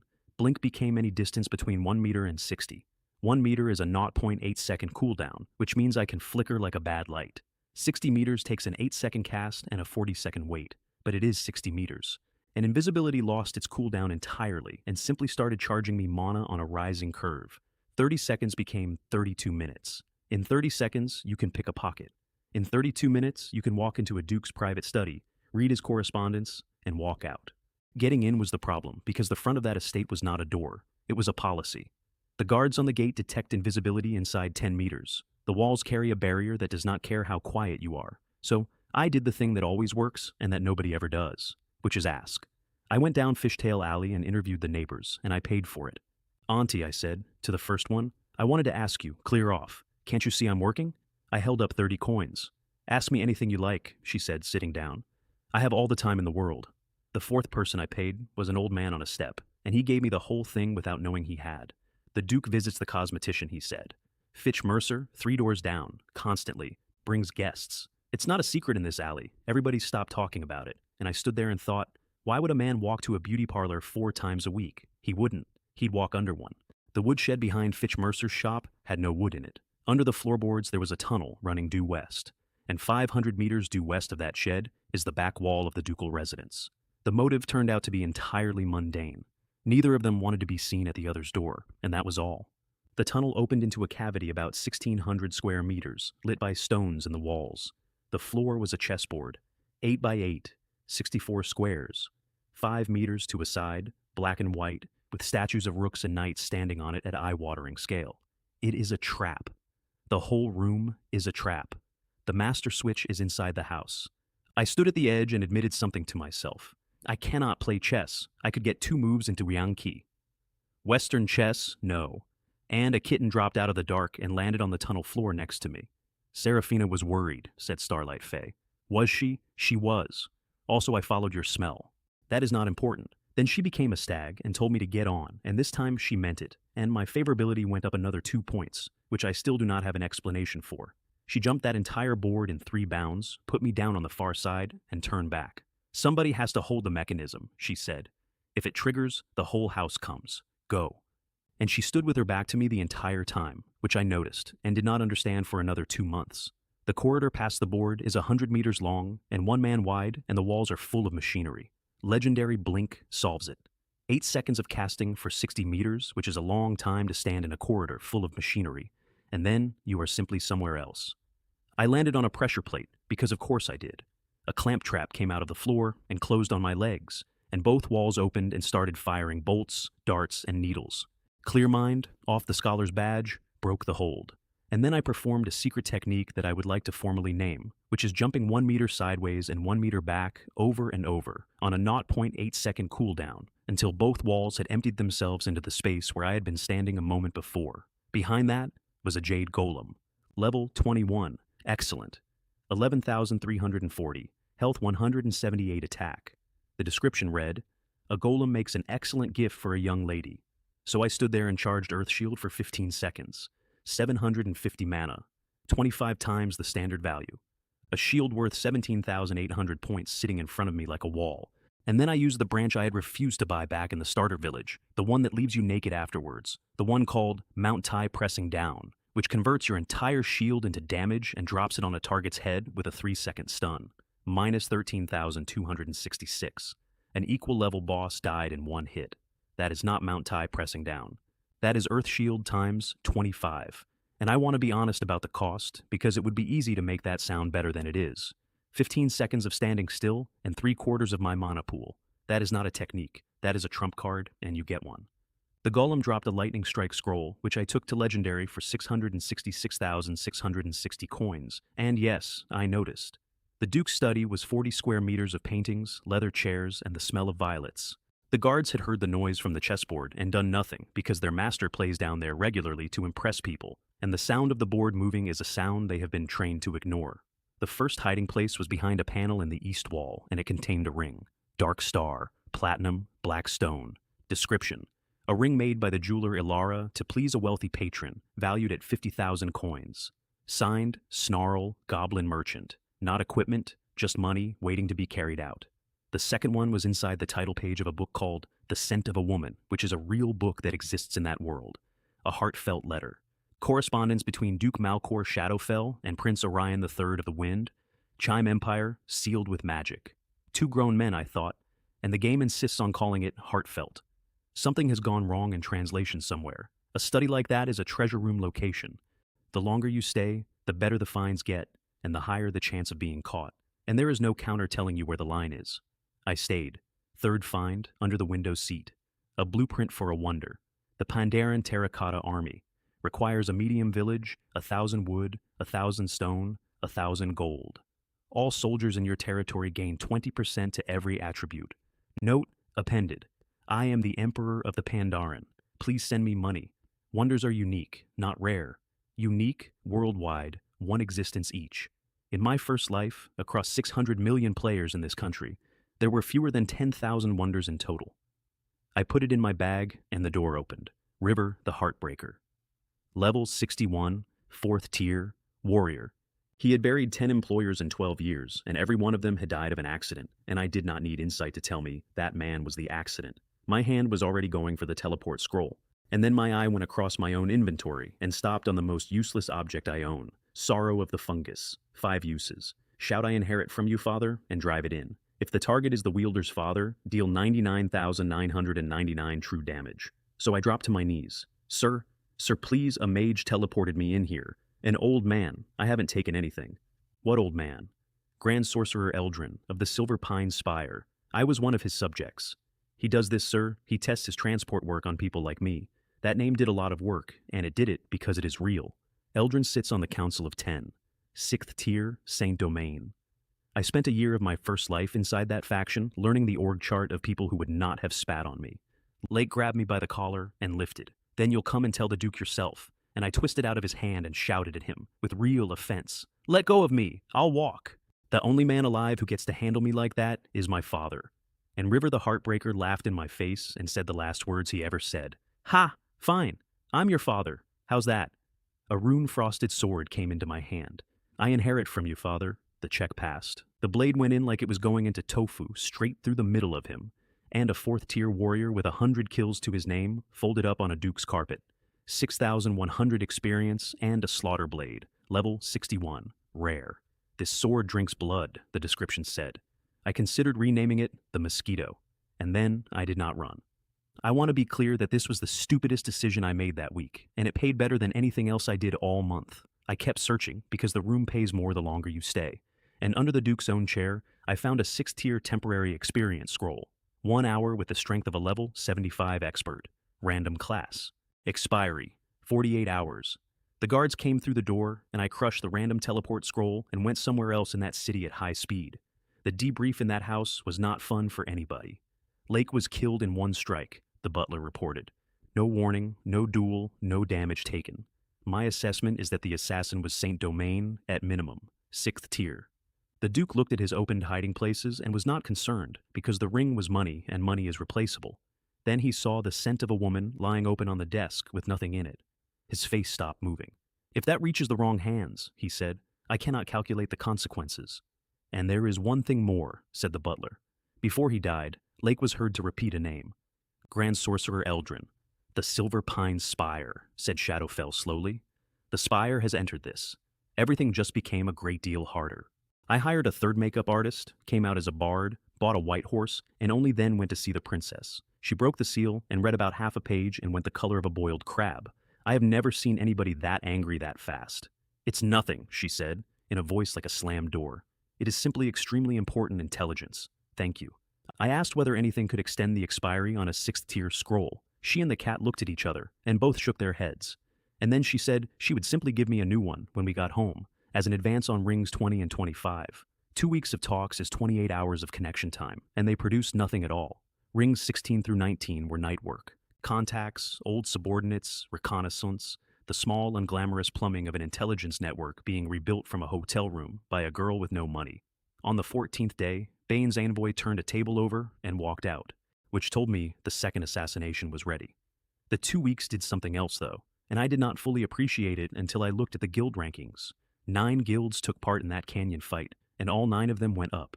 The relevant department went past 10,000 members and became the largest organization in the game, and it did that because Clouded Panther pays wages and keeps his word.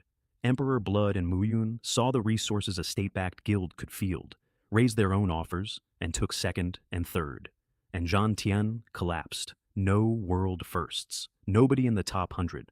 A strategic decision by their leader to boycott the single largest experience event of the first week, which he made because he had convinced himself I was hiding a secret in a starter village. And then, the good players started leaving, and Peak of Jade Ridge went to somebody else, and once that starts, it does not stop.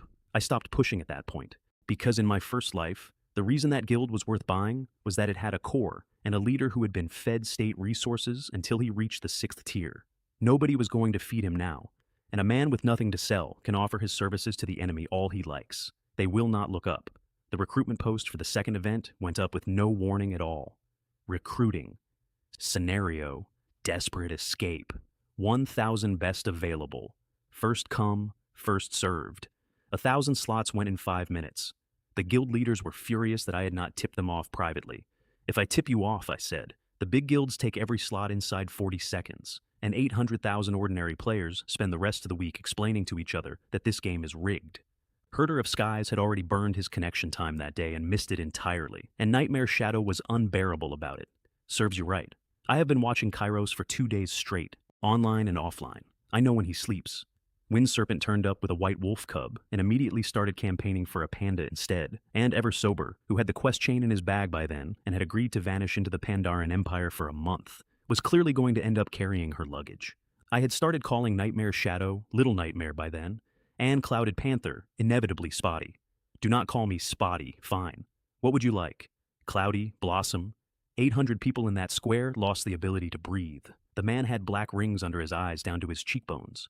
It's fine, he told me. The game monitors vital signs. When mine drop far enough, it throws me out automatically, and then I'll rest. The quota filled in 10 minutes, and the forum filled with the sound of people who had missed it. This is Fall Guys. This is exactly Fall Guys. I never expected to find out that I was the Fall Guy. The princess changed the route home. Water, not road, with General Han's warships waiting at the Blue Maple Crossing, which produced a problem. 3 warships do not carry 1,000 players, and I would have to send 600 or 700 people home. I solved it with money in front of her, on purpose. I bought 3 large merchant vessels at 50,000 coins each. 150,000 coins, spent in one breath, and her favorability went up 3 points, and 3 points at her level is worth more to me than the ships. The players did not know any of that. He bought us boats, somebody said in guild chat. He bought us 3 boats, 150,000.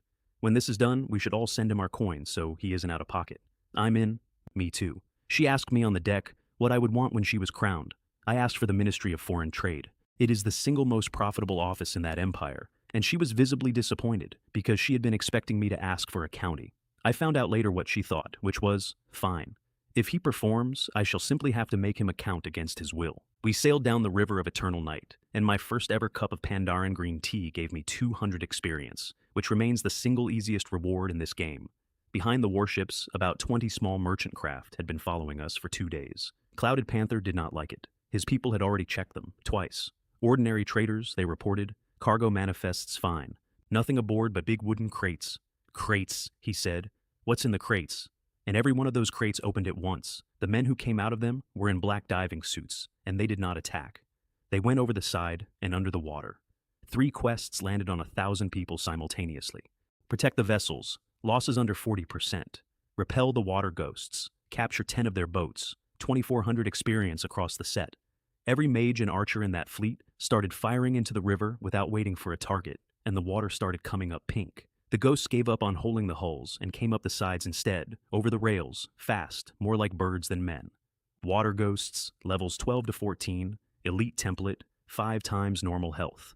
And a water ghost leader at 15, rare grade, which went straight up the side of the second ship. The channel filled with people screaming for support on the second ship. Clouded Panther, who had just received a private message, told them all to go and help somebody else. And a fireball the size of a washtub came down out of the sky. Minus 8,160. A rare boss went to ash on a deck in front of 200 witnesses, and everybody looked up. I had charged that fireball to a factor of 10. 10. Out of a possible 60. Good luck, everyone, I called down. Give me a shout when the next boss shows up. Somebody on the forum coined it that night, and it stuck to me for the rest of my life. Master Kai. Little Nightmare messaged me within the minute. Did you really one-shot a rare boss with a single fireball? Yes, I said.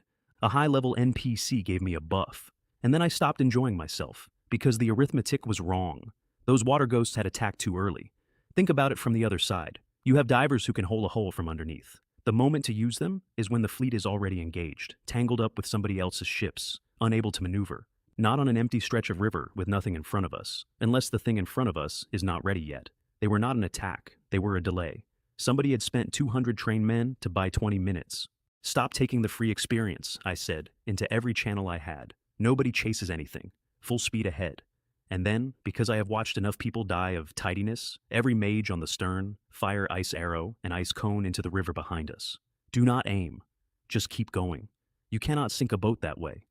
What you can do is grow a field of drifting ice across 300 meters of water, and light pursuit craft cannot go through drifting ice at speed. They have to slow down and pick a line. The fleet pulled away. 20 minutes bought and given back to the people who bought it. Kykesy Town is a nothing place on a bend in the river, and there were 4 people waiting above it. Duke Valerius Bane, 6th tier, Saint Domain, in red. Uther, 7th tier paladin, and a friend of Eleanor's, who at that moment had 5 days left before Malakor's curse finished with her. Merlin, 6th tier, space mage, white beard down to his belt, on loan from the Ryan Empire, and a girl of about 12 in a black hat, standing on nothing, with the air of the dead hanging around her like a coat. Hazel. Uther would not look directly at her. In his head he was calling her the cursed necromancer, and he was wrong about the noun, which is going to matter in about 10 minutes. Merlin set his coordinates first. He raised his staff, and 4 warships lifted out of the river. And I mean lifted, and then they were somewhere else. Tens of kilometers away. Gone. General Han's escort, removed from the board by a man who did not raise his voice. And then he did the thing that I did not see coming, and I should have. We are told, he said, that the enemy fields 10,000 otherworlders. Then we will use otherworlders against otherworlders. He raised the staff again, and space folded over 4 million square kilometers of empire, and in every village and every city on that entire continent, a portal opened with a golden exclamation mark over it. Scenario. Serve the Duke, 10,000 slots, 2,000 experience, and 1 coin. The mission briefing was written in the most ornate classical language I have ever seen a video game produce. The mandate of heaven changes. The vessels of power pass to the worthy. The present emperor is cruel, the people are in want, and heaven has turned its face away. Duke Valerius Bane follows the will of heaven. The forum reaction in its entirety. This is Western fantasy. Why is the quest text in classical Chinese? Why is it in classical Chinese? 10,000 slots filled in the 20 minutes. Merlin personally could only have summoned about 1,000, so he had issued it under Uther's name, because a 7th tier paladin carries 10. And so that 10,000 players could actually see who they were fighting for. The 4 of them used a dwarven artifact called a world shrinker in reverse and made themselves 100 times larger, 4 figures the size of hills, standing over a river. A cluster of players immediately broke off and ran at Hazel, because she was the smallest of the 4 and looked like the softest target on the field, which is how a certain kind of person thinks. She did not even turn around. She waved a wand at them the way you would wave off a fly, and 11 players became 11 small white ghosts, and she put them in her pocket. "Merlin," she said, thoughtfully, "is this the general standard of the other worlders? Nightmare Shadow was doing math in our channel and hating it. The system is shameless. They have 10 times our numbers. 10 times. Their reward is a quarter of ours," somebody said. 2,000 experience and 1 coin. It could be 1 coin and no experience, I said. They would still come. Players are extremely easy to please. The plan did not change, and the plan matters here, because 1,000 people were about to fight 10,000, and the plan was not to win that. Get the princess out. That is all. Nobody has to kill 10,000 people. Somebody has to get 1 girl off this river. The heavy pieces paired off the way heavy pieces do. Malachor went up to meet Uther. Starlight Faye lifted off the deck to meet Hazel. General Han took Merlin. And all 6 of them understood perfectly well that none of them would decide this, because the thing that decided it was standing on the deck of a boat in a white dress. Bo, the deputy, is a 5th-tier archer, and he had the guns. "Bring us about," he ordered, and 8 magical crystal cannon opened up on the enemy line. They held elemental shields and took it. 10 minutes of a straight exchange, which is not a battle. It is an argument about who runs out first. "How much longer?" I asked him. 5 minutes, maybe 8. Stop breathing on me. And then a runner came up from the stern with the news that the pursuit had cleared the ice, that there were now 30 of them, and that contact was 3 to 4 minutes out. So I burned the trump card. The 6th-tier temporary transformation scroll from the Duke's chair had 10 hours left on it. I ran it through star-pointing hand. 770 coins to excellent, 7,700 to rare, 77,700 to epic. At epic, it stopped being random. 3 fixed classes, my choice, and the activation time dropped from 5 minutes to 2. Legendary was 770,000 and would have given me a 4th. I did not buy it. I want that on the record, because it is the only financially disciplined thing I did that month. Having money is not a reason to spend it stupidly. "Bo," I said, "stop firing. All ahead. Ram them. Do not tell me how to fight my..." And then he saw what was in my hand. That is a 6th-tier transformation scroll. That is a 6th-tier transformation scroll. What in the name of every god did that girl give you? "All engines," he shouted without waiting for an answer. "Ramming speed, 3 classes. Mage, because it has the largest area coverage of anything in this game. Druid, because at 6th tier, a druid unlocks dragon transformation and there is nothing in the sky faster. Assassin, because when this goes wrong, and it will go wrong, an assassin is the only class that leaves. The random 4th came up priest, which I noted and did not think about again for 11 minutes, at which point it saved a princess. Then I turned my first-person recorder on. I had never dared before. Everything I did revealed something, but the recording only captures what happens after the transformation, and what was about to happen after the transformation was the single best advertisement for leveling up that this species was ever going to get. "Point your camera at me," I told Clouded Panther. "Show your superiors what the 6th tier looks like." He told me later what he was thinking at that moment, which was, "You had that scroll in your bag for 2 days, and you did not use it to farm bosses. What is wrong with you?" 30 meters from the enemy line, I went up off the deck. Fire dance, swirling flame break. It is a 5th circle spell, and it is a drill. It is specifically the best thing in this game for going through a magical shield, and the flagship's shield lasted somewhat less than 1 second, and then the firestorm went down their whole line and took the formation apart, and 6 ships went through the gap without slowing down. "That's cheating," somebody said in the general channel. "That is cheating, report him." "It's not cheating," said Clouded Panther in a very tired voice. "It is a 6th tier transformation scroll. Keep watching." And then Merlin blinked 400 meters in no time at all, and landed on the princess's deck, and unfolded a teleportation circle 100 meters across. All 6 ships vanished. I got out. I want to be honest that getting out was reflex and not judgment. I blinked sideways off the edge of the circle at the last instant, and then I was hanging in the air over an empty river with my ears ringing. They came down 12 kilometers inland, beside 10,000 of the Duke's players, and they came down on dry ground. 6 ships fell 4 meters onto a floodplain and rolled onto their sides, and everything inside them, guards, sailors, players, went out through the hull like dice out of a cup, and a lot of them stayed stuck in the wreckage. And a quest went out to everybody on that field, both sides. Eliminate the enemy, 1 experience point to your side for every enemy killed. Then Merlin took out an advanced badge of equality. I guessed correctly, he said mildly to nobody in particular. They intended to use otherworlders against otherworlders. He dropped it on the wreck of the princess's ships. 40-meter radius, 30 minutes, every level in range added up and divided flat. The Royal Guard, the sailors, and 1,000 of the best players in the world all became level 18. Above us, the sky was coming apart. Uther lit up like a second sun, gold from the inside out. And Malachor simply stopped being a shape and became the dark that the sun was shining into, and swallowed it. Starlight Faye hit Hazel with a column of blue star fire that I felt in my teeth from 400 meters below. And the girl in the black hat put her hands together and made a sign. The 5 sacred mountains, she said.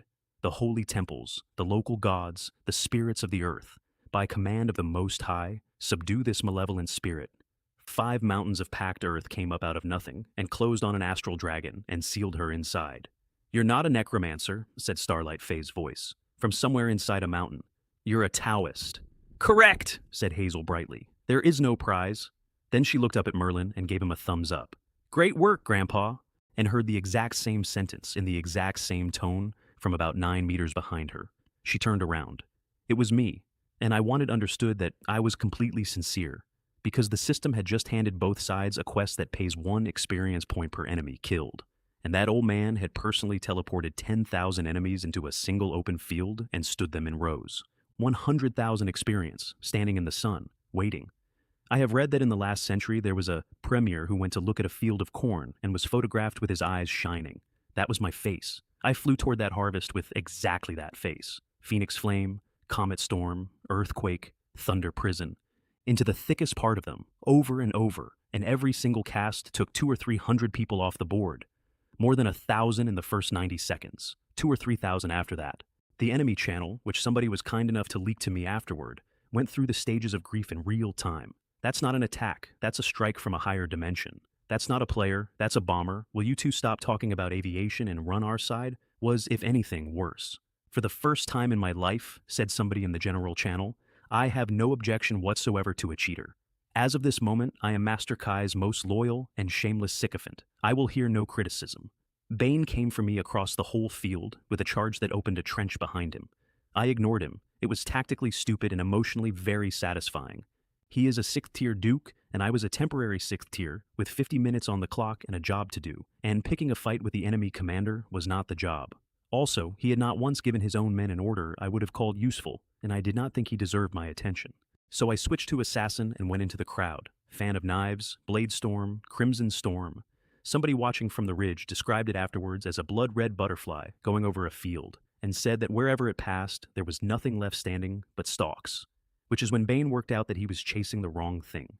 He stopped mid-stride, turned 90 degrees, and went for the wrecked ships. I got there first barely. Shadow Step put me behind him, and I hit him across the back of the skull with everything I had, and nothing happened at all. Unstoppable. Legendary grade. 1 full minute of immunity to every form of control in this game. He came around with draw sword slash and opened me from hip to ribs and took 2/3 of my health with 1 motion, and the only reason there is a rest of this story is that Shadow Step came off cooldown at the exact moment I needed it, and past his shoulder I could see her. Princess Seraphina, standing beside an overturned hull, with her generals bound at her feet and her guard dead around her, and her face completely white. I found out afterward what she was thinking. She told me herself, much later, and she did not soften it. She was thinking about a man in a dusty throne room who had told her that he had seen how this war ends, and that it ends on her side. What a liar, she thought. And she closed her eyes, and a figure in black leather landed between her and the Duke, bleeding from the middle, and said, Your Highness, get behind me, I'll protect you. Favorability +3 to a rank the system calls Attention. World Prestige +5. Then I switched class, and this is where the random 4th mattered. Priest. Desperate Prayer put me back to full health in under a second, and Mind Control went into Duke Valerius Bane's head. Here is why that worked, and it is a beautiful piece of rules lawyering that I did not invent. I only remembered. Mind control is not a control effect. It is not a stun, a root, a fear, or a silence. It is a direct intrusion into a mind, and Unstoppable, which negates every control effect in the game, does not list it, because whoever wrote Unstoppable was thinking about warriors. I had him. I had about 10 seconds of him, because he was level 77 and I was borrowing 75, and holding a mind stronger than yours is like holding a door shut against a car. Starlight Fae, I shouted at the sky, at the 5 mountains, at anything. I can't hold him. Help me. The mountains came apart. Astral shift. She was next to the princess, and then she was not. And neither was the princess, and both of them were kilometers away in the space between 2 heartbeats. We had done it. That was it. That was the whole objective. Get one girl off this field. And then a small clear voice said something behind me. Yin and yang are in their order, said Hazel. But fate is not predictable. With this butterfly fire, I shall lead you. Rebirth Seal. I did not know that spell. I have never seen it since. It is the highest technique the Taoist path has in that world. And what it does to a player is return them to the state in which they arrived. No level, no inventory, nothing. What it did to Starlight Fae was worse. The dragon came apart in the air, not killed, undone. The starlight went out of her, and the wings went, and the enormous body folded down and down until what was falling was a kitten. And Hazel dropped out of the sky onto her hands and knees and could not breathe. That spell cost her 99% of her own strength. 7th tier to 5th in one motion. 10 years of collecting materials, spent. And part of what it needs is material from an astral cat herself, shed claws and shed fur, which means she had been preparing that specific spell for that specific creature for a very long time. Everybody on that field stopped. Both armies, 2 7th tier powers in the sky. Everybody. Because nobody could work out what she had bought.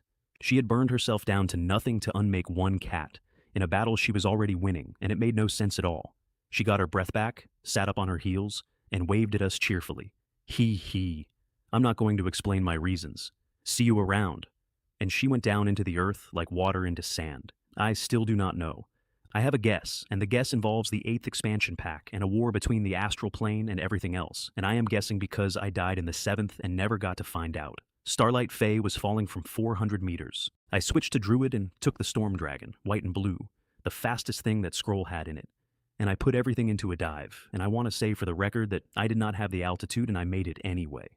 Rising Cloud caught the fall. I got my back under her about 60 meters off the ground, and I switched the first-person recorder off before I did it, deliberately, mid-dive, because there were about 400,000 people watching that feed, and none of them were going to experience holding an unconscious cat against a dragon's spine in first person. Some things are not for sale. Bane came for us head-on, and behind him Merlin started casting Spatial Imprisonment, which would have ended this by putting me in a box in the sky. So I switched to Assassin one last time and used Fake Frame technique, which takes an incoming spell and hands it to somebody else. Merlin sealed his own duke in midair. Bye everyone, I said. I have watched the replay from the ground. The last thing that field saw was a storm dragon going over the tree line with a princess on its back and a small blue and white cat held against its neck. Favorability +10. Rank friendly. World prestige +10. Scenario complete. Rating SSS. 50% bonus to all experience and coin, plus a blue item and a green one to everybody who fought. 6,111 of the Duke's players died on that field. Somewhere between 80 and 90% of them died to one man. Everybody on our side got 20,867 experience, on a curve where 16,000 is a full level, which meant that 1,000 people went home from that river, a level better than they arrived, minimum. The channel was still going when I logged the dragon down in a field 40 kilometers away. I hereby declare the founding of the Master Kai fan club. Who's with me? Everyone. Obviously everyone. Shut up and put me down as a member. This is what happens, said Clouded Panther, in a voice I could not read at all, when you follow an elder. In games, stay close to the old ones. And where exactly, said somebody, do these these elders, learn to play video games like that? Who knows, said Clouded Panther. Perhaps it's the old saying, chaotic times produce heroes. The cat did not wake up. I want to describe what that looked like, because I have thought about it more than anything else in this story. There was a blue crystal growing over her, not ice, something with an inside to it, and a slow light moving under the surface. And it had started at the tips of her ears, and it was still spreading when I got her to the palace. I tried every druid heal that scroll had left in it, all of them, twice. Nothing touched it. The princess held her all the way back to Gold Blossom City and did not speak once. I'll ask Ilara Whispersky, she said finally, when we were inside the walls. The High Druid, if she can't do anything. She stopped. If she can't, we have to send her back to the astral plane. That is what her mother would want. That is what you do. And she said it the way people say things they have already decided and are hoping to be argued out of. And I did not argue, because I had nothing to argue with. Here is the arithmetic I could not stop doing on the ride home. I woke that dragon. I burned a bush in a forest to make a child cry. And Lily called in a favor, and Lily's revenge became a quest, and the quest put a mark over my head in a crowded square. And that is the thread that ends with a girl in a black hat, spending 10 years of preparation to unmake the one creature on that field who kept getting between me and the ground. Nobody made me burn the bushes. I did that because it was funny. The system caught up with us in the palace, in the middle of all that, in the flat voice it uses for everything. The first phase of the main storyline, Glory of the Wisteria Empire, is complete. The next phase begins on the 15th of June. It was the 8th. A week, an actual week, with nothing scheduled in it, for the first time since I opened my eyes on a bad mattress under a water stain shaped like Australia. World Prestige, 23. I had needed 10 to buy land. I had 23. The princess gave me a new 6-tier scroll before I left. 773 days on the clock, which meant that with 10 drops of a grocer's daughter's blood, I could turn it gold and carry an hour of the 6th tier around in the real world, like a fire extinguisher. And 10,000 experience, which put me at 22. She was very tired by then. She had spent 3 weeks negotiating with men who wanted her dead, watched her escort die twice, and lost the only friend she has. When Malachor and the general returned, she said, "I'm abandoning this city and taking what's left of the army to my father at Forest City. I'd like you to come with me. I hope he likes you?" I said yes. And then I walked out through a palace where the dust on the floor of the great hall had finally been disturbed, past 2 guards who bowed to me now, without thinking about it, and stood in the street. 9 days ago, I was a man who was 6 months late. I was the guy in the 3rd row of the group photo. I signed into a war with 11 psionic points in a rented room. And I did everything anyone asked of me, and then I knelt on a highway with 1 spell left and a green thing walking toward me in no particular hurry. And the last coherent thought I had was about lateness. I am now 22 levels and 23 points of prestige into the 2nd attempt, and I am the only person on this planet who knows what is coming, and I own a house on Berglet Street, and a princess who has never once in her life been able to afford to trust anybody has decided to take me to meet her father. That is the good column. Here's the other one. There is a cat asleep in a blue crystal in a room upstairs because she got between me and a consequence I earned, and if the High Druid cannot help her, she goes back to the sky she came from, and I never see her again. There is a girl in a black hat, somewhere under the ground, at 1% of the strength she woke up with this morning, who spent all of it on us and would not say why, and who waved and told me she'd see me around, and I believe her. And in 10.5 months, the year runs out, which means I have 7 days off. 7 days to buy a village and put a farm on it, and start building the furnace that turns 3 billion people's spare time into one man who can stand in front of a scroll and not move. I went and found a horse called Bella, who had eaten everything in the palace stables and was pretending to be starving. "Come on," I told her. "We're going to go and buy some land."